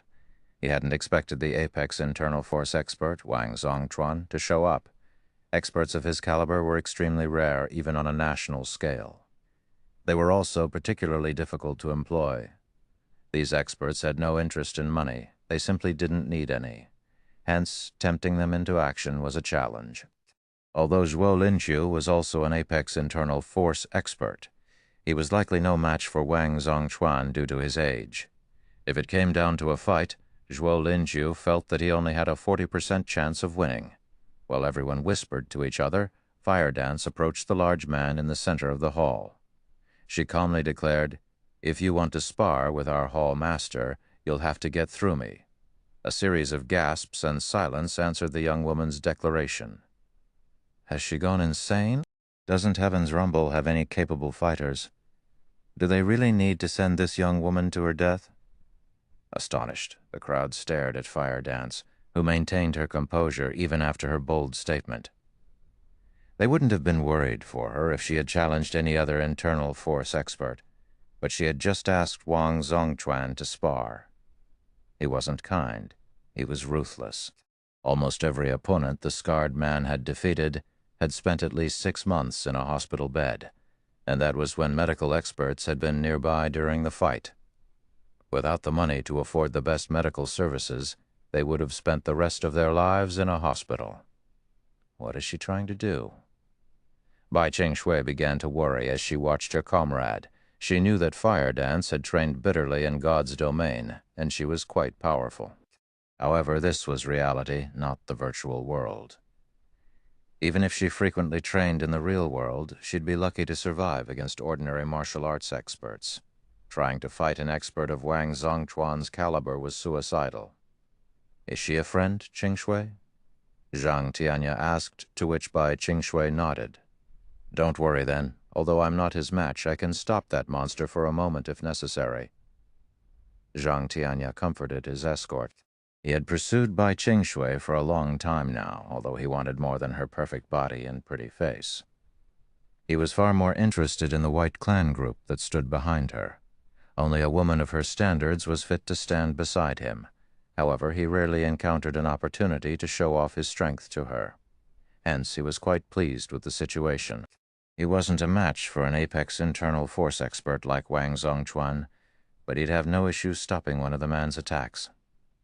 Is your training center out of fighters, little lady? If you wish to spar with me, you should know that I never show mercy to my opponents. You can't blame me for the outcome. Wang Zongchuan's expression darkened, and a flash of killing intent lit his eyes. He could have brushed off her interruption as youthful ignorance, but a public challenge was an entirely different matter. He was an internal force expert, a master martial artist. It was humiliating to have some random nobody challenge him. If he did not teach this girl a proper lesson, he'd become a laughingstock. The state of heaven's rumble is none of your concern. You can talk after you defeat me. Firedance stepped forward, and her fist shot straight toward Wang Zongquan. Chapter 287. Defeated with one palm. Chapter 287. Defeated with one palm. Although Firedance had executed her punch smoothly without making a sound, her punch seeming as natural as a passing breeze, when the various experts present saw her attacking Wang Zongchuan, varying degrees of shock appeared on their faces. Is this girl insane? Chen Tianhe blurted out when he saw Firedance's actions. Wang Zongchuan had trained his internal force to the apex. Every one of his movements was accompanied by internal force. He was different from experts that had just grasped internal force, who only used it as a trump card during critical moments. Not to mention, a sudden attack like the one Firedance executed would hardly be effective against a master like Wang Zongchuan. If she was not careful in dealing with Wang Zongchuan's inevitable counterattack, she would undoubtedly lose her life. Sure enough, Wang Zongchuan did not grow flustered at all at Firedance's sudden attack. He calmly took half a step back, accurately moving out of her attack range. In the end, her fist did not even manage to graze his clothes. Immediately after, he counterpunched twice at Firedance, first at her face and then at her abdomen. Although both his punches looked identical, the one aimed at Firedance's abdomen was actually a little faster than the one aimed at her face. It's over. Zhang Tianya's complexion darkened when he saw this scene play out from a short distance away. Originally, he had been planning to save Firedance. However, he never thought that Firedance would be so crazy as to attack Wang Zongchuan without hesitation. To make matters worse, even after seeing her attack fail, she didn't pull back immediately. Now that Wang Zongchuan had counterattacked, her life was as good as gone. Although Wang Zongchuan's two punches might look very simple to the eyes of ordinary people, they were actually extremely ruthless. A person being attacked in the face would instinctively move to defend their face. In such a situation, attacks directed to other parts of their body would be easily overlooked. Meanwhile, as an apex internal force expert, Wang Zongquan had an extremely precise grasp on timing and distance. Even well-trained internal force experts would get caught by this move of his if they were not careful, let alone a newbie without any special training like Firedance. Just as everyone thought that this fight was already over, however, contrary to everyone's expectations, Firedance actually ignored the punch aimed at her face. Instead, she suddenly sidestepped and promptly rotated her body. In the torque of her body, she then sent a lightning-fast chop straight at his neck. The sudden development in the battle caught Wang Zongchuan slightly off guard. Originally, he thought that his opponent was merely an inexperienced little girl. He never expected this little girl to easily evade his attack, much less launch a counterattack of her own. However, Wang Zongchuan was a hitman with many years of experience. He was fully capable of reacting to abrupt changes immediately. Although he wouldn't be able to defend against Firedance's attack in time, he could still dodge it. He hastily bent his body forward and leaped backward. narrowly avoiding Fire Dance's chop. Upon seeing Wang Zongchuan retreating, the spectating crowd could not help gasping in shock. Is this for real? Wang Zongchuan actually got repelled. Who is this young lady? Everyone present was aware of just how powerful Wang Zongchuan was.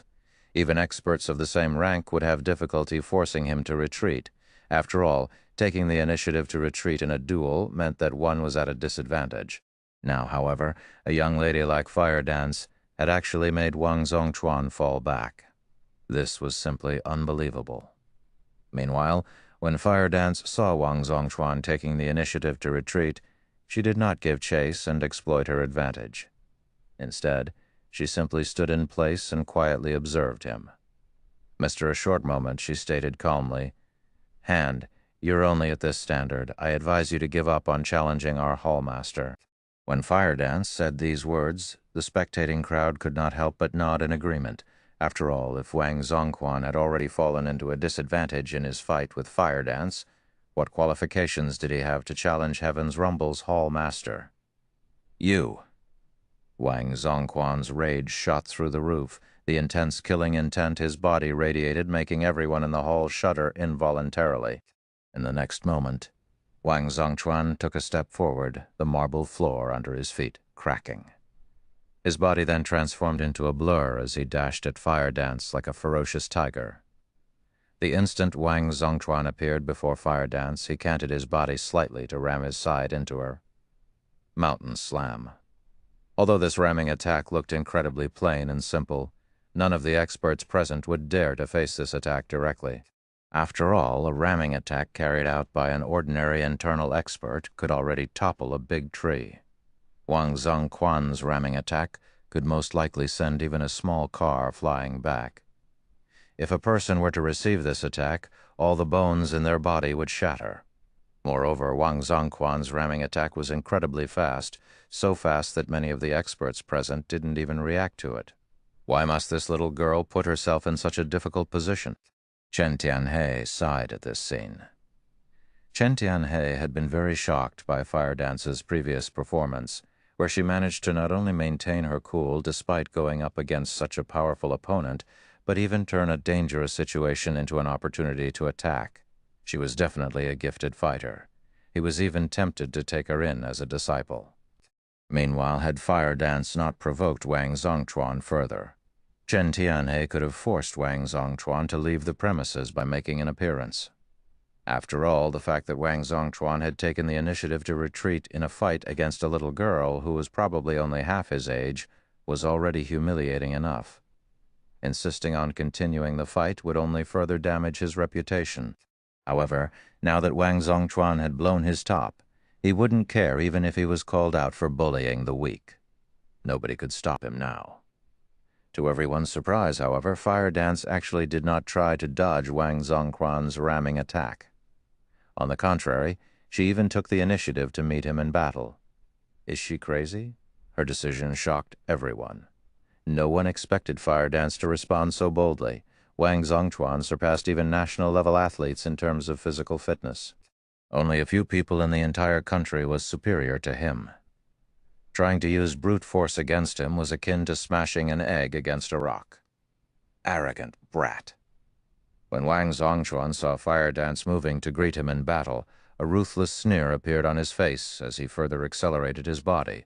A moment later, Wang Zongchuan's body crashed into Fire Dance's.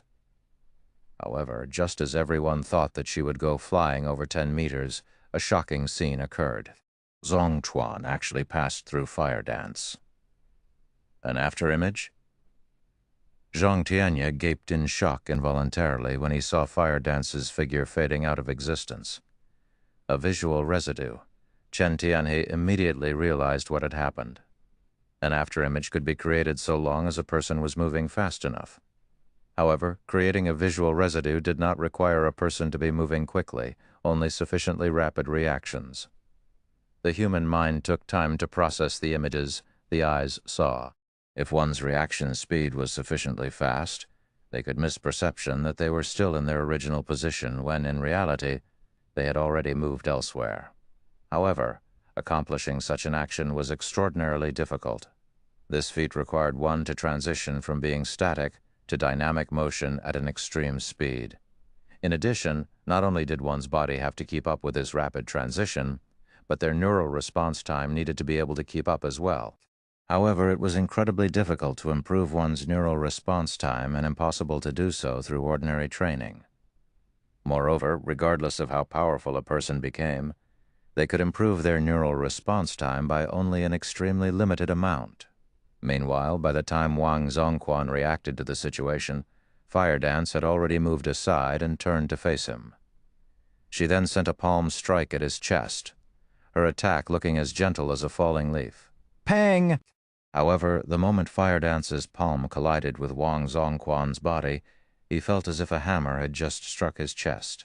His face instantly turned beet red as he stumbled a few steps back before dropping down to one knee. Internal force. She's an internal force expert.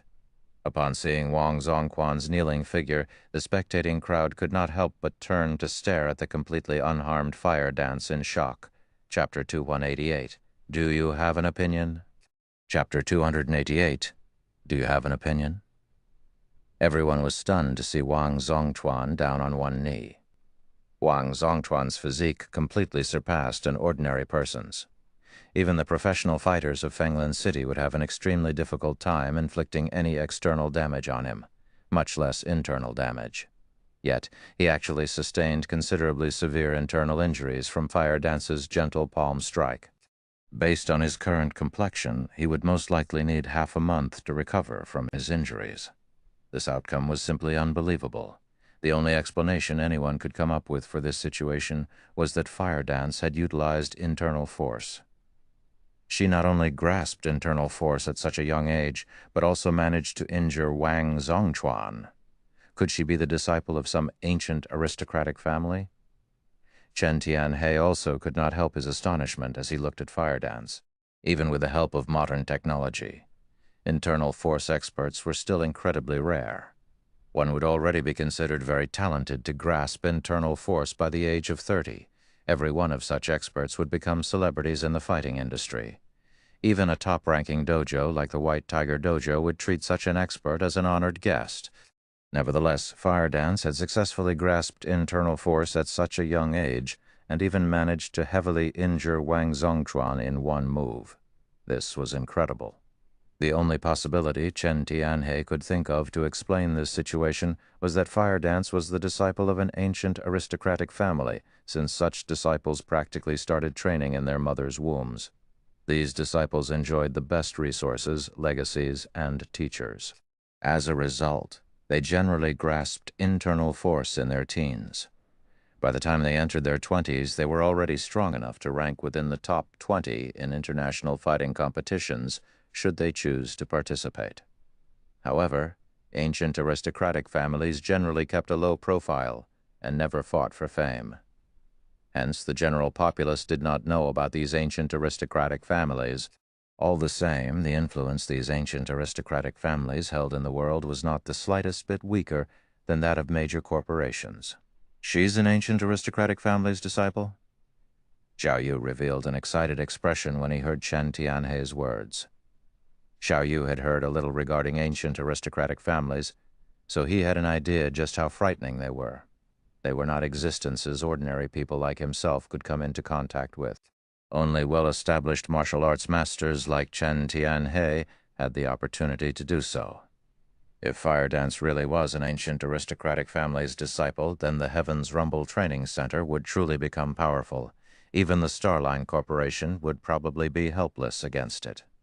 Meanwhile, at this moment, the upper echelons of the various training centers and dojos present in the hall had lost their complacent attitude altogether.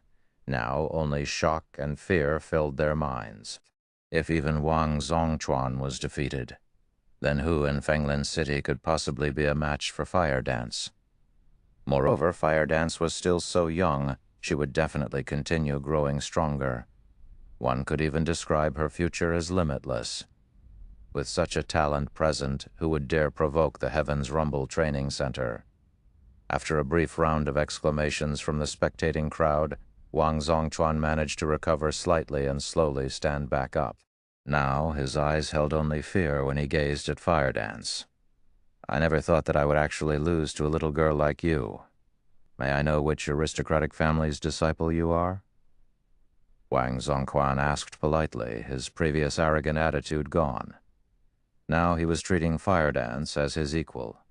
Wang Zongquan was far more knowledgeable than Chen Tianhe, so he knew just how powerful the disciples of aristocratic families were. The moment Fire Dance sent him stumbling back, he concluded that she was a disciple of an ancient aristocratic family.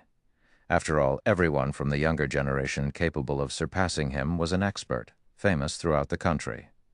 They definitely wouldn't be an unknown existence like Fire Dance. Fortunately, Fire Dance's strength and physical fitness were greatly inferior to his own. Had that previous strike been executed by an expert of equal standards, he definitely wouldn't have been able to stand back up. Fire Dance's victory was due entirely to her calm mind and frightening reaction speed.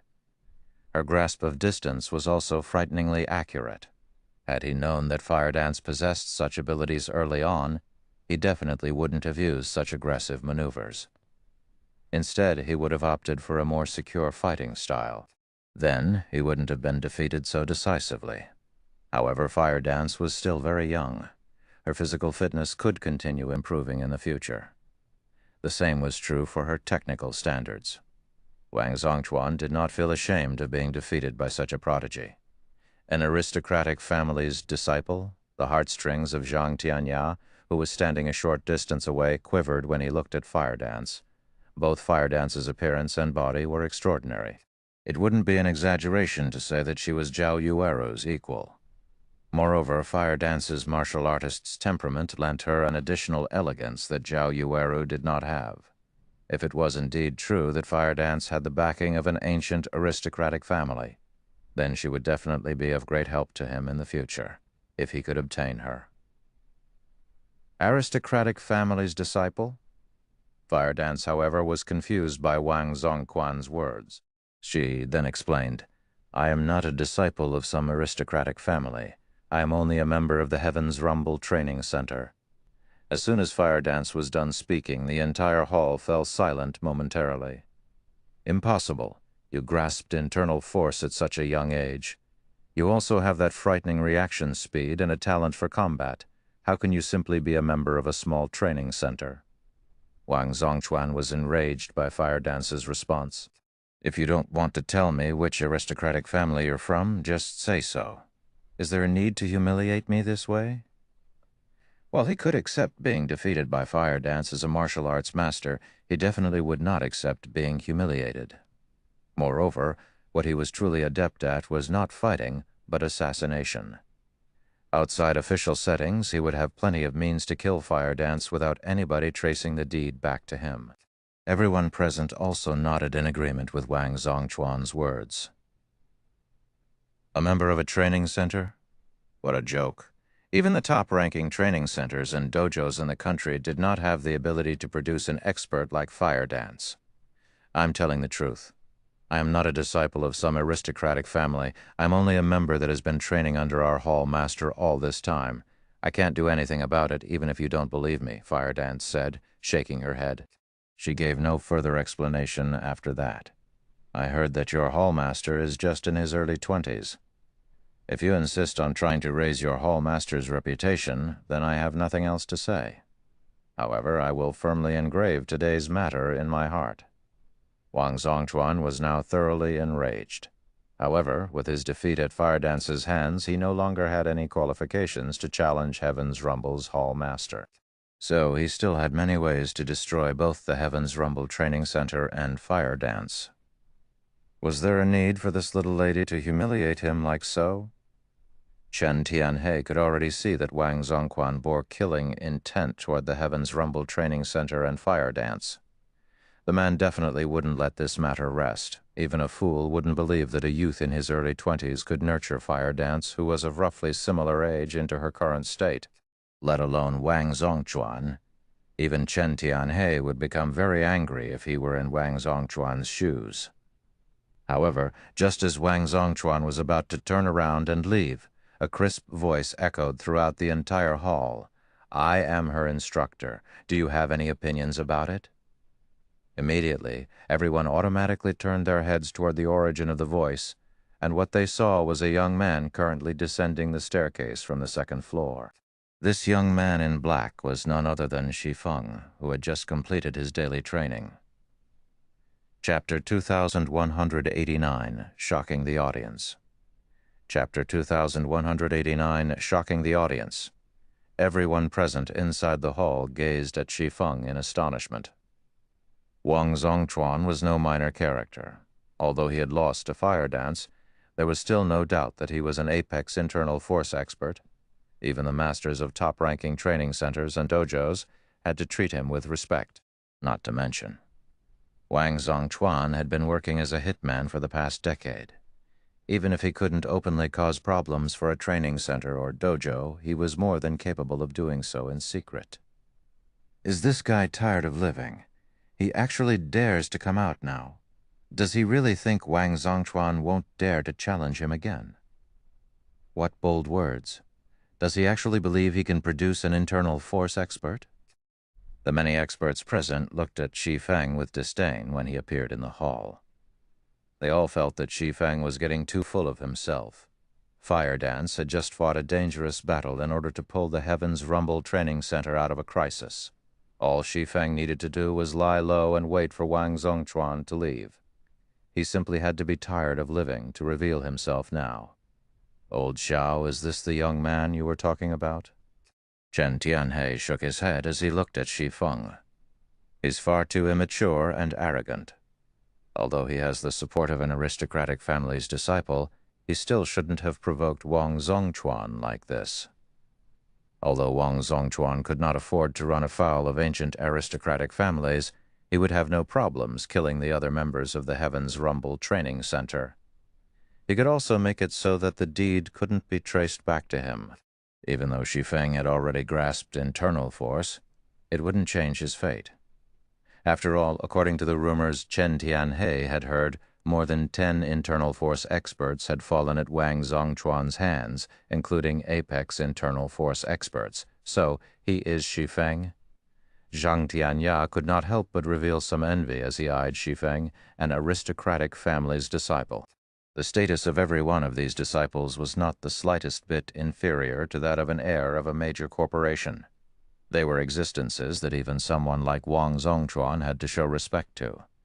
Yet, despite having ordinary looks and an average family background, Shi Feng actually managed to gain Fire Dance's favor and even her support. How could Zhang Tianya not envy him? In fact, Zhang Tianya believed there was an 80% chance that Shi Feng's success in becoming an internal force expert was due to Fire Dance's help. After all, the legacies and resources that ancient aristocratic families possessed were far superior to those of top-ranking training centers and dojos. So long as one possessed even the slightest amount of talent, they would have no problem becoming an internal force expert. If Zhang Tianya had obtained these resources, he would have most likely become an expert on Wang Zongchuan's level by now. Meanwhile, during the time the spectating crowd was quietly discussing Shi Feng had arrived at the center of the hall. Fire Dance promptly took the initiative to stand behind him, as if she really was just a member of the Heavens Rumble Training Center. This scene immediately provoked the envy of many of the spectating experts. Crap! What kind of luck does that kid possess to earn the favor of that goddess? What a lucky bastard. With an aristocratic family backing him, even Wang Zongchuan can't do anything against him on the surface. That's right. If we could sponge off such a goddess as well, even setting up a top-ranking training center wouldn't be a problem. Many of the men present derided Shi Feng, and as if they were afraid Shi Feng could not hear them, their voices grew steadily louder as they spoke. To most of the experts present, being able to grasp internal force was already a matter worth rejoicing. As for setting up their own training center in a first-tier city and developing it into a top-ranking training center, that was something that they didn't even dream of. However, if they had the help of an aristocratic family's disciple, then such a feat would be a piece of cake. Now that Shi Feng had Fire Dance's support, his becoming one of Fenglin City's powerhouses was almost guaranteed. Fenglan City's fighting industry might even have to adhere to his wishes in the future. Other top-ranking training centers and dojos also wouldn't dare to act against him rashly. Meanwhile, seated in a corner of the hall was Zhuo Lingqiu, who was quietly observing the event. So that's the case. It's no wonder Zero Wing is confident of establishing itself in Fenglin City, Zhuo Lingqiu thought to himself as he observed Fire Dance, disregarding Shi Feng entirely. With this, Zero Wing indeed merits the young master's attention. As the butler of the Five States Corporation's heir and an Apex internal force expert himself, Zhuo Lingqiu knew a lot more regarding ancient aristocratic families than Chen Tianhe and Wang Zongchuan did, so he understood just how valuable the support of an aristocratic family's disciple was. During the time everyone was discussing Shi Feng, Wang Zongchuan had also arrived before him, his gaze filled with disdain and anger as he glared at the young man. "And here I thought you wouldn't have the courage to show yourself," Wang Zongchuan sneered. "Since you're here, do you dare exchange a few moves with me? I want to see whether you truly are capable of instructing such an excellent member or not, Hall Master Shi." Originally, Wang Zongchuan thought that he would not have a chance to reclaim the reputation he had lost due to Fire Dance today. However, since Shi Feng had taken the initiative to appear before him, this was the perfect opportunity for him to do so and fulfill his agreement with Lu Xingluo to wreck the Heaven's Rumble Training Center's reputation, killing two birds with one stone. He naturally couldn't miss this opportunity. "That won't be a problem. Only, Master Wang, you were just injured. Do you need a few days to recover?" "It won't be too late to spar at that time," Shi Feng said. "No need. It is only a minor injury. I wish to experience Hall Master Shi's brilliant moves now," Wang Zongchuan said. He launched an attack at Shi Feng without hesitation, not giving him any more time to speak. In Wang Zongchuan's opinion, Shi Feng was simply trying to find an excuse to buy time and eventually let the matter be forgotten. He naturally couldn't let Shi Feng have his way. Meanwhile, the best method to get Shi Feng to take action was to leave the man with no choice but to take action. The spectating crowd shook their heads and sneered at Shi Feng. "That guy is so dumb. Did he really think Wang Zongquan would let such a great opportunity slip by? He's going to make a fool of himself now. He's just a brat who has just learned internal force. Does he actually think an Apex internal force expert like Wang Zongchuan will be afraid of him because of a little injury? How foolish. Does he believe he can run rampant just because he has the backing of an aristocratic family's disciple?" Everyone understood that Shi Feng was planning to get Wang Zongchuan to give up on today's match with the excuse that Wang Zongchuan was injured. Unfortunately, how could someone of Wang Zongchuan's caliber not see through his ploy? Moreover, the spectating experts could also see very clearly that, although Fire Dance had defeated Wang Zongchuan, she should have grasped internal force only recently. Her physique was also far inferior to his.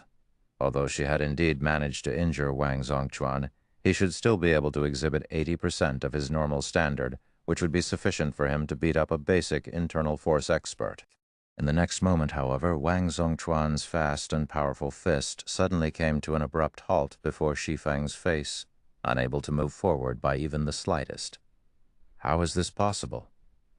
Wang Zongchuan stared at his wrist, which Shi Feng was gripping tightly, in extreme confusion. Wang Zongchuan had given his all in that punch. Despite his injury, his full-powered punch still wasn't something a basic internal force expert could block directly. In his opinion, Shi Feng should have chosen to dodge or deflect his attack. However, Shi Feng had actually used one of the most impossible-to-execute methods to stop his attack, grabbing his wrist. Before Wang Zongquan could shake off Shi Feng's hold, Shi Feng suddenly tightened his grip and swung Wang Zongquan's arm as if he was swinging a sword. Immediately, Wang Zongquan felt himself getting yanked off his feet, then propelled through the air. For a moment, the surrounding crowd even felt a strong wind blowing past their faces. Soon after, a loud boom entered everyone's ears as the floor beneath them shook slightly.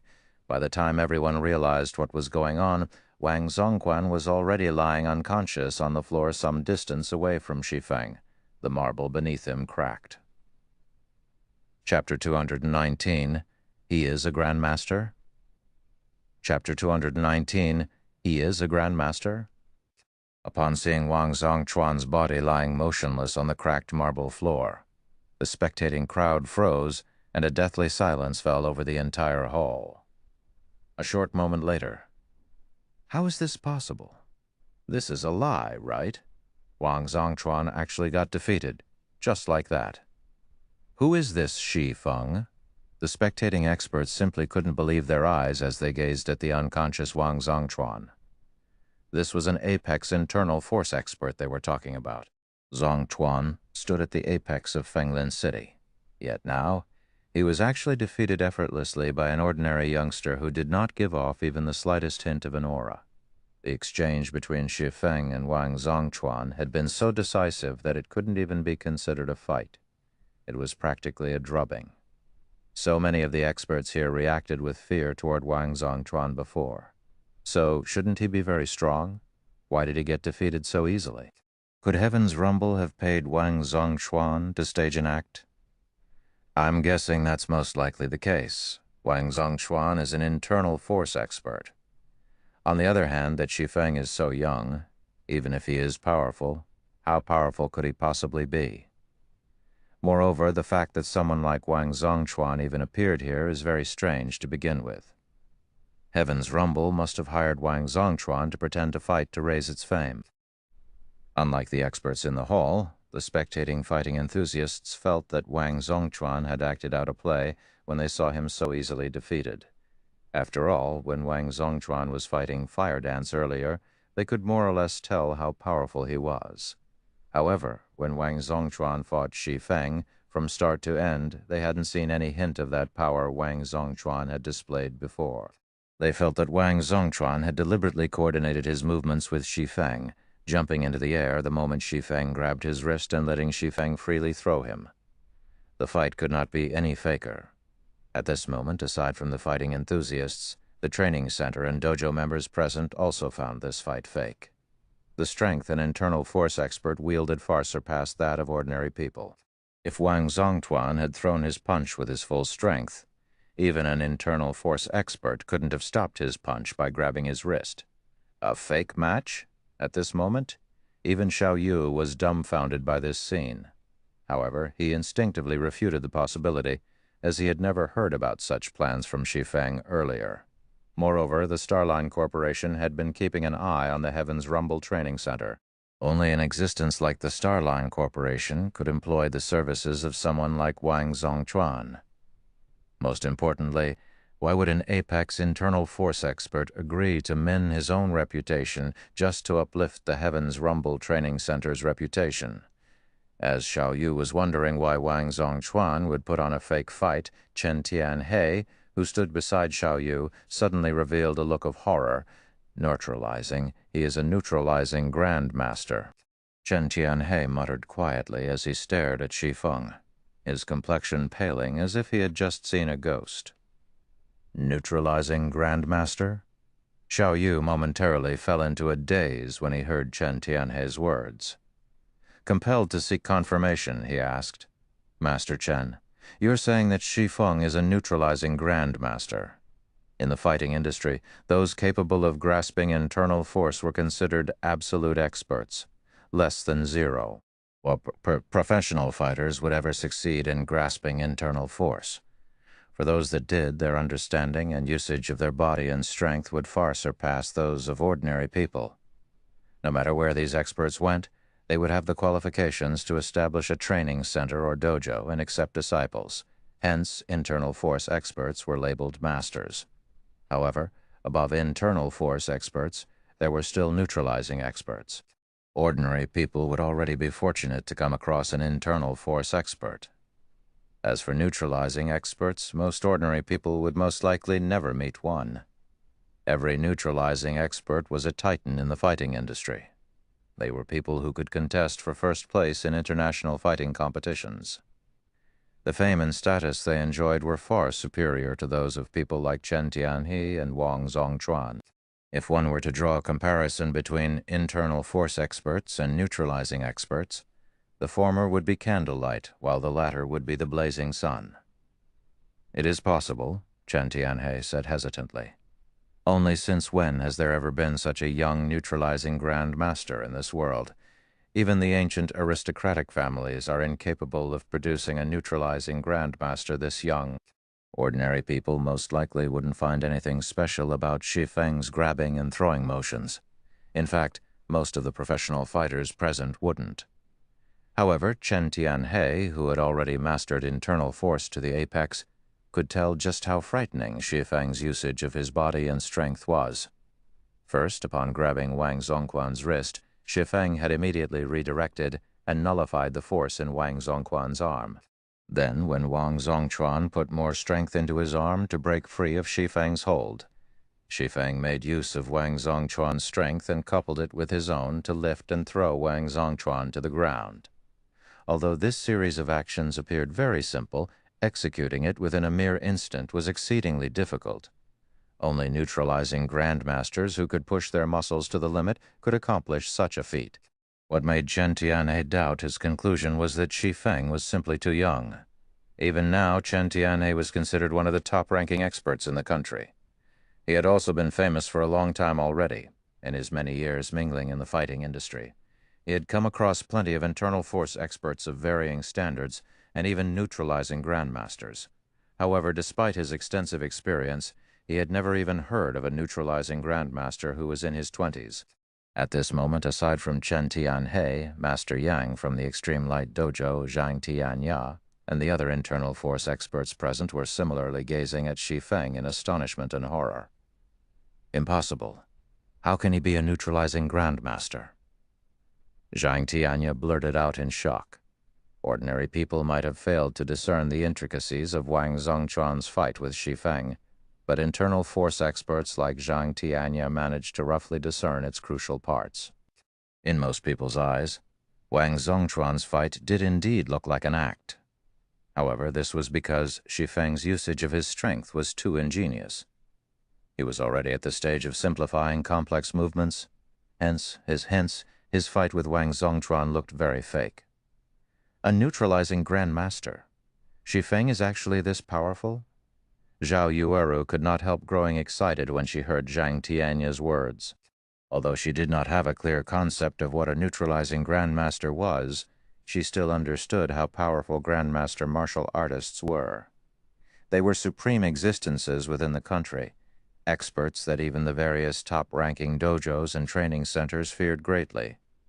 Meanwhile, when Gentle Snow saw the exchange between Shi Feng and Wang Zongquan, she felt an indescribable sense of shock and familiarity. This was because she could tell that Shi Feng's usage of his strength and body very closely resembled the principles of the refinement realm and truth realm. It was as if he had just merged these two concepts and demonstrated them, only this should be a technique that existed only in God's domain. Now, however, he had actually displayed it in the real world. As for Zhuo Lin-Qiu, who sat in a corner of the hall, he was gaping in shock at Shi Feng. Zhuo Lin-Qiu had never imagined that Shi Feng was such a powerful expert. He was actually telling the truth. Although an aristocratic family's disciple would indeed daunt an apex internal force expert like Zhuo Lin-Qiu, this would not deter him from taking action against one. However, a neutralizing grandmaster was a different story. It was no exaggeration to describe a neutralizing grandmaster as superhuman, compared to Shi Feng's identity as a neutralizing grandmaster. Fire Dance's identity as an aristocratic family's disciple was utterly insignificant. Neutralizing grandmasters were existences that even major corporations had to show respect to, because these people held massive influence in the fighting industry. Moreover, there were times when major corporations also needed the help of these experts. After all, the various major corporations' upper echelons were frequent targets for assassination. Only with the protection of a neutralizing grandmaster would one be able to guarantee their safety. At this moment, the various internal force experts present finally understood that Shi Feng had not been lying before. Fire Dance's achievement could very well have been thanks to Shi Feng's guidance. After all, it wasn't impossible for a neutralizing grandmaster to nurture an internal force expert. In fact, there were many precedents. During the time everyone was quietly discussing this situation, Wang Zongquan had regained consciousness. However, when he came to, his mind was a huge blur and his body ached all over. He could tell that he had several broken bones. He would need more than a month to recover fully from such injuries. "Well, Master Wang, do you still wish to continue sparring?" Shi Feng asked as he watched Wang Zongchuan struggle to his feet. Chapter 291, Fame Spreads in Fenglin City. Chapter 291, Fame Spreads in Fenglin City. When Wang Zongchuan saw the faint smile on Shi Feng's face, a chill suddenly swept through him, his body shuddering involuntarily. No need to continue. I admit defeat," Wang Zongchuan said hurriedly, afraid that he would be executed if he delayed his answer by even the slightest bit. Although he had clashed with Shi Feng for only a very brief moment, he understood more clearly than anybody else present just how frightening Shi Feng was. It was no exaggeration to say that, if Shi Feng had wanted to, he definitely could have consigned Wang Zongchuan to eternal rest with that previous move. Now, when Wang Zongchuan looked at Shi Feng, he felt that he was seeing a humanoid demon. Aside from this conclusion, he could not think of any other possibility. After all, despite having wandered the entire world, he had never heard of anyone becoming a neutralizing grandmaster in their early 20s. Moreover, unlike other people, Wang Zongchuan had personally clashed with neutralizing grandmasters before, so he knew full well just how frightening an existence they were. Neutralizing grandmasters could no longer be considered human. They were superhuman. Even ordinary firearms were useless against neutralizing grandmasters, as grandmasters could preemptively take evasive maneuvers by relying on their extraordinary senses. Meanwhile, before a neutralizing grandmaster, apex internal force experts like Wang Zongchuan were akin to little children. Their life and death were no longer within their control. At this moment, Wang Zongchuan started to feel animosity for Lu Xingluo. Had he known that Shi Feng was a neutralizing grandmaster with even 10 times his courage, he still wouldn't have dared to kick up a ruckus at the Heaven's Rumble Training Center. "Since we have solved your concerns, then we can discuss the matter of you coming here to cause a commotion, Master Wang," Shi Feng said. As soon as Shi Feng was done speaking, Wang Zongchuan's complexion turned ashen. Even top-ranking training centers and dojos could not bear the wrath of a neutralizing grandmaster. The fate of a lone apex internal force expert like himself went without saying. Not to mention, he was currently right in front of Shi Feng. He couldn't run away even if he wanted to now. "All, Master Shi. Just state however much compensation you want. I'll pay it so long as I have it," Wang Zongchuan said with great anxiety. "Right. I just received 6 bottles of the Green God Company's life potion. Let's add them to the compensation as well." Neutralizing grandmasters were different from the average person. The amount of nutrients their bodies required daily far exceeded the average person's. Moreover, if they wanted to improve their physical fitness further, consuming ordinary food and nutrient fluids would no longer suffice. At the very least, they needed S-rank nutrient fluids. Meanwhile, the life potion was something even more valuable than S-rank nutrient fluids. In fact, these 6 life potions were the reason why Wang Zongchuan had agreed to undertake Lu Xingluo's request. After all, life potions were extremely difficult to come by. Even neutralizing grandmasters could get their hands on only a small amount. 6 life potions. Shi Feng could not help but be moved. He had never expected Wang Zongchuan to possess life potions, the Green God Company's latest creation. Shi Feng naturally understood what was going through Wang Zongchuan's mind right now. After all, Shi Feng had had the fortune to meet a neutralizing grandmaster in his previous life, so he knew that these grandmasters were truly superhuman. He also knew that their nutritional requirements were different from the ordinary person's, only Shi Feng wasn't actually a neutralizing grandmaster yet. He had merely touched upon the realm after combining the principles of the truth realm and refinement realm. In God's domain, every player's body had long since reached an extraordinary level. Hence, players could exhibit the principles of the realms of truth and realms of refinement to their greatest limits. The human body in the real world was very weak in comparison, making it impossible for people to fully exhibit the strength of these 2 realms in the real world. This was akin to running state-of-the-art software on an ancient computer. The hardware simply couldn't support the software at all, and the computer would crash when trying to run the application. The reason why Shi Feng was able to apply the principles of the truth realm and refinement realm in the real world was mainly his having reached the ascension realm and domain realm in God's domain. Even so, he had already sustained some minor internal injuries from executing that one move. He still needed to improve his physical fitness further before he could reliably display the principles of the truth realm and refinement realm in the real world. Meanwhile, the life potion was something Shi Feng had only heard of during his previous life. He had never actually seen one before, much less consumed one. The life potion was not sold to the public. It was many times more valuable than even S-rank nutrient fluids. Although the life potion couldn't resurrect the dead, it could cure all internal injuries and strengthen the user's physique. It was even rumored that long-term consumption of the life potion could rejuvenate the user. Moreover, these were still not the most important point about the life potion. The truly amazing aspect of the life potion was its ability to invigorate a person's brain cells, making cerebral development easier. Due to these reasons, after God's domain had spread its influence throughout the entire world, the life potion became something all powers fervently competed over. Those powers that managed to secure themselves a stable supply of life potions had been able to nurture a batch of peak experts and apex experts quickly. Shi Feng found Wang Zongchuan's possession of 6 life potions simply unbelievable. However, Wang Zongchuan misconstrued Shi Feng's comment as a complaint that this amount was too little. He hurriedly explained, "Hall Master Shi, this is really all that I have. However, I heard that 9 State City is about to hold an internal auction and that life potions will be sold there. Here is the invitation card I received. Aside from this, I really don't have any more life potions."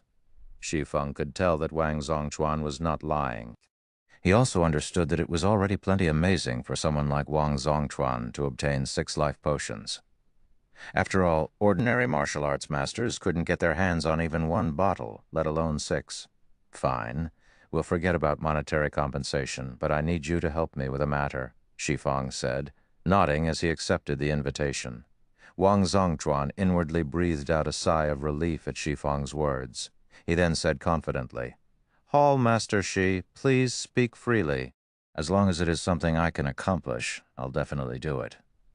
"It's very simple. I want you to go teach Lu Xingluo a lesson," Shi Feng said, smiling as he patted Wang Zongchuan's shoulder.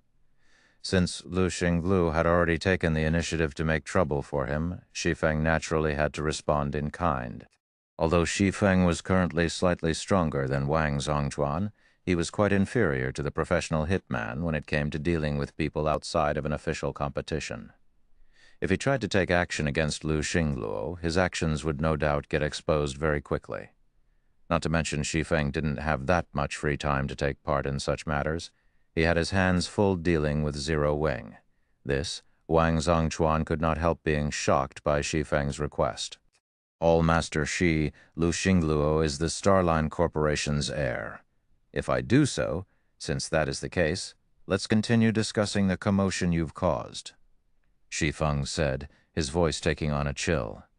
If not for Shi Feng having improved sufficiently quickly and displaying absolute strength against Wang Zongchuan would have definitely continued trying to make trouble for the Heaven's Rumble Training Center even after suffering defeat at Fire Dance's hands.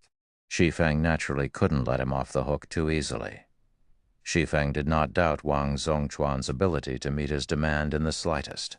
As for the consequences for Wang Zongchuan after carrying out this feat, this was not something Shi Feng cared about. "I'll do it. I'll make sure Hall Master Shi won't be disappointed," Wang Zongchuan assured hurriedly while nodding after sensing a trace of killing intent from Shi Feng. Zongchuan had an instinctive fear of neutralizing grandmasters, stemming from his understanding of their power. So long Shi Feng wanted to. Unless Wang Zongchuan fled to the ends of the world, he wouldn't be able to escape Shi Feng. Compared to earning Shi Feng's ire, provoking a major corporation's heir held much lighter consequences. Not to mention, Shi Feng had only told him to teach Lu Xingluo a lesson, not to kill the man. If Wang Zongchuan limited his actions, the Starline Corporation wouldn't go all out in dealing with him. In fact, the corporation would avoid making a huge fuss about this. After all, if news of this matter were to leak to the public, the Starline Corporation would become a laughing stock for its rivals. Moreover, Wang Zongchuan was originally already furious at Lu Xinglu for sending him to pick a fight with a neutralizing Grand Master. He could use this opportunity to get some payback as well. Upon seeing Wang Zongchuan leave the Heavens Rumble Training Center dejectedly, the upper echelons of the various training centers and dojos present promptly went to Shi Feng and Xiao Yu to congratulate them. They even sent the Heavens Rumble Training Center huge gifts. These training centers and dojos no longer entertained any thoughts of causing trouble for Heavens Rumble. In fact, they even showed signs of submitting themselves to Heavens Rumble, a scene that stupefied the fighting enthusiasts in the hall, who all wondered what kind of background the Heavens Rumble Training Center possessed. News of this matter quickly spread throughout Fenglin City.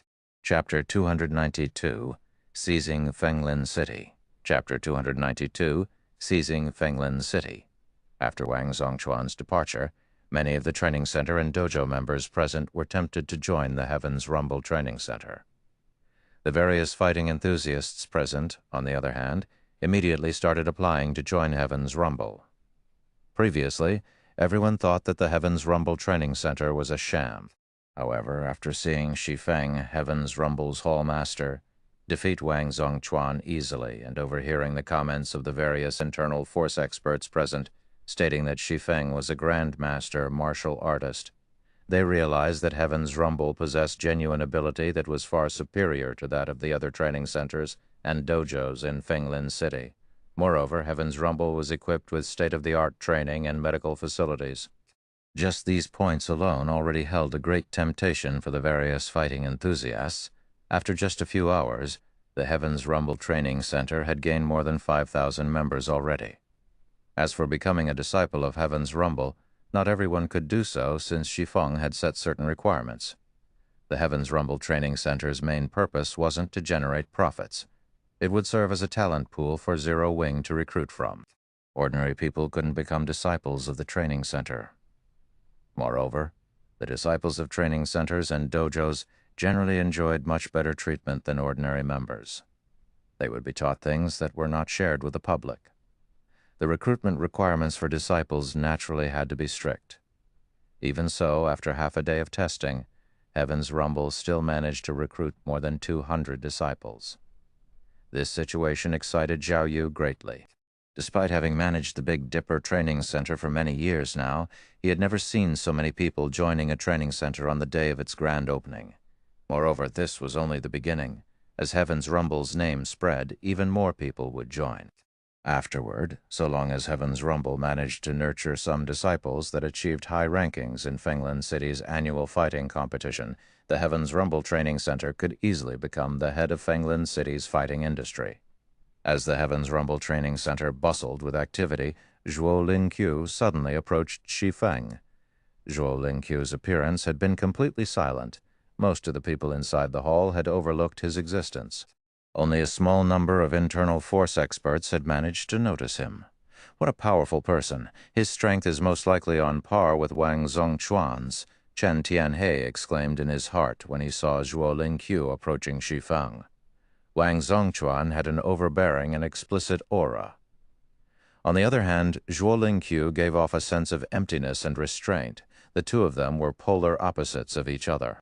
If an ordinary person were to compare the two of them, they would definitely judge Wang Zongchuan to be stronger. However, those who had trained to Chen Tian's standards no longer judged people's strength based on aura alone. Moreover, concealing one's aura was much more difficult than simply letting it run wild. This was also a technique Chen Tianhe had been studying for quite some time now. Unfortunately, he had just barely scratched the surface of the technique thus far and was definitely inferior to Zhuo Lingqiu. One could say that in terms of technique and spirit, Zhuo Lingqiu was above Wang Zongchuan. Zhuo Lingqiu, why is he here? Zhang Tianye was stunned when he saw Zhuo Lingqiu.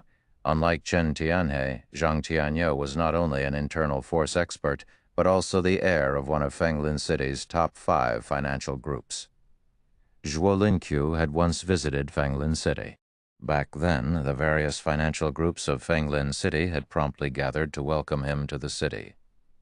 Moreover, the leaders of every financial group, including the Zhang clan group, had been present during this gathering. These leaders all treated Zhuo Lingqiu with great respect. As for Zhang Tianya, as he was part of the younger generation, he could only watch the gathering of VIPs from the sidelines. Zhuo Lingqiu was someone who was only half a step away from becoming a neutralizing grandmaster. Unfortunately, due to his advanced age, his physique could no longer keep up with his mind. As a result, he could never cross the final threshold and remained stuck at the apex of the internal force realm. Whether it was in terms of status or strength, Zhuo Lingqiu was an existence that Zhang Tianya could only look at in awe. Now, however, Zhuo Lingqiu was actually taking the initiative to greet Shi Feng. During the time Chen Tianhe and Zhang Tianya were wondering about Zhuo Lingqiu's purpose here, Zhuo Lingqiu arrived before Shi Feng. "Hall Master Shi, are you free for a private chat?" Zhuo Lingqiu asked in a low tone. At this moment, Zhuo Lingqiu no longer viewed Shi Feng with contempt. On the contrary, he now looked at the youth with a trace of fear and respect. Neutralizing grandmasters were existences beyond the circle of ordinary internal force experts.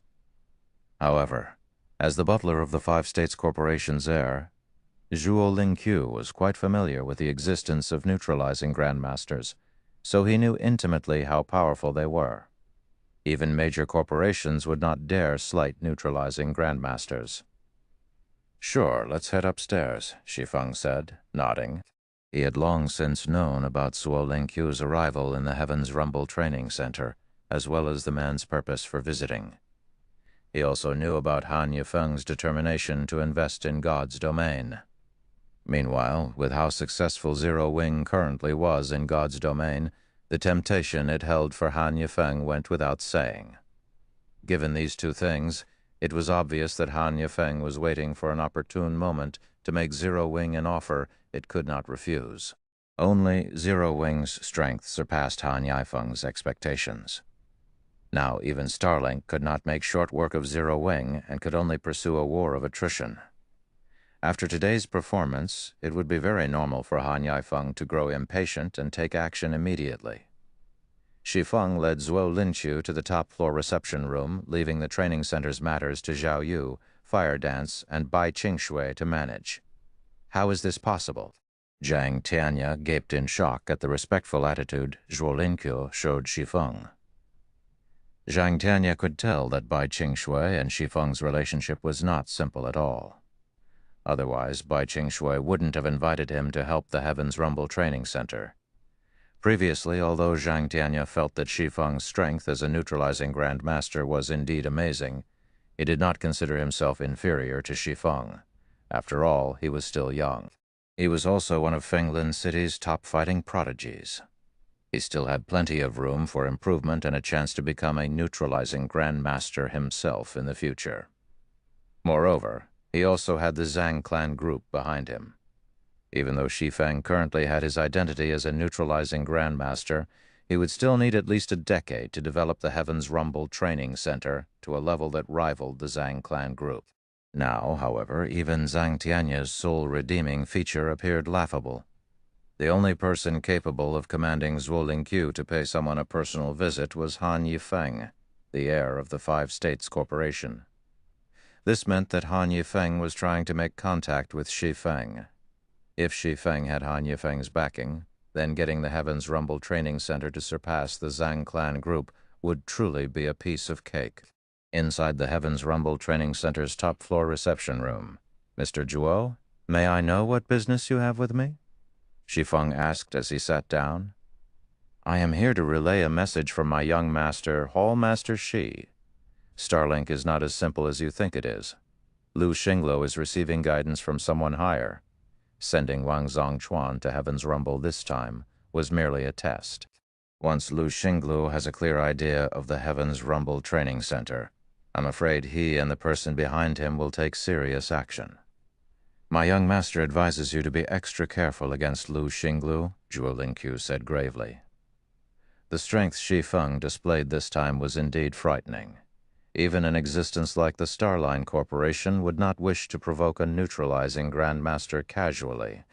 However, with Zero Wing standing in Starlink's way and forming quite an enmity with Starlink, it did not matter even if the Heavens Rumble Training Center had the backing of a neutralizing Grandmaster.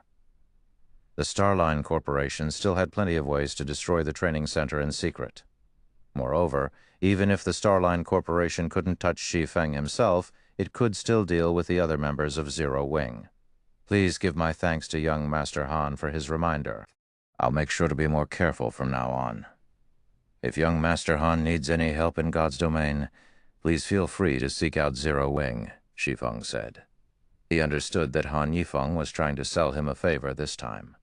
Moreover, Han Yifeng was also finally treating him as a potential partner rather than another pawn or subordinate. I will relay this to my young master. If there are no other matters, I will take my leave now, Zhuo Linqiu said as he stood up, showing no intention of staying even a moment longer. After Zhuo Linqiu left, Shi Feng sank into deep thought. Although his strength had already improved by a significant margin, and many of the dangers he would normally have to worry about were no longer a concern, just like Han Yifeng said, the various major corporations were not as simple as they made themselves out to be. The Starline Corporation would have no difficulty dealing with both the Heavens Rumble Training Center and Zero Wing from the shadows. It seems I have to improve my strength quickly, nurture more experts, and develop my power in Fenglin City. Shi Feng understood that even though the Starline Corporation seemed helpless against the current Zero Wing, if it took covert action, Zero Wing would be helpless to do anything about it. The only way to avoid such an outcome was to increase Zero Wing's status and influence in the real world. Afterward, Shi Feng took out one of the life potions which Wang Zongchuan had someone secretly deliver to him. He admired the icy blue liquid contained inside the glass bottle, then popped the cap and drank the liquid. He needed to improve his own physique first above all else.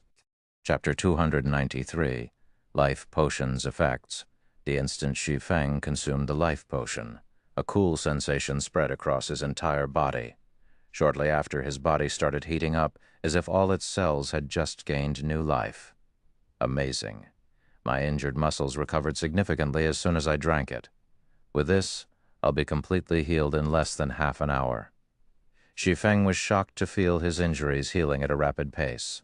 The injuries he sustained from overexerting his muscles had been severe and would have taken at least 2 or 3 days to fully recover even with the help of the most advanced medical facilities in the world. Now, however, he would need only half an hour to make a full recovery. The life potion's effects were truly divine. Moreover, aside from it healing his injuries, Shi Feng could also sense it starting to invigorate and strengthen his body's cells. By the time his body completely absorbed the life potion, his physical fitness would have definitely improved by quite a significant margin. It's no wonder life potions sold for such ridiculous prices in the past. With my current condition, if I use this long term, I'll gain the physical fitness of an actual Grandmaster within 2 months, Shi Feng thought to himself, a passionate flame burning in his eyes as he gazed at the 5 remaining bottles of life potion on the table. Recently, his physical fitness had hit a bottleneck. Despite a greater training load, his gains were negligible. He would have to train for a very long time to see any noticeable improvements. If he wished to improve his strength quickly, the only way to do so was by becoming a neutralizing Grandmaster. Neutralizing Grandmasters were known as such because their control over their bodies had already reached the acme of perfection. This was especially true for their control over their brains, which allowed Grandmasters to accelerate their hormone production and metabolism, thereby further improving the body's performance. Meanwhile, the life potion would help him break through this bottleneck and further improve his physical fitness by a significant margin. However, each bottle of life potion was effective for only 6 days. Even if he used all 6 bottles himself, they would last him only 36 days. He would need a few more bottles to reach the Grandmaster standard. So long as his physical fitness was at the Grandmaster standard, even if his control was still wanting, he would be able to exchange moves with a true neutralizing Grandmaster. An hour later, seeing as it was close to 6 in the evening already, which meant that daytime was approaching in God's domain, Shi Feng decided to make his way back to Zero Wing's headquarters and further strengthen the headquarters' security. Indeed, just like Zhuo Lingqiu had said, it was very likely that Lu Xingluo had sent Wang Zhongshuan just to probe the situation on Zero Wing's side. Once Lu Xingluo and the ones behind him were done with their investigation, they would most likely start taking action in secret. Hence, he needed to strengthen Zero Wing's security measures and its core members. Originally, Shi Feng had planned to let Fire Dance and the others use the life potion as well. However, on second thought, he decided against it. Although the life potion was useful to everyone, using it on ordinary people and basic internal force experts was too much of a waste, because the physical fitness of these people was still far from hitting a bottleneck. They had many other means to improve themselves rapidly. Moreover, through the experiments Shi Feng had conducted using Wang Zongchuan, he had confirmed that one could improve one's strength in the real world by reaching the refinement realm and truth realm in God's domain. By combining the principles of these two realms with his guidance and training, Fire Dance and the others could contend against internal force experts, even if they had yet to grasp internal force. If one possessed such combat standards in the real world, they could cope with many troublesome matters in the real world. Once he trained Zero Wing's core members to an adequate level, all they needed to do was participate in various fighting competitions and achieve stunning results. Once that happened, the Heaven's Rumble Training Center's status and influence in Fenglan City would increase drastically, and the training center would become the true leader of the city's fighting industry. At that time, even if Lu Xingluo wanted to, he would have great difficulty hindering Zero Wing's operations in the city. Meanwhile, to achieve this goal of his, Shi Feng intended to prepare the Lost Town to receive more of Zero Wing's members immediately, instead of limiting access to just the guild's main force. Having more members reach the Truth Realm would greatly bolster Zero Wing's strength and increase its ability to cope with the various superpowers of God's domain. After all, now that Stone Forest City was achieving such enormous success, the superpowers definitely wouldn't just sit still and let it be. After Shi Feng finished updating the security measures in Zero Wing's headquarters, he logged back into God's domain. When Shi Feng appeared back inside his special forging room in the candlelight trading firm, he suddenly felt his mind was more unrestrained than before, as if it had more scope for processing things now. So this is the effect of the life potion? Shi Feng could not help but be surprised. With his current state, he felt that he could learn even a silver combat technique. Previously, although he had obtained a silver legacy stone tablet, he had yet to use it even now because he already difficulty learning bronze combat techniques, let alone silver combat techniques. Even domain realm experts would have a very low likelihood of mastering one. The reason why this was the case wasn't a deficiency in combat standards, but two other issues. The first issue was an inadequate physique. Executing a silver combat technique required a physique at the Tier 3 standard, at minimum. The second issue was an insufficient brain capacity. Silver combat techniques were extremely complex. If one's brain was not sufficiently active, it would not be able to process the complex actions required to execute the technique. Of course, this problem could be solved so long as one continuously improved their physique in God's domain. However, a Tier 2 physique was still far from the point where it could lower the mental difficulty of learning a silver combat technique. During the time Shi Feng was researching the benefits of the life potion, Aqua Rose suddenly called him. "Guild leader." "I have two people here who say they want to meet you," Aqua Rose said. "Both of them are here on someone else's behalf. They say it's related to an agreement you have with the Midnight Tea Party's vice commander, Endless Scars." "Endless Scars?" Nodding, Shi Feng said, "All right, I'll head over right away." Endless Scars had previously sought his help with a matter, and he had agreed to help her out in his personal capacity. However, there had been no word from her after that, so he had gotten the impression that the woman had already forgotten about their agreement. He never thought that she would contact him now. However, an agreement was an agreement. Since Endless Scars had sent someone to contact him, he naturally had to go meet with these representatives. He took out a guild transfer scroll and teleported back to the White River City Guild residence, inside the top-floor reception room of Zero Wing's residence in White River City. Aside from Aqua Rose, there were currently two other people, a man and a woman in the reception room. Both looked to be around 30 years old. Although the man had a gaunt frame, he gave the impression of a wild wolf. The aura he radiated was sharp and unruly in nature. As for the woman, her appearance was not the slightest bit inferior to Aqua Rose's, only more mature. She also radiated the aura of a predator. "Burning, what do you think is going through Scars's mind?" "She's actually wasting a slot on Black Flame," the other woman in the room asked the man sitting beside her, her eyes filled with confusion. "Although Black Flame has indeed reached the domain realm, our task isn't something that can be accomplished with just superior combat standards. In my opinion, Black Flame isn't comparable even to Lygia. I don't know, but the slot belongs to Scars. How she decides to use it is beyond my control. If we find out that Black Flame really isn't good enough, it won't be too late to replace him with someone else," the man named Burning Sea replied, smiling as he shook his head. While the two were conversing in private, Shi Feng had entered the room. The instant Shi Feng entered, the pair started scrutinizing him. Similarly, Shi Feng studied the duo. Who are these two people? Shi Feng was surprised when he inspected the duo using omniscient eyes. The man was a level 72 berserker named Burning Sea, and he had 5 pieces of epic equipment on him. As for the woman, she was a level 72 cleric named Frozen Gem. Although she sported only 3 pieces of epic equipment, the quality of her staff was indiscernible, even with omniscient eyes. The equipment standards of these two players were undoubtedly among the best available in God's domain right now. Ordinary peak experts definitely were no match for them. Moreover, both players actually radiated an aura that was much more intense than that of a great lord. They also gave Shi Feng a strong sense of danger. However, Shi Feng couldn't pinpoint the source of that danger. "Your Black Flame?" Burning Sea asked in a questioning tone. "That's right," Shi Feng answered, nodding. "May I know what business Scars has sent you two over for?" "Good. In that case, let me see whether you're qualified or not."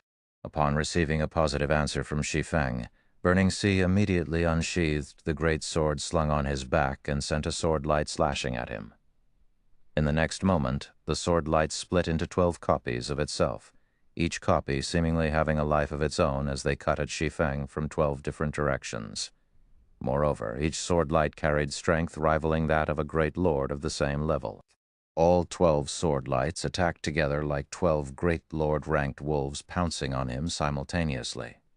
Even domain realm experts might not be able to replicate Burning Sea's proficiency in combining a combat technique and a skill. Chapter 219.4, Spiritualization Realm. Chapter 219.4, Spiritualization Realm.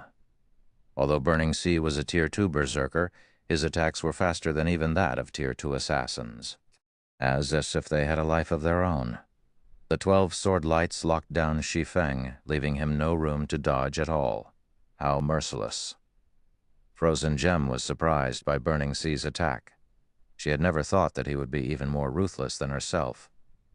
The combat technique Burning Sea was using was an advanced combat technique called Wolfpack, and was his trademark move.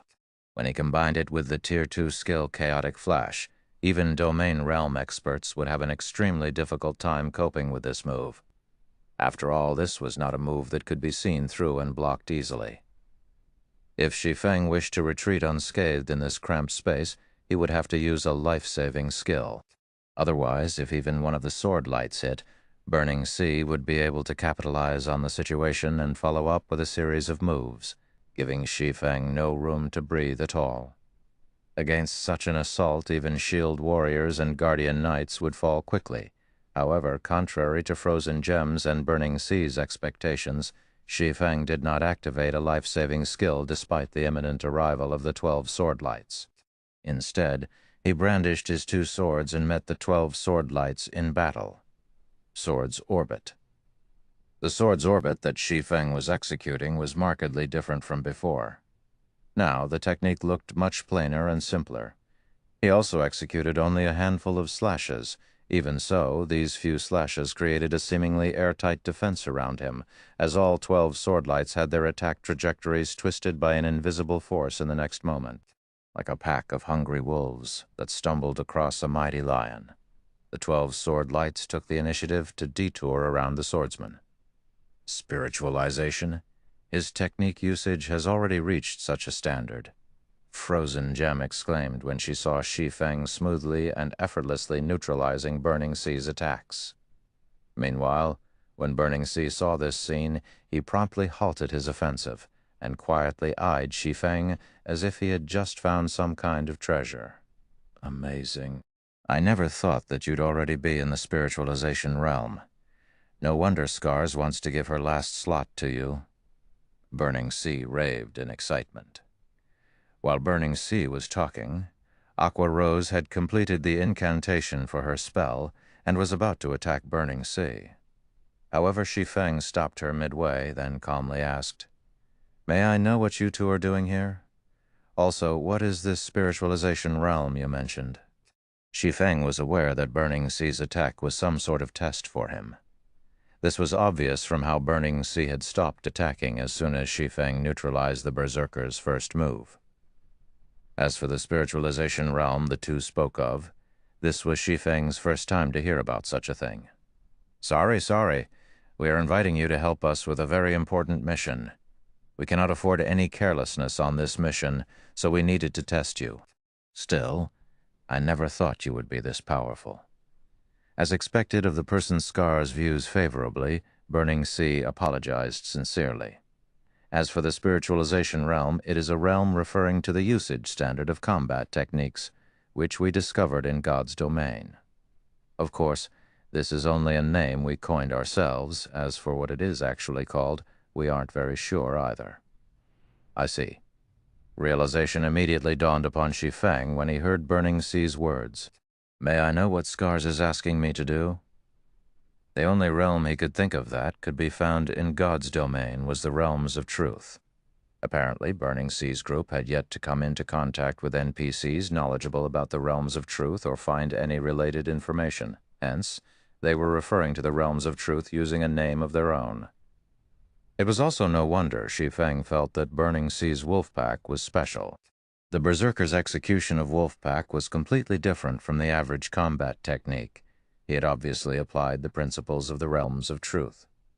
However, when Shi Feng thought about how other people had also come into contact with the realms of truth and had even achieved a certain amount of success in them, he was still surprised. Burning Sea, in particular, had clearly entered the truth realm already. This definitely wasn't good news to Shi Feng, now that other people were exploring the realms of truth. Zero Wing's advantages would undoubtedly decrease considerably. The only thing worth celebrating now was that Zero Wing had a systematic training system for the realms of truth, whereas other people would have to slowly explore and master the realms of truth on their own. We discovered a mysterious secret land in the Sea of Death, and we wish to raid it. Only, that place is very special. Tools cannot be used there, and everyone is suppressed to Tier 0. We can use only the most basic skills and spells. Moreover, entering and leaving the secret land are extremely difficult. Contact with the outside world is also impossible. We have gone through great lengths to obtain the entry slots for this secret land, so we need the help of experts like yourself to secure the treasures there, Frozen Gem explained. In a situation where tools could not be used, and skills and spells were heavily suppressed, players could rely only on their own combat standards to fight inside the secret land. A mysterious secret land in the Sea of Death. Shi Feng concealed his surprise at Frozen Gem's words. Could they be talking about one of the Thunder God's secret lands? The Sea of Death was considered a forbidden land for players because the Sea of Death was where the Thunder God had perished. The Thunder God had set up plenty of secret lands in the Sea of Death, every one of which contained a considerable number of treasures. There were even fragmented legendary items and peak legacies in some of these secret lands. In the past, players had gradually discovered the Thunder God's secret lands after level 80. The various powers then frantically explored these secret lands. Since these secret lands were one of the first few places where players started encountering fragmented legendary items, the intensity of the competition over these secret lands was obvious. However, the Thunder God's secret lands were located in another space, making them impossible to enter and leave through normal means. There were several ways to enter these secret lands, and one of the most reliable ways was by obtaining special quest items that were dropped only by level 70+ sea monsters in the Sea of Death, and then completing the quest these items provided.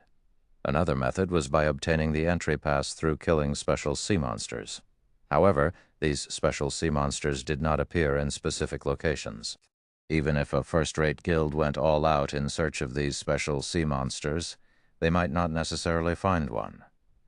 The last method was by obtaining the guidance of the Thunder God's legacy and then completing a series of quests, which would then allow one to enter the Thunder God's secret lands. Shi Feng had never imagined that Endless Scars would be lucky enough to be able to enter one of the Thunder God's secret lands now.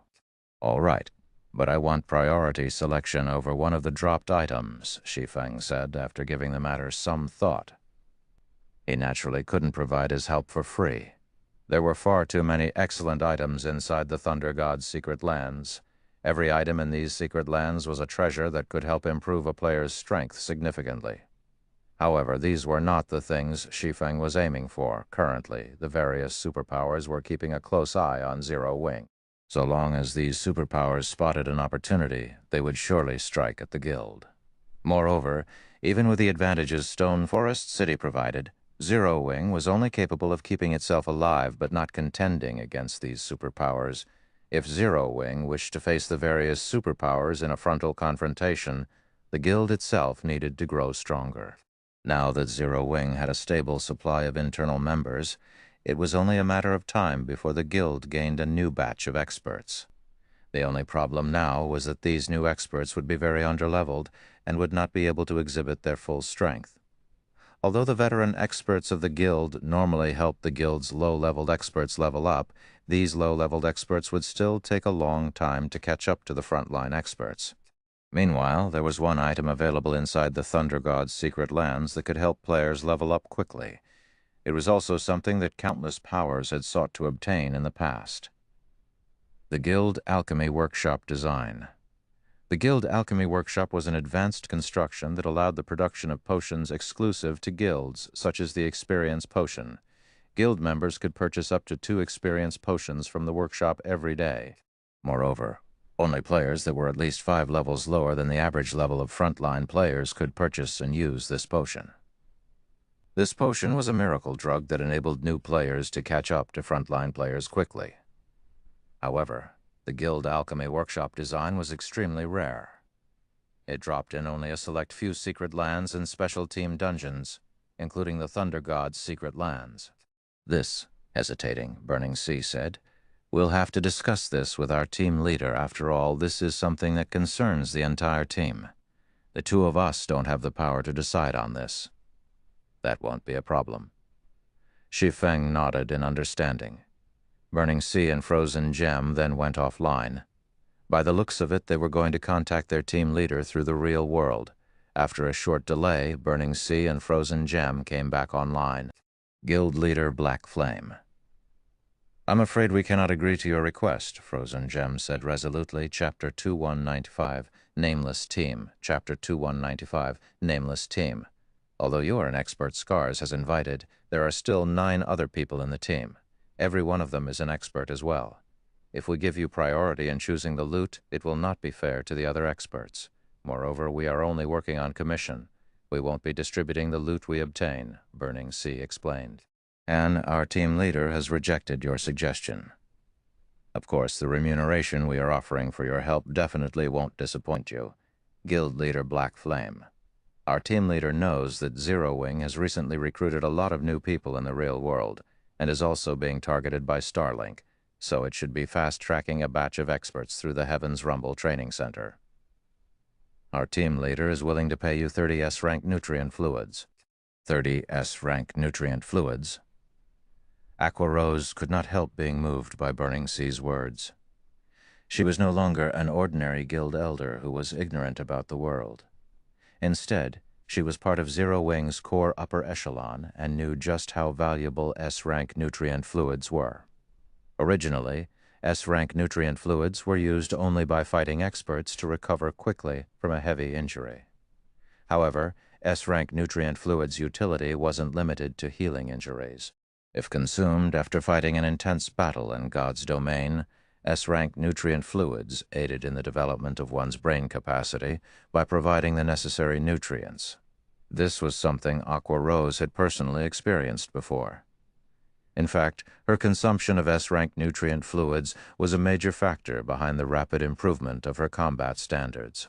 Moreover, aside from herself, others such as Fire Dance, Violet, Cloud, Cola, Shadow Sword, Alluring Summer, and Silent Blade also had similar experiences. However, S-rank nutrient fluids were extremely difficult to come by even if one had the money to purchase them. After making use of both Aqua Rose's and Gentle Snow's connections, Zero Wing had managed to secure only an additional dozen or so bottles. Since then, the guild had used up all its S-rank nutrient fluids, including the ones the White Tiger Dojo provided. As a result, the rate of improvement of Zero Wing's core upper echelons had recently been gradually decreasing. If Zero Wing could secure an additional 30 S-rank nutrient fluids combined with the training slots Unyielding Soul provided, Aqua Rose was confident that at least she and Gentle Snow could reach the Flowing Water Realm within half a month, instantly increasing the number of Flowing Water Realm experts Zero Wing had by a large margin. Guild Leader Black Flame: "This is the greatest sincerity we can offer. May I know what you think of this?" Frozen Gem asked. It was not easy to find a spiritualized expert. Even experts like Burning Sea and herself had managed to reach the spiritualization realm just recently. Now that she knew that Shi Feng was a spiritualized expert, she naturally wanted to rope him in. However, at the end of the day, this team of theirs was established by their team leader, who wanted to secure the item inside the Thunder God's secret land no matter what, and he was unwilling to give others a share of it. This was something beyond her control. Nevertheless, the price of 30 S-rank nutrient fluids could be considered extremely high. Even hiring a super guild's old monster would not require such a price. However, doing so would also expose the Thunder God's secret land's existence to the various super guilds, something they definitely didn't want to happen. Of course, if Shi Feng refused to help, then they would have no choice but to seek the help of those super guilds' old monsters. After all, once they secured the item inside the Thunder God's secret land, they wouldn't really care whether those super guilds entered the secret land or not. What an irresistible offer. "All right, I agree," Shi Feng said, nodding while revealing a bitter smile. At the same time, Shi Feng also grew curious about the team leader Burning Sea and Frozen Gem mentioned. This team leader was truly generous to be able to offer 30 S-rank nutrient fluids as remuneration. Moreover, this person's information network was very powerful. Shi Feng had just resolved the problem at the Heaven's Rumble Training Center. Yet this person already knew about the troubles he faced and what he needed most right now. As for the Guild Alchemy Workshop design, Shi Feng had no choice but to think of another way to obtain it. Not to mention, the design didn't have a 100% drop rate. His request before was merely for insurance. Afterward, Shi Feng signed a contract with Burning Sea. If the mission was a success, he would receive 30 S-rank nutrient fluids as payment. In the event of failure, he would still receive 10 bottles. After confirming that the contract was signed, Burning Sea took out a crystal that crackled with electricity. Golden divine runes were carved all over the crystal. The crystal itself gave off a faint trace of divine might. In the next moment, Burning Sea threw the crystal to the floor. Suddenly, the space within the reception room started trembling violently. A moment later, a black hole the size of an adult male opened up inside the room. "Here's your entry pass. Let's go," Burning Sea said as he took out a token made of magic crystal and handed it to Shi Feng. He then took the lead and walked into the black hole.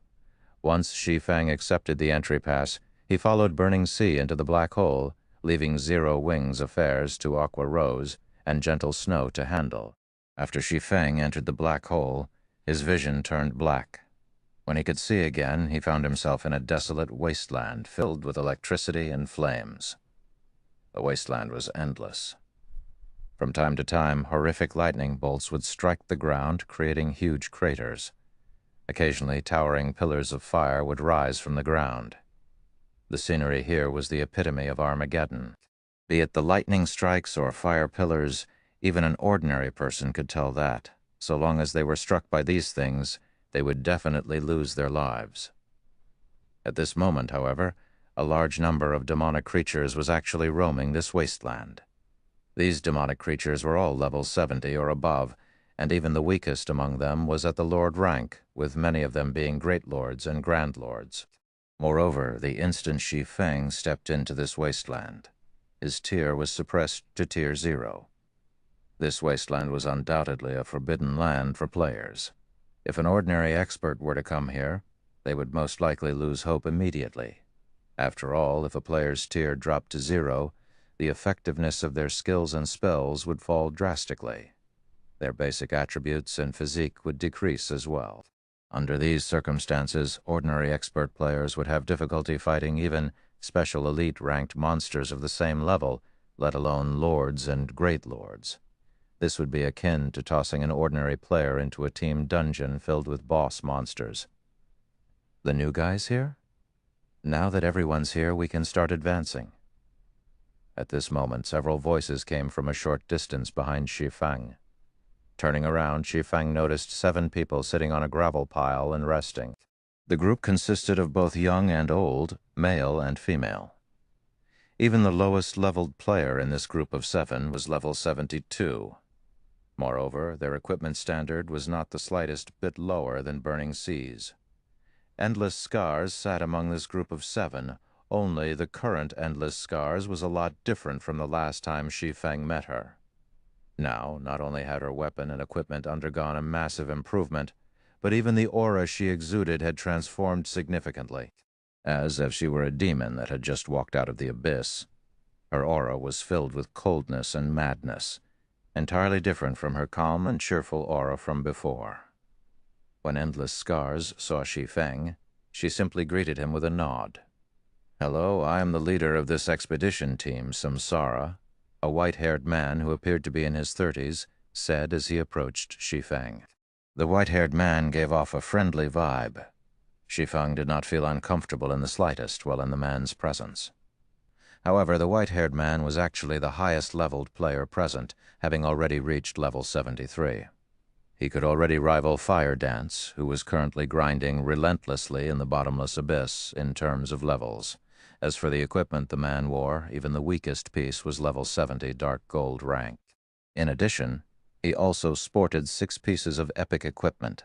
The shield and one-handed axe he carried were also of indiscernible rank. However, even though omniscient eyes could not discern the rank of the white-haired man's shield and axe, Shi Feng recognized them because they had been extremely famous in his previous life. They were a set of magic weapons called the Purple Thunder set. The set's overall performance was much better than that of individual magic weapons. "Hello." Shi Feng nodded as he looked at Samsara, his mind filled with confusion. His confusion was because he had never heard of the name Samsara in his previous life. Moreover, the Purple Thunder set's owner should be a Tier 5 female guardian knight, and the Purple Thunder set had never changed owners as far as he knew. The female guardian knight had relied on this magic weapon set to rise to fame in God's domain.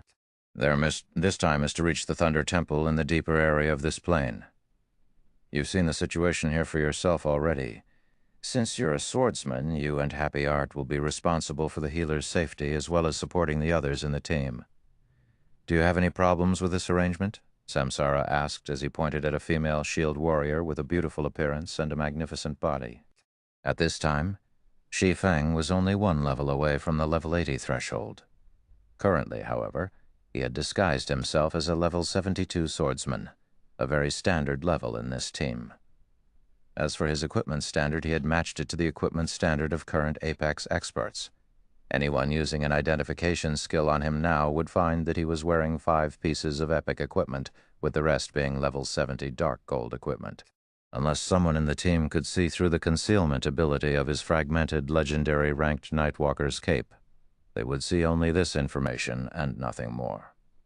That's fine. Shi Feng nodded. In such a poor environment, fights would undoubtedly be drawn out and challenging. Hence, the healer could be said to be the backbone of the team. If the healer died, the team would not be able to advance at all. Moreover, The poor environment here had a much greater effect on magical class players, as their life-saving skills would be much less effective than usual. Hence, prioritizing the protection of the healer was indeed the best decision. Since there are no problems, everyone, let's move according to the original plan, Samsara said to the others in the team. Upon hearing Samsara's command, everyone quickly fell into formation. The guardian knight Samsara took the lead while Burning Sea and Endless Scars supported him from the sides. The assassin and ranger of the team went to lure monsters over. As for Shi Feng and the shield warrior Happy Art, they flanked Frozen Gem, who was the team's healer. New guy, the monsters here are very powerful. Run to me if you find yourself unable to hold on, Happy Art said as she clapped Shi Feng's shoulder in a friendly manner. All right, I'll be troubling you at that time, Shi Feng responded. Shi Feng could tell that this beautiful shield warrior was very powerful. Her strength was most likely on par with Burning Sea. She would be treated as a genius even in super guilds, although he had never heard of the name Happy Art in both his past and current lives. As a shield warrior, she would be much better at tanking monsters than a swordsman like himself. Since the other party was showing him goodwill, he naturally wouldn't reject it. After Samsara finished making sure everyone knew what they needed to do later, he led the team deeper into the desolate wasteland. Chapter 2196, Monstrous Strength. Chapter 2196, Monstrous Strength. Lightning bombarded the desolate wasteland. Even expert players, if they weren't careful, would be struck and turned to ash. However, Samsara and the others advanced through the wasteland as if the lightning didn't exist at all. Only the swarming demonic creatures gave them any trouble. Thunder Tiger, demonic creature, Lord level 76. HP 36 million. Hell Python, demonic creature, Great Lord, level 77. HP 63 millions. Even under normal circumstances, these demonic creatures were already tough opponents. But in the Thunder God's secret land, where players' tiers were reduced to 0, these monsters were even more of a challenge. These monsters attacked in groups of 20 or more and could easily annihilate a 100-man team of ordinary experts. Everyone get ready. Old Locust and Formless, lure some of the monsters away. Everyone else follow the plan. Samsara calmly directed his team as he watched the approaching demonic creatures. Leave it to this old man, the elderly assassin named Maple Locust declared as he charged forth. Meanwhile, the young ranger, Formless Arrow, freed his bow and fervently fired his arrows. He released 36 arrows, hitting 18 3-meter-tall thunder tigers in the blink of an eye. Moreover, every arrow found its target in the thunder tiger's eyes, blinding the demonic creatures, even if they didn't cause any substantial damage. Unable to see their prey, the thunder tigers halted their advance and swung their heads in confusion. Maple Locust made his way to the group of demonic creatures and used a smoke bomb, obscuring the area with smoke. The smoke drastically limited visibility in the area, and the thunder tigers were not immune to its effects. Meanwhile, Maple Locust quickly located the 7 demonic creatures he hadn't blinded and threw his daggers, each dealing over -6,000 damage. His damage was overwhelmingly low for a Tier 2 expert. The 2 Hell Pythons and 5 Thunder Tigers bellowed with fury as the daggers found their marks. Enraged, they charged through the smokescreen and pounced on the assassin. Even ordinary Tier 2 experts would likely die instantly under an assault from 2 Great Lords and 5 Lords, but Maple Locust had predicted these attacks and dodged the Thunder Tiger's strikes, although he failed to dodge the smokescreen and toward the team. Seeing this, Samsara, Burning Sea, and Endless Scars promptly aggroed the 2 Hell Pythons, with Samsara and Burning Sea working together against one, while Endless Scars pinned down the other by herself. The shield warrior, Happy Art, aggroed 3 of the remaining Thunder Tigers, and Shi Feng worked with Heartless Sword against the last 2. Maple Locust and Formless Arrow then got to work, luring the other 18 Thunder Tigers away from the team. All of these players wore the best equipment available in the game right now, and although their tiers had been suppressed, their basic attributes rivaled ordinary Tier 2 players of the same level. Hence, they had no trouble pinning down a level 76 Lord. However, whether or not they killed the Lord would depend on their individual standards. The tier suppression in the Thunder God's secret land also affected players' skills and spells. As a result, players would not deal a lot of damage within the secret land. If players wished to increase their damage against these monsters, they had to maximize their efficiency with their combat standards, skills, and spells. As the team fought, each member skillfully combined their combat techniques with their skills and spells. The power they exhibited was far beyond what ordinary skills and spells were capable of, and they didn't waste a single hit as every attack struck the demonic creatures. As a result, the demonic creatures' HP continuously decreased. The team's overall DPS was only slightly less than that of ordinary Tier 2 experts. Who are these people? Shi Feng watched his teammates fight, shocked. Could this be the butterfly effect? The fact that 5 of his 9 teammates were Domain Realm experts was already surprising, but the fact that these 9 players had reached the Truth Realm was even more frightening. However, aside from endless scars, Shi Feng had never heard of these experts. While Shi Feng had been the guild leader of a second-rate guild in the past, he hadn't exactly had access to a lot of information, but he had enjoyed greater access than ordinary players. Any expert capable of reaching the Domain Realm had been an apex powerhouse in God's domain, able to reach Tier 5 at the very least. However, Samsara and these others' names hadn't been among the Tier 5 and 6 players he had known about. Of course, Shi Feng may find his teammates' performances surprising, but he didn't fall behind in this fight. Shi Feng's tier had been reduced to 0 as well, but his basic attributes could still rival current peak experts. Including the fact that he was a level 79 player, he easily suppressed the Thunder Tiger before him. As he fought, damages ranging from Nith 3000 to Nith 50,000 began to appear above the Thunder Tiger's head, one after another. How is his strength so high? Happy Art's eyes widened in shock when she saw the damages appear above the demonic creatures, even Endless Scars, the team's strongest player, and her strength was on par with the Thunder Tiger's. Knowing the woman's combat standards, this was why Samsara had her pin down one of the great Lord-ranked Hell Pythons by herself, keeping it busy. However, Shi Feng literally pinned the Thunder Tiger he faced to the ground. We found a diamond in the rough. Maple Locust, who kited a group of Thunder Tigers, could not help but comment when he saw Shi Feng. With this kid, we'll reach the Thunder Temple much sooner than anticipated. That's right. We really owe Scars for this. It'll also be much easier to clear out these monsters. Samsara chimed in, nodding happily. The monster they had to deal with on the way was the most challenging aspect of reaching the Thunder Temple. Having a team member with such high attributes would undoubtedly relieve some of the pressure they had to face and significantly increase the team's survivability. Endless Scars only nodded in response to Samsara's praise, but even she was surprised to see Shi Feng handle his monster so easily. Shi Feng's extraordinary basic attributes were precisely the reason that she had chosen him to help with this mission, but she hadn't expected his attributes to be this high.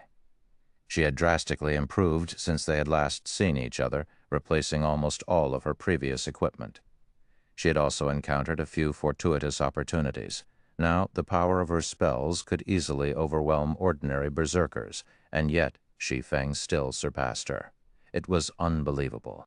Seeing the swordsman's powerful attributes also changed Samsara's attitude towards the boy. He stopped treating Shi Feng like a simple mercenary. Instead, he entertained the fleeting thought of recruiting this swordsman into his team. Meanwhile, the team advanced far faster than their last visit due to Shi Feng's contributions. After 3 days of fighting and resting, these players finally arrived before a magnificent temple. The temple was 10 meters tall with a total of 3 floors. The very building radiated divine might that kept monsters at bay, creating a natural haven. Every member of the team had leveled up once after defeating higher-tiered monsters. Now Shi Feng was only 9% away from reaching level 80. However, Shi Feng detected several dozen sources of killing intent as the team approached the Thunder Temple. Players, Shi Feng mumbled as he spotted several dozen people exit the temple. Entering a Thunder God's secret land was not an easy task, especially for current players. Shi Feng had already been surprised to learn that Samsara's group had entered one, Yet they encountered other people in this secret land as well. Moreover, Shi Feng found a familiar face among this group. Hidden Soul, the player known as Pride in the Flower of Seven Sins. "You're late, Samsara. Unfortunately, the Flower of Seven Sins has claimed this Thunder Temple," a keen-witted man in his 40s said. Smiling at Samsara, he continued, "Hand over the Thunder God's secret key, and I won't hold you accountable for your previous transgressions." "Supreme Sky? Crap! Everyone retreat!" Samsara shouted, paling when he saw the middle-aged man. "It's too late. Activate the array." The man named Supreme Sky barked with a scornful expression. Immediately, over 20 Tier 2 assassins appeared around Samsara's team. They exploded into scattering blood mist. Despite the fact that players couldn't use tools in the Thunder God's secret land, this strange blood mist formed a magic array that enveloped the Thunder Temple and the players around it. Chapter 2197, Reckless. Chapter 297, Reckless. The instant the blood-red magic array formed around the Thunder Temple, Samsara's team lost 20% of their basic attributes. A blood magic seal. Samsara's expression darkened further when he saw the blood-red magic array that had manifested above the Thunder Temple. The blood magic seal wasn't a magic tool, but a special spell that players could learn. The Flower of Seven Sins had acquired its skill book in an ancient demonic ruin. Unlike normal spells players could learn, the blood magic seal didn't have a tier requirement. To cast, it required a minimum of 6 players, and the moment they cast the spell, they'd sacrifice themselves to the demon god to create the sealing magic array. The strength of the sealing array was relative to the number of sacrifices made. The more players that sacrificed themselves, the stronger the magic array would become. With the minimum 6 players, the magic array would be powerful enough to trap a great lord. Since the Flower of Seven Sins team had sacrificed more than 20 players to cast the spell, not even a mythic monster could break out. "Why should we fear them, leader?" "They may outnumber us, but we're no pushovers," Happy Art said. Every member of their team was even stronger than God's Domain's peak experts. Even the various superpowers would fear them. Now, without the sacrificial assassins, the enemy team only had a little over 30 players. Even under the magic array's suppression and facing the Flower of Seven Sins experts, their team shouldn't have any issue killing these people. They didn't need to flee. Art, the situation is not as simple as you assume. These people are the Flower of Seven Sins cadre. Even the weakest of them can rival peak experts, Frozen Gem explained as she stared down their enemies. Moreover, their leader is Supreme Sky, one of the Flower's 7 commanders. She wouldn't have paid their opponent any mind if they were facing another superpower's expert team, even a 100-man team.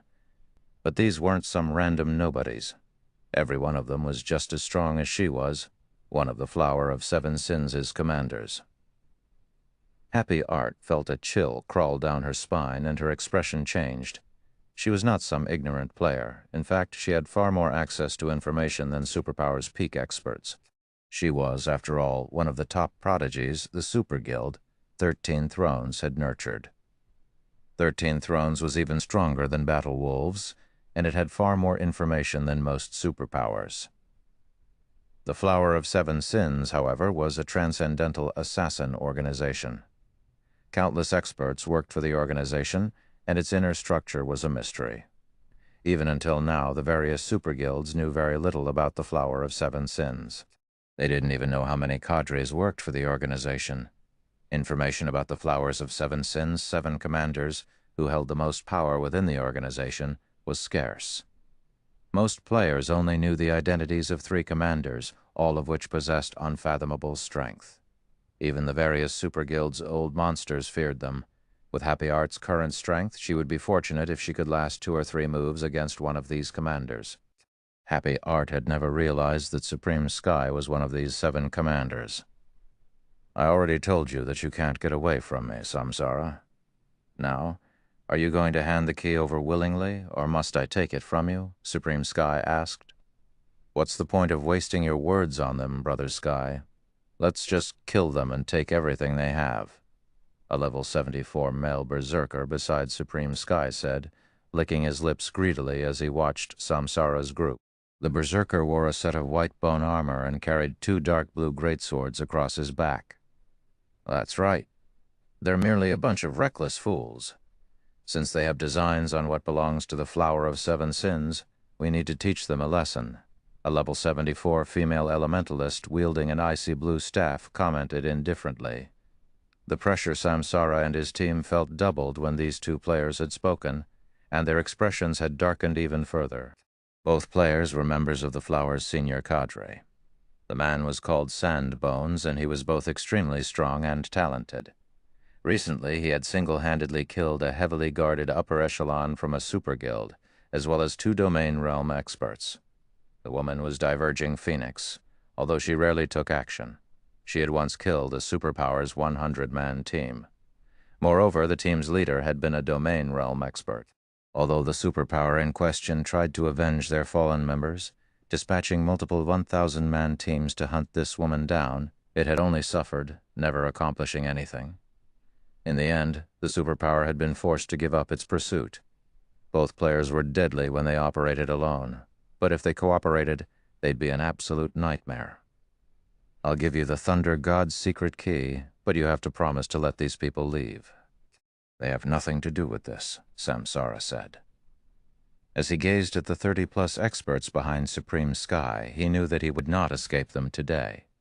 He wasn't optimistic about their chances if they stood their ground and fought Supreme Sky's team either.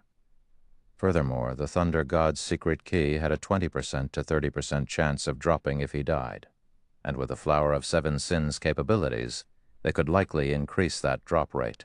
Rather than risk losing everything, he should cut their losses. Leader? Burning Sea gave Samsara an anxious look.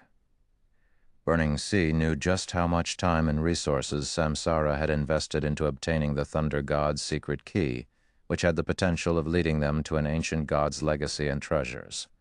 However, Samsara was willing to give all of that up to someone else. Since you're willing to hand over the key, I can let them off the hook. But each of them must offer 2 epic items first.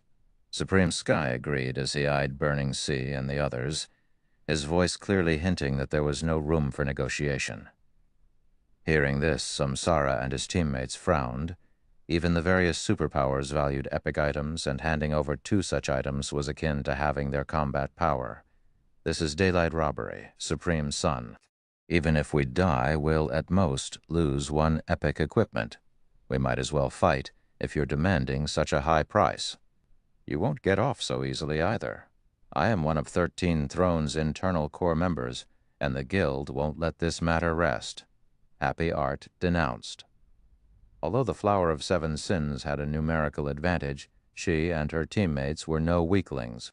If they were going to suffer so grievously, regardless of what choice they made, they might as well take some of these players down with them. Furthermore, if they died, they'd only lose 1 piece of epic equipment each. They might only lose a piece of dark gold equipment if they were lucky. The moment Happy Art finished speaking, Endless Scars and the others, who were familiar with the Flower of 7 Sins, inwardly shook their heads and frowned. At the end of the day, Happy Art was still too young. She had been protected by her super guild, so she wasn't aware of the Flower of 7 Sins' true power. Trapped within this seal, the Flower of 7 Sins members likely had a way to resurrect them. If they truly fought these players, they'd likely at least die twice. Moreover, each death would incur a more severe penalty than normal. Is that so? Then why don't we put your conviction to the test? Supreme Sky said, laughing at Happy Art. Chapter 298, Black Flame Takes Action. Chapter 298, Black Flame Takes Action. The Flower of 7 Sins members unsheathed their weapons, and the killing intent they radiated skyrocketed. Even Happy Art paled as their powerful auras washed over her. These players had intentionally suppressed their auras previously, so Happy Art hadn't realized what was so special about them, but now she knew that every one of them was a threat to her life. She couldn't even imagine what kind of combat power all 30-plus players could display if they attacked together. You aim for mutual destruction? With just the 10 of you? Sandbone laughed at Happy Art. Brother Sky was doing you a favor by letting you offer 2 epic items, yet you don't know how to cherish such a thing. Not even all of the old monsters in your 13 thrones would dare utter a word before Brother Sky. Samsara and his team did nothing to refute Sandbone's arrogant claim. What Sandbone had said was indeed true. Although 13 Thrones was a veteran super guild and its old monsters were amazing, they were nothing compared to Supreme Sky and the Flower of Seven Sins. Even if Supreme Sky killed its guild leader, 13 Thrones could do nothing but endure, much less if he killed a budding prodigy like Happy Art. Only the top 5 super guilds had any hope of picking a fight with the Flower of Seven Sins. Samsara, the young lady on your team is quite interesting to be brave enough to challenge me, Supreme Sky said. However, he did not issue the order to attack. Instead, he shifted his gaze toward Happy Art and laughed, saying, "It's been many years since I've faced such a situation. It really makes me feel nostalgic. Let's forget about the 2 epic items. Each of you can hand over a single epic item and leave, but as for the little girl, she'll have to give me 4 items. You." 11 Happy Art could feel rage boil within her. Supreme Sky was clearly toying with her. "Don't involve others in your vendetta with me, Supreme Sky. Even if you have a way to increase the Thunder God's secret key's drop rate, you're not guaranteed to get it," Samsara snarled. If he instructed his team members to give in to Supreme Sky's demands, their reputation would be in tatters. "Samsara, don't offer worthless threats. Do you think I would trap you here without preparing properly?" Supreme Sky asked as he glanced at Samsara. The moment the magic array activated, the blood curse affected every one of you. Your death penalties have been increased by 300%, and any special item that has a chance of dropping upon death is now guaranteed to drop. Once you're dead, I can forcefully resurrect you once. Do you think it'll really be so hard for me to obtain that key? Since you have refused the opportunity I so graciously offered, you can sacrifice your lives." After saying so, Supreme Sky waved a hand. Immediately, Sandbone and the other experts behind Supreme Sky charged at Samsara's group. "It seems we have no choice but to fight." As Samsara watched the Flower of Seven Sins members rush at his team, he issued a command in the team chat. "We're adjusting our formation, Art. You and I will stand at the forefront. Old Locust, protect Gem. Formless, support Scars." "I've been waiting for you to say that, leader. I've grown bored of fighting monsters. I finally get to play with some peak experts." Formless Arrow exclaimed. "That's right. It's not every day that we get to meet a commander of the Flower of Seven Sins. I finally get the chance to see the flower's rumored strength." Heartless Sword commented, clearly anticipating the fight. The Flower of Seven Sins had always been incomparably mysterious. Most of the organization's outer members carried out its commissions. The Flower's inner members rarely took action, and cadre members rarely ever exposed themselves to the public. To battle maniacs like Heartless Sword, fighting so many cadre members from the Flower of Seven Sins was a dream. "My apologies, Black Flame. You've just joined the team, yet we've already dragged you into such a situation," Samsara sincerely apologized to Shi Feng. Endless Scars couldn't help but do the same. She was responsible for introducing Shi Feng to the team, after all. She had never thought that they'd become embroiled in such a dangerous predicament. However, before Samsara and Endless Scars could say anything more, Sandbone and his comrades were already within 30 yards of the team. Over a dozen ranged players from the Flower of Seven Sins immediately launched their attacks, sending hundreds of spells and arrows, all of which were incredibly accurate, flying towards Samsara and his teammates. As if they possessed a life of their own, they danced in the air, making it difficult for anyone to predict their trajectories. Happy Art, who had already reached the Void Realm, felt an immense amount of pressure bear down on her. She activated Shield Wall and focused her attention on dodging the incoming attacks, but even so, she had been struck 3 times and lost a considerable amount of HP. Samsara's situation was only slightly better, but when a few combination attacks struck, he stumbled backward as damages in the hundreds appeared above his head. When Formless Arrow tried to fire counterattacks, his arrows, which could pinpoint monsters' weaknesses, were utterly useless against Sandbone and the others. His enemies either dodged or blocked his arrows, failing to deal any damage. The difference between the two sides' combat power was obvious at a glance, before Formless Arrow could fire a third volley. Sandbone and a dozen other melee players reached Samsara and Happy Art. Three Flowers members worked together to pin down Samsara, and with the support from their ranged players, Samsara wasn't able to break free from their encirclement. Three other experts pushed back Burning Sea, although Endless Scars wanted to help Burning Sea and Samsara. Diverging Phoenix sniped at her from a distance, and she couldn't afford to split her attention. Meanwhile, Sandbone reached Happy Art, swinging both of his greatswords at the young woman. Chaos Slash. The two great swords transformed into 16 phantoms, each flying toward Happy Art's blind spots like cunning snakes. Players' tears were reduced to 0 in the Thunder God's secret land, but all 16 of Sandbone's attacks were capable of causing sonic booms. His strength was definitely on par with the great lords of the same level. Seeing this, Happy Art quickly adjusted her footwork and tried to deflect the attacks. "You're overestimating yourself," Sandbone sneered as he abruptly altered his attack trajectories, ensuring that Happy Art could only block them, not deflect them. Happy Art's defense was thorough, but Sandbone's combat standards and basic attributes were higher. When his attacks collided with her shield, they gradually shook apart her defensive stance. After taking a dozen or so hits, Happy Art finally exposed a hole in her defense, allowing one of the greatswords to slip past her shield. But just before the greatsword bit into Happy Art, a blue longsword stopped the weapon 3 inches away from the girl's side, and no matter how Sandbone pushed, he couldn't budge his weapon an inch farther.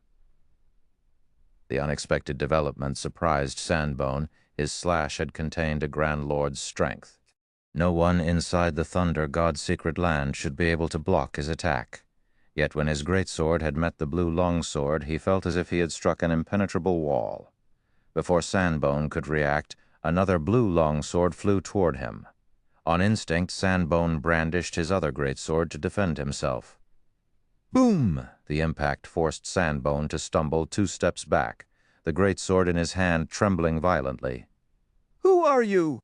Sandbone demanded, staring at the figure that had appeared beside Happy Art with a seriously unhappy expression. Anyone that could neutralize his attack and wielded even greater strength than his wasn't an ordinary expert. Not even Samsara could perform the feat. Black Flame. Chapter 2199. Suppressing the mighty with technique. Black Flame. Sandbone's lips curled slightly when he heard the name, a trace of excitement flashing in his eyes. "So you're the guild leader of Zero Wing, the guild that foiled one of our previous operations. I've heard that you've defeated Sword Demon. It seems the rumors were true. With such strength, you qualify as a serious opponent." After saying so, Sandbone's aura transformed. If he had felt like a tiger, freed from its cage, he now felt like the calm ocean. Despite the lack of aura, great danger hid within him. "Be careful, Black Flame. His attack trajectories constantly change and are unpredictable," Happy Art hurriedly warned Shi Feng when she noticed the transformation to Sandbone's aura. The fact that Shi Feng had saved her, and that his strength was higher than Sandbone's, had surprised her, but she had learned just how frightening this berserker was after her brief clash with the man. Experts like her were stronger than ordinary experts, because they could sense an enemy's attack trajectories and defend themselves or launch fatal counterattacks. However, she had been overwhelmed against Sandbone's assault. She couldn't predict any of his trajectories, and as a result couldn't defend herself effectively. If a shield-wielding shield warrior had struggled to block Sandbone's attacks, then melee classes without shields, like berserkers, swordsmen, and assassins, would have an even more difficult time fighting this flower's member. But before Happy Art could finish her warning, Sandbone had activated charge against Shi Feng, transforming into a blur before he reached his target. The charge skill was guaranteed to inflict the fainted debuff. Normally, ordinary experts avoided the debuff by activating a skill that made them immune. But Shi Feng was quite familiar with God's Domain's various main classes. He knew that the fainted debuff would not take effect until less than 1 yard separated the user and their target. Hence, Shi Feng responded with a slash shadow blade. Multiple sword lights cut at Sandbone. Players, including domain realm experts, in the midst of activating charge couldn't easily move while using the skill. Sandbone had no hope of stopping all 10 of Shi Feng's attacks, each of which had enough power to make a great lord stumble. In a clash between experts of their standards, the slightest sign of weakness could be fatal. Knowing this, Sandbone forcibly canceled his charge and followed up with a whirlwind slash, deflecting all of the incoming sword lights with his greatswords. Meanwhile, he relied on his forward momentum to reach Shi Feng. Suddenly, Sandbone's 2 greatswords merged, and the resulting weapon radiated a blue glow. He then swung the glowing greatsword at Shi Feng. The 2 swords merged? Happy Art was stunned. Aside from specific teleportation stones that only dropped in the secret land, tools couldn't be used in the Thunder God's secret land. This included weapons and equipment's additional skills. However, Sandbone's 2 great swords had merged into one powerful weapon. It was unbelievable. The glowing greatsword was so powerful that space around it trembled. It definitely contained more power than a great lord. As the greatsword was about to smash into Shi Feng, it transformed into 4 clones of itself. Even a domain realm expert would struggle to respond to such an abrupt change. Weapon merging in quadruple shadow slash. Shi Feng also could not help his surprise to see the 4 sword lights fly toward him. Weapon merging was a super rare skill for the Berserker class, one that would be useful even after reaching Tier 5. The skill was even rarer than a fragmented legendary item, and it was so powerful because it allowed the user to elevate their weapon's quality by 1 rank. If the user used weapon merging on 2 dark gold weapons, they would become a single epic weapon. If the user wielded 2 epic weapons, however, the result would be a fragmented legendary weapon. The only downside to the skill was its short 20-second duration, of course. The resulting combat power from combining 2 epic weapons into a fragmented legendary weapon was no laughing matter. In a fight between peak experts, the sudden increase could decide the fight's outcome in an instant. Fortunately, weapon merging could, at most, produce a fragmented legendary weapon. If it were possible to create a legendary weapon, any berserker with this skill would be nearly invincible among players of the same tier. The 4 sword lights closed the distance to their target in an instant. However, Shi Feng didn't activate a life-saving skill as Sandbone had expected. Rather, the swordsman unsheathed the 2nd longsword that hung at his waist and brandished it, sword's transmigration. The trajectories of Sandbone's 4 powerful sword lights abruptly altered, and 2 of them spun to attack their own wielder. Caught off guard, Sandbone defended himself with his merged weapon, but he had only deflected 1 of the sword lights, taking the full brunt of the other. Like a cannonball, he shot backward by more than 30 yards before crashing into the ground, losing over half of his HP in the process and entering a heavily injured state. In response, the battlefield fell silent. How is that possible? Diverging Phoenix, who fought Endless Scars, was flabbergasted. She was very familiar with Sandbone's strength, particularly when the Berserker used weapon merging. Unless she activated a Berserk skill, even she would have to focus on her defense for a time. However, Berserk skills were prohibited in the Thunder God's secret land, and she couldn't believe that someone had actually thrown her companion. Even Maple Locust, who battled Hidden Soul, was astonished when he saw this. Black Flame? When Happy Art saw the collapsed Sandbone, she could not help but turn to look at the swordsman beside her. She felt as if she were meeting this swordsman for the first time. He is actually so powerful. Had he hidden his strength earlier? Endless Scars wondered, watching Shi Feng in confusion. She knew he had high combat standards, but she hadn't known they were this high. Even the various super guilds feared the Flower of 7 Sins senior cadre members, yet Shi Feng had rendered one of these players powerless. No one would believe her if she retold this tale. During the brief moment of silence, Shi Feng glanced at the Thunder Temple and shouted in the team chat, "Everyone retreat to the Thunder Temple's side building. I'll cover you." His and his teammates' basic attributes were suppressed while they were in the magic array. They were dreaming if they thought they could kill the Flower of 7 Sins cadre members.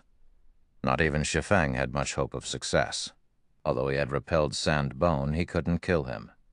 In fact, while he had told his team to run, the flower's healers had already restored Sandbone's HP to full. Unfortunately, Shi Feng could only afford to use Sword's transmigration a limited number of times, and it was only a matter of time before his enemy wore him down. As if Supreme Sky understood the Thunder God's secret key's value, he hadn't moved from the Thunder Temple's main entrance since the fight had begun. He was also flanked by more than 10 ranged players. Breaking past that blockade and escaping into the Thunder Temple itself wasn't possible. Hence, the Thunder Temple's side temple was their only hope. The side temple was a special level 90,100-man team dungeon and a land of death for current players.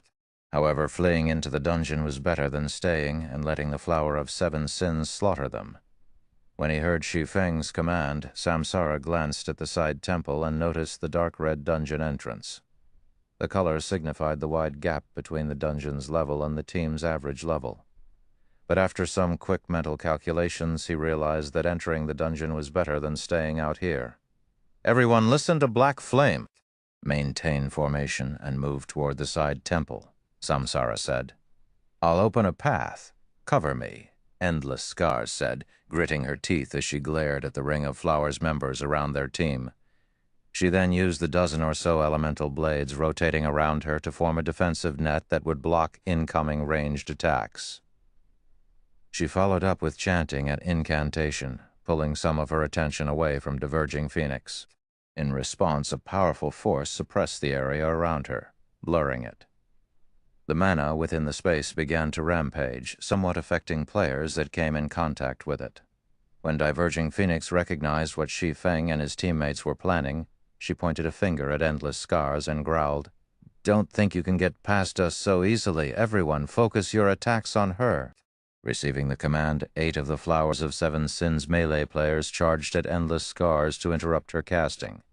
But before they could come within 20 yards of her, arcs of lightning snaked out to counterattack. These lightning strikes were the result of Shi Feng's lightning edge, and the 8 melee players were forced to scurry back.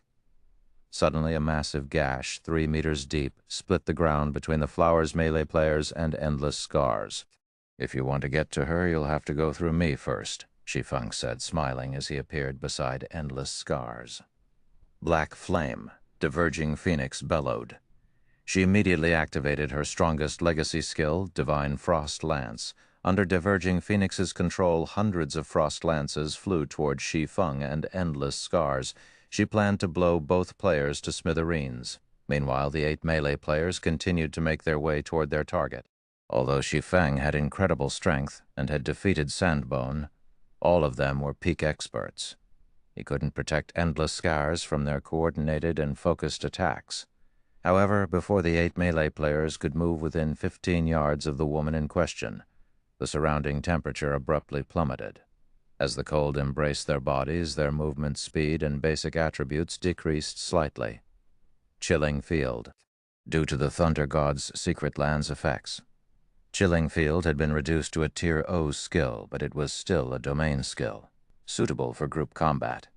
Each containing 70% of Shi Feng's strength, 6 icicles formed around the swordsman with more than enough power to deal with the Flower of Seven Sins members before him. Sword's Orbit. Dazzling stars glittered within a 15-yard radius around Shi Feng. His defense was far more solid when he combined the technique with his 6 icicles than when he executed it with 2 swords. Not only had his use of the technique prevented the 8 melee players from approaching, but he had also stopped the hundreds of descending frost lances. Isn't this a little too powerful? Burning Sea, who watched from afar, was astonished. He was already struggling against 3 Flowers members and the occasional ranged attack. From time to time, he even took a hit. Yet, despite facing 8 melee players and Diverging Phoenix's vicious bombardment, Shi Feng emerged unscathed. The man was simply a monster. The situation even surprised Shi Feng. He had never expected the life potion to be so effective that it improved his sword's orbit. Without it, his defense wouldn't have been nearly as solid. With Shi Feng to defend her, Endless Scars finally finished casting her spell. Under her control, powerful streams of air shot up from the ground, each with the strength of a great lord. The Flower of Seven Sins members were forced to evade, which allowed Samsara and the others to break away from their opponents. Quick! This spell won't last long, Endless Scars shouted. Samsara and his companions shook off the flower's members and followed Shi Feng into the side temple. Their enemies were left to watch as their prey escaped their grasp. Just before Shi Feng and his team could enter the side temple, a frosty sensation assaulted them. Instinctively, Shi Feng turned toward the sensation's source. Black flame, is it? Very good, I'll remember you, Supreme Sky coldly told the swordsman. Samsara and the other experts on the team shuddered when they heard Supreme Sky's declaration. For a moment they felt as if the Grim Reaper had set his sights on their lives, which were no longer under their control. Is that so? I'll be waiting, Shi Feng said, flashing Supreme Sky a grin. Shi Feng had heard plenty about Supreme Sky during his previous life. The man had been famous for killing Super Guild's guild leaders many times, after all. However, since he had already ruined the man's plans, provoking him further didn't matter. Shi Feng was no longer the player he had been in the past, and now he too stood at the apex of God's domain. As the Flower of Seven Sins members watched, Shi Feng led Samsara and the team into the Thunder Temple's side temple. Chapter 2200, Bloodline Creature. As Shi Feng and the others disappeared into the side temple, silence reigned outside of the Thunder Temple. Damn it. They actually managed to escape, Diverging Phoenix cursed. They had gone to great lengths to set up this ambush.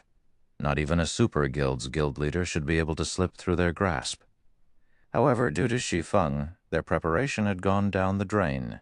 If news of this failure spread, the Flower's other members would likely ridicule them. Escape? They're not out of the water yet, Supreme Sky said, a chilling glint flashing in his eyes. He then commanded, call in a group of blood guards from the main headquarters immediately. Phoenix, you and Sand will guard the side temple. This is the Thunder God's secret land. Even if Samsara's party dies, they're stuck here. They'll only be able to leave through those teleportation arrays. Let's make sure that side temple becomes their new home. Without someone to resurrect them, players that died inside a dungeon would automatically resurrect outside of the dungeon after some time, and in the Thunder God's secret land, players couldn't use any tools, including return scrolls. As long as they guarded the dungeon's entrance, Samsara's team wouldn't escape. Having entered the Thunder Temple's side temple, Supreme Sky knew that it was no place for current players. Not only was it a level 90 team dungeon, but it was also a special dungeon that didn't provide difficult options. In other words, this team dungeon only had one difficulty rank, based on his experience. Supreme Sky deemed that it was the equivalent of a level 90,100-man Hell Mode team dungeon. Entering this team dungeon before level 90 and without top-tier level 90 equipment was suicidal. Samsara's party only consisted of 10 players, so their chances of survival were abysmal. Understood. Diverging Phoenix and Sandbone nodded. Meanwhile, after passing through the side temple's entrance, Shi Feng and the others felt as if they had arrived in another world. The hall in which they stood was full of 40-meter-tall divine statues. Although these statues were dilapidated after the ravages of time, they still emitted a faint trace of divine might. The hall contained 22 divine statues, each located beside a gigantic pathway. None of them knew where the pathways led, and the team began to wonder if they stood in an underground maze. Is this really a 100-man team dungeon? Burning Sea began to grow afraid as he looked around the colossal temple. He had felt the threat of death loom over him the moment he had arrived, and when he saw the 22 pathways, he felt as if he were looking down the maws of massive beasts. He knew players of their levels shouldn't be in this dungeon yet, and he couldn't help the powerless feeling he had once inside it. Just the idea of taking on the fully armed Naga guarding the pathways was enough of a reason to despair, not to mention exploring the pathways. Naga Guard, Thunder God's kin, bloodline creature, Lord level 87, HP 45 million, 45 million. Naga Guard Captain, Thunder God's kin, bloodline creature, Great Lord, level 88, HP 96 million, 96 million. 20 of these monsters stood by each pathway's entrance. With their team's equipment and combat standards, Dealing with one level 87 lord wouldn't be a problem, but taking on a group of them was a fool's dream. Furthermore, these lords were led by a level 88 Great Lord. But that wasn't the worst part.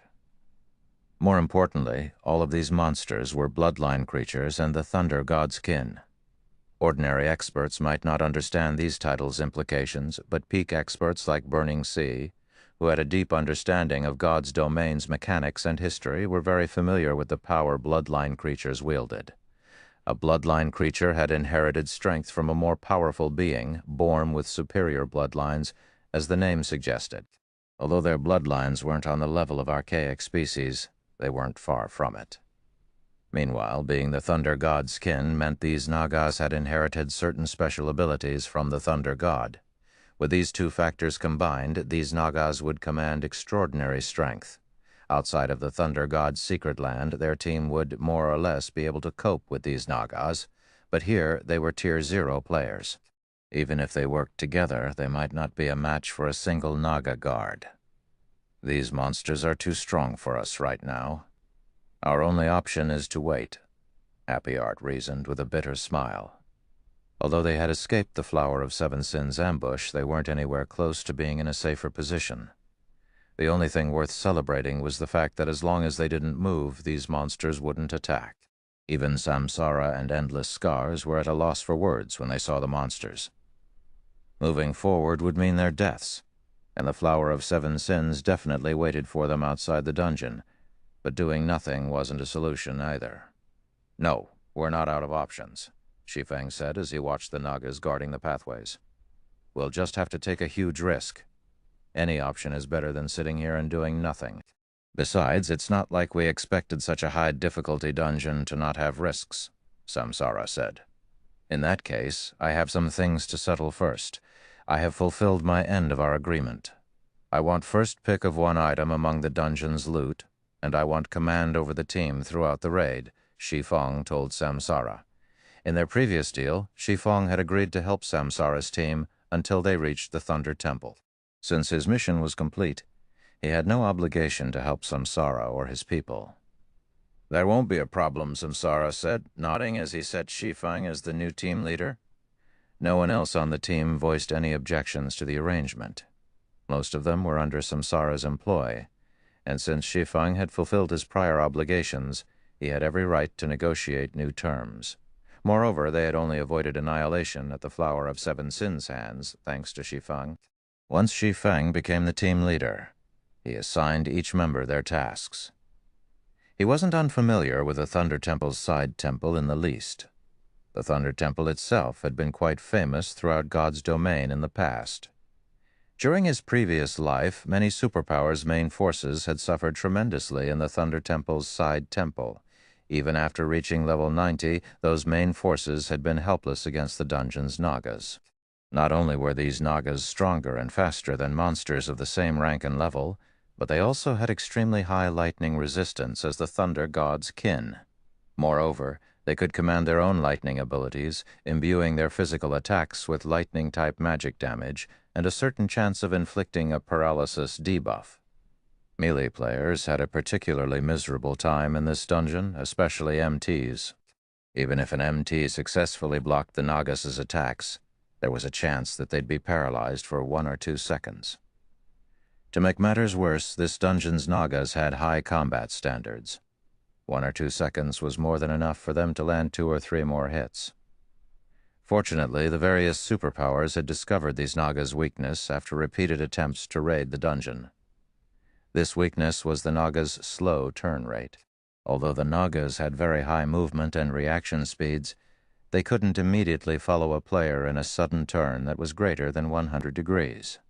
The Nagas often overshot, missing their fleeing prey and forced to make a U-turn. Although Nagas could make the U-turn in 1 or 2 seconds, that was more than enough time for peak experts to distance themselves from the monsters. If peak experts used this moment appropriately and had an accurate grasp of timing and distance, they could easily kite the Nagas. They wouldn't have to face these monsters head-on. Of course, a single mistake would send any player to their grave.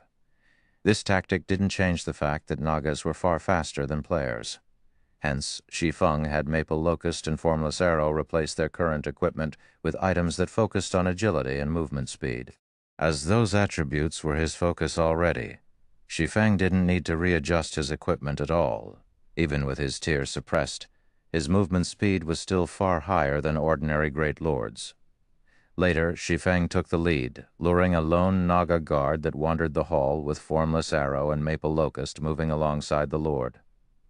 The three of them then took turns aggroing the Naga, and when the monster moved within 20 yards of a player, someone else would attack and draw its aggro. With Shi Feng's high damage and Formless Arrow's provoke skill, the team's other ranged players could attack the Naga guard with impunity. Since the hall was so spacious, Shi Feng and his companions had plenty of room to kite around the monster. Their low DPS was the only problem they faced. Even with endless scars and the others attacking the Naga guard with everything they had, its HP fell at a snail's crawl, yet the team persisted. A moment ago, they had been stuck with no options.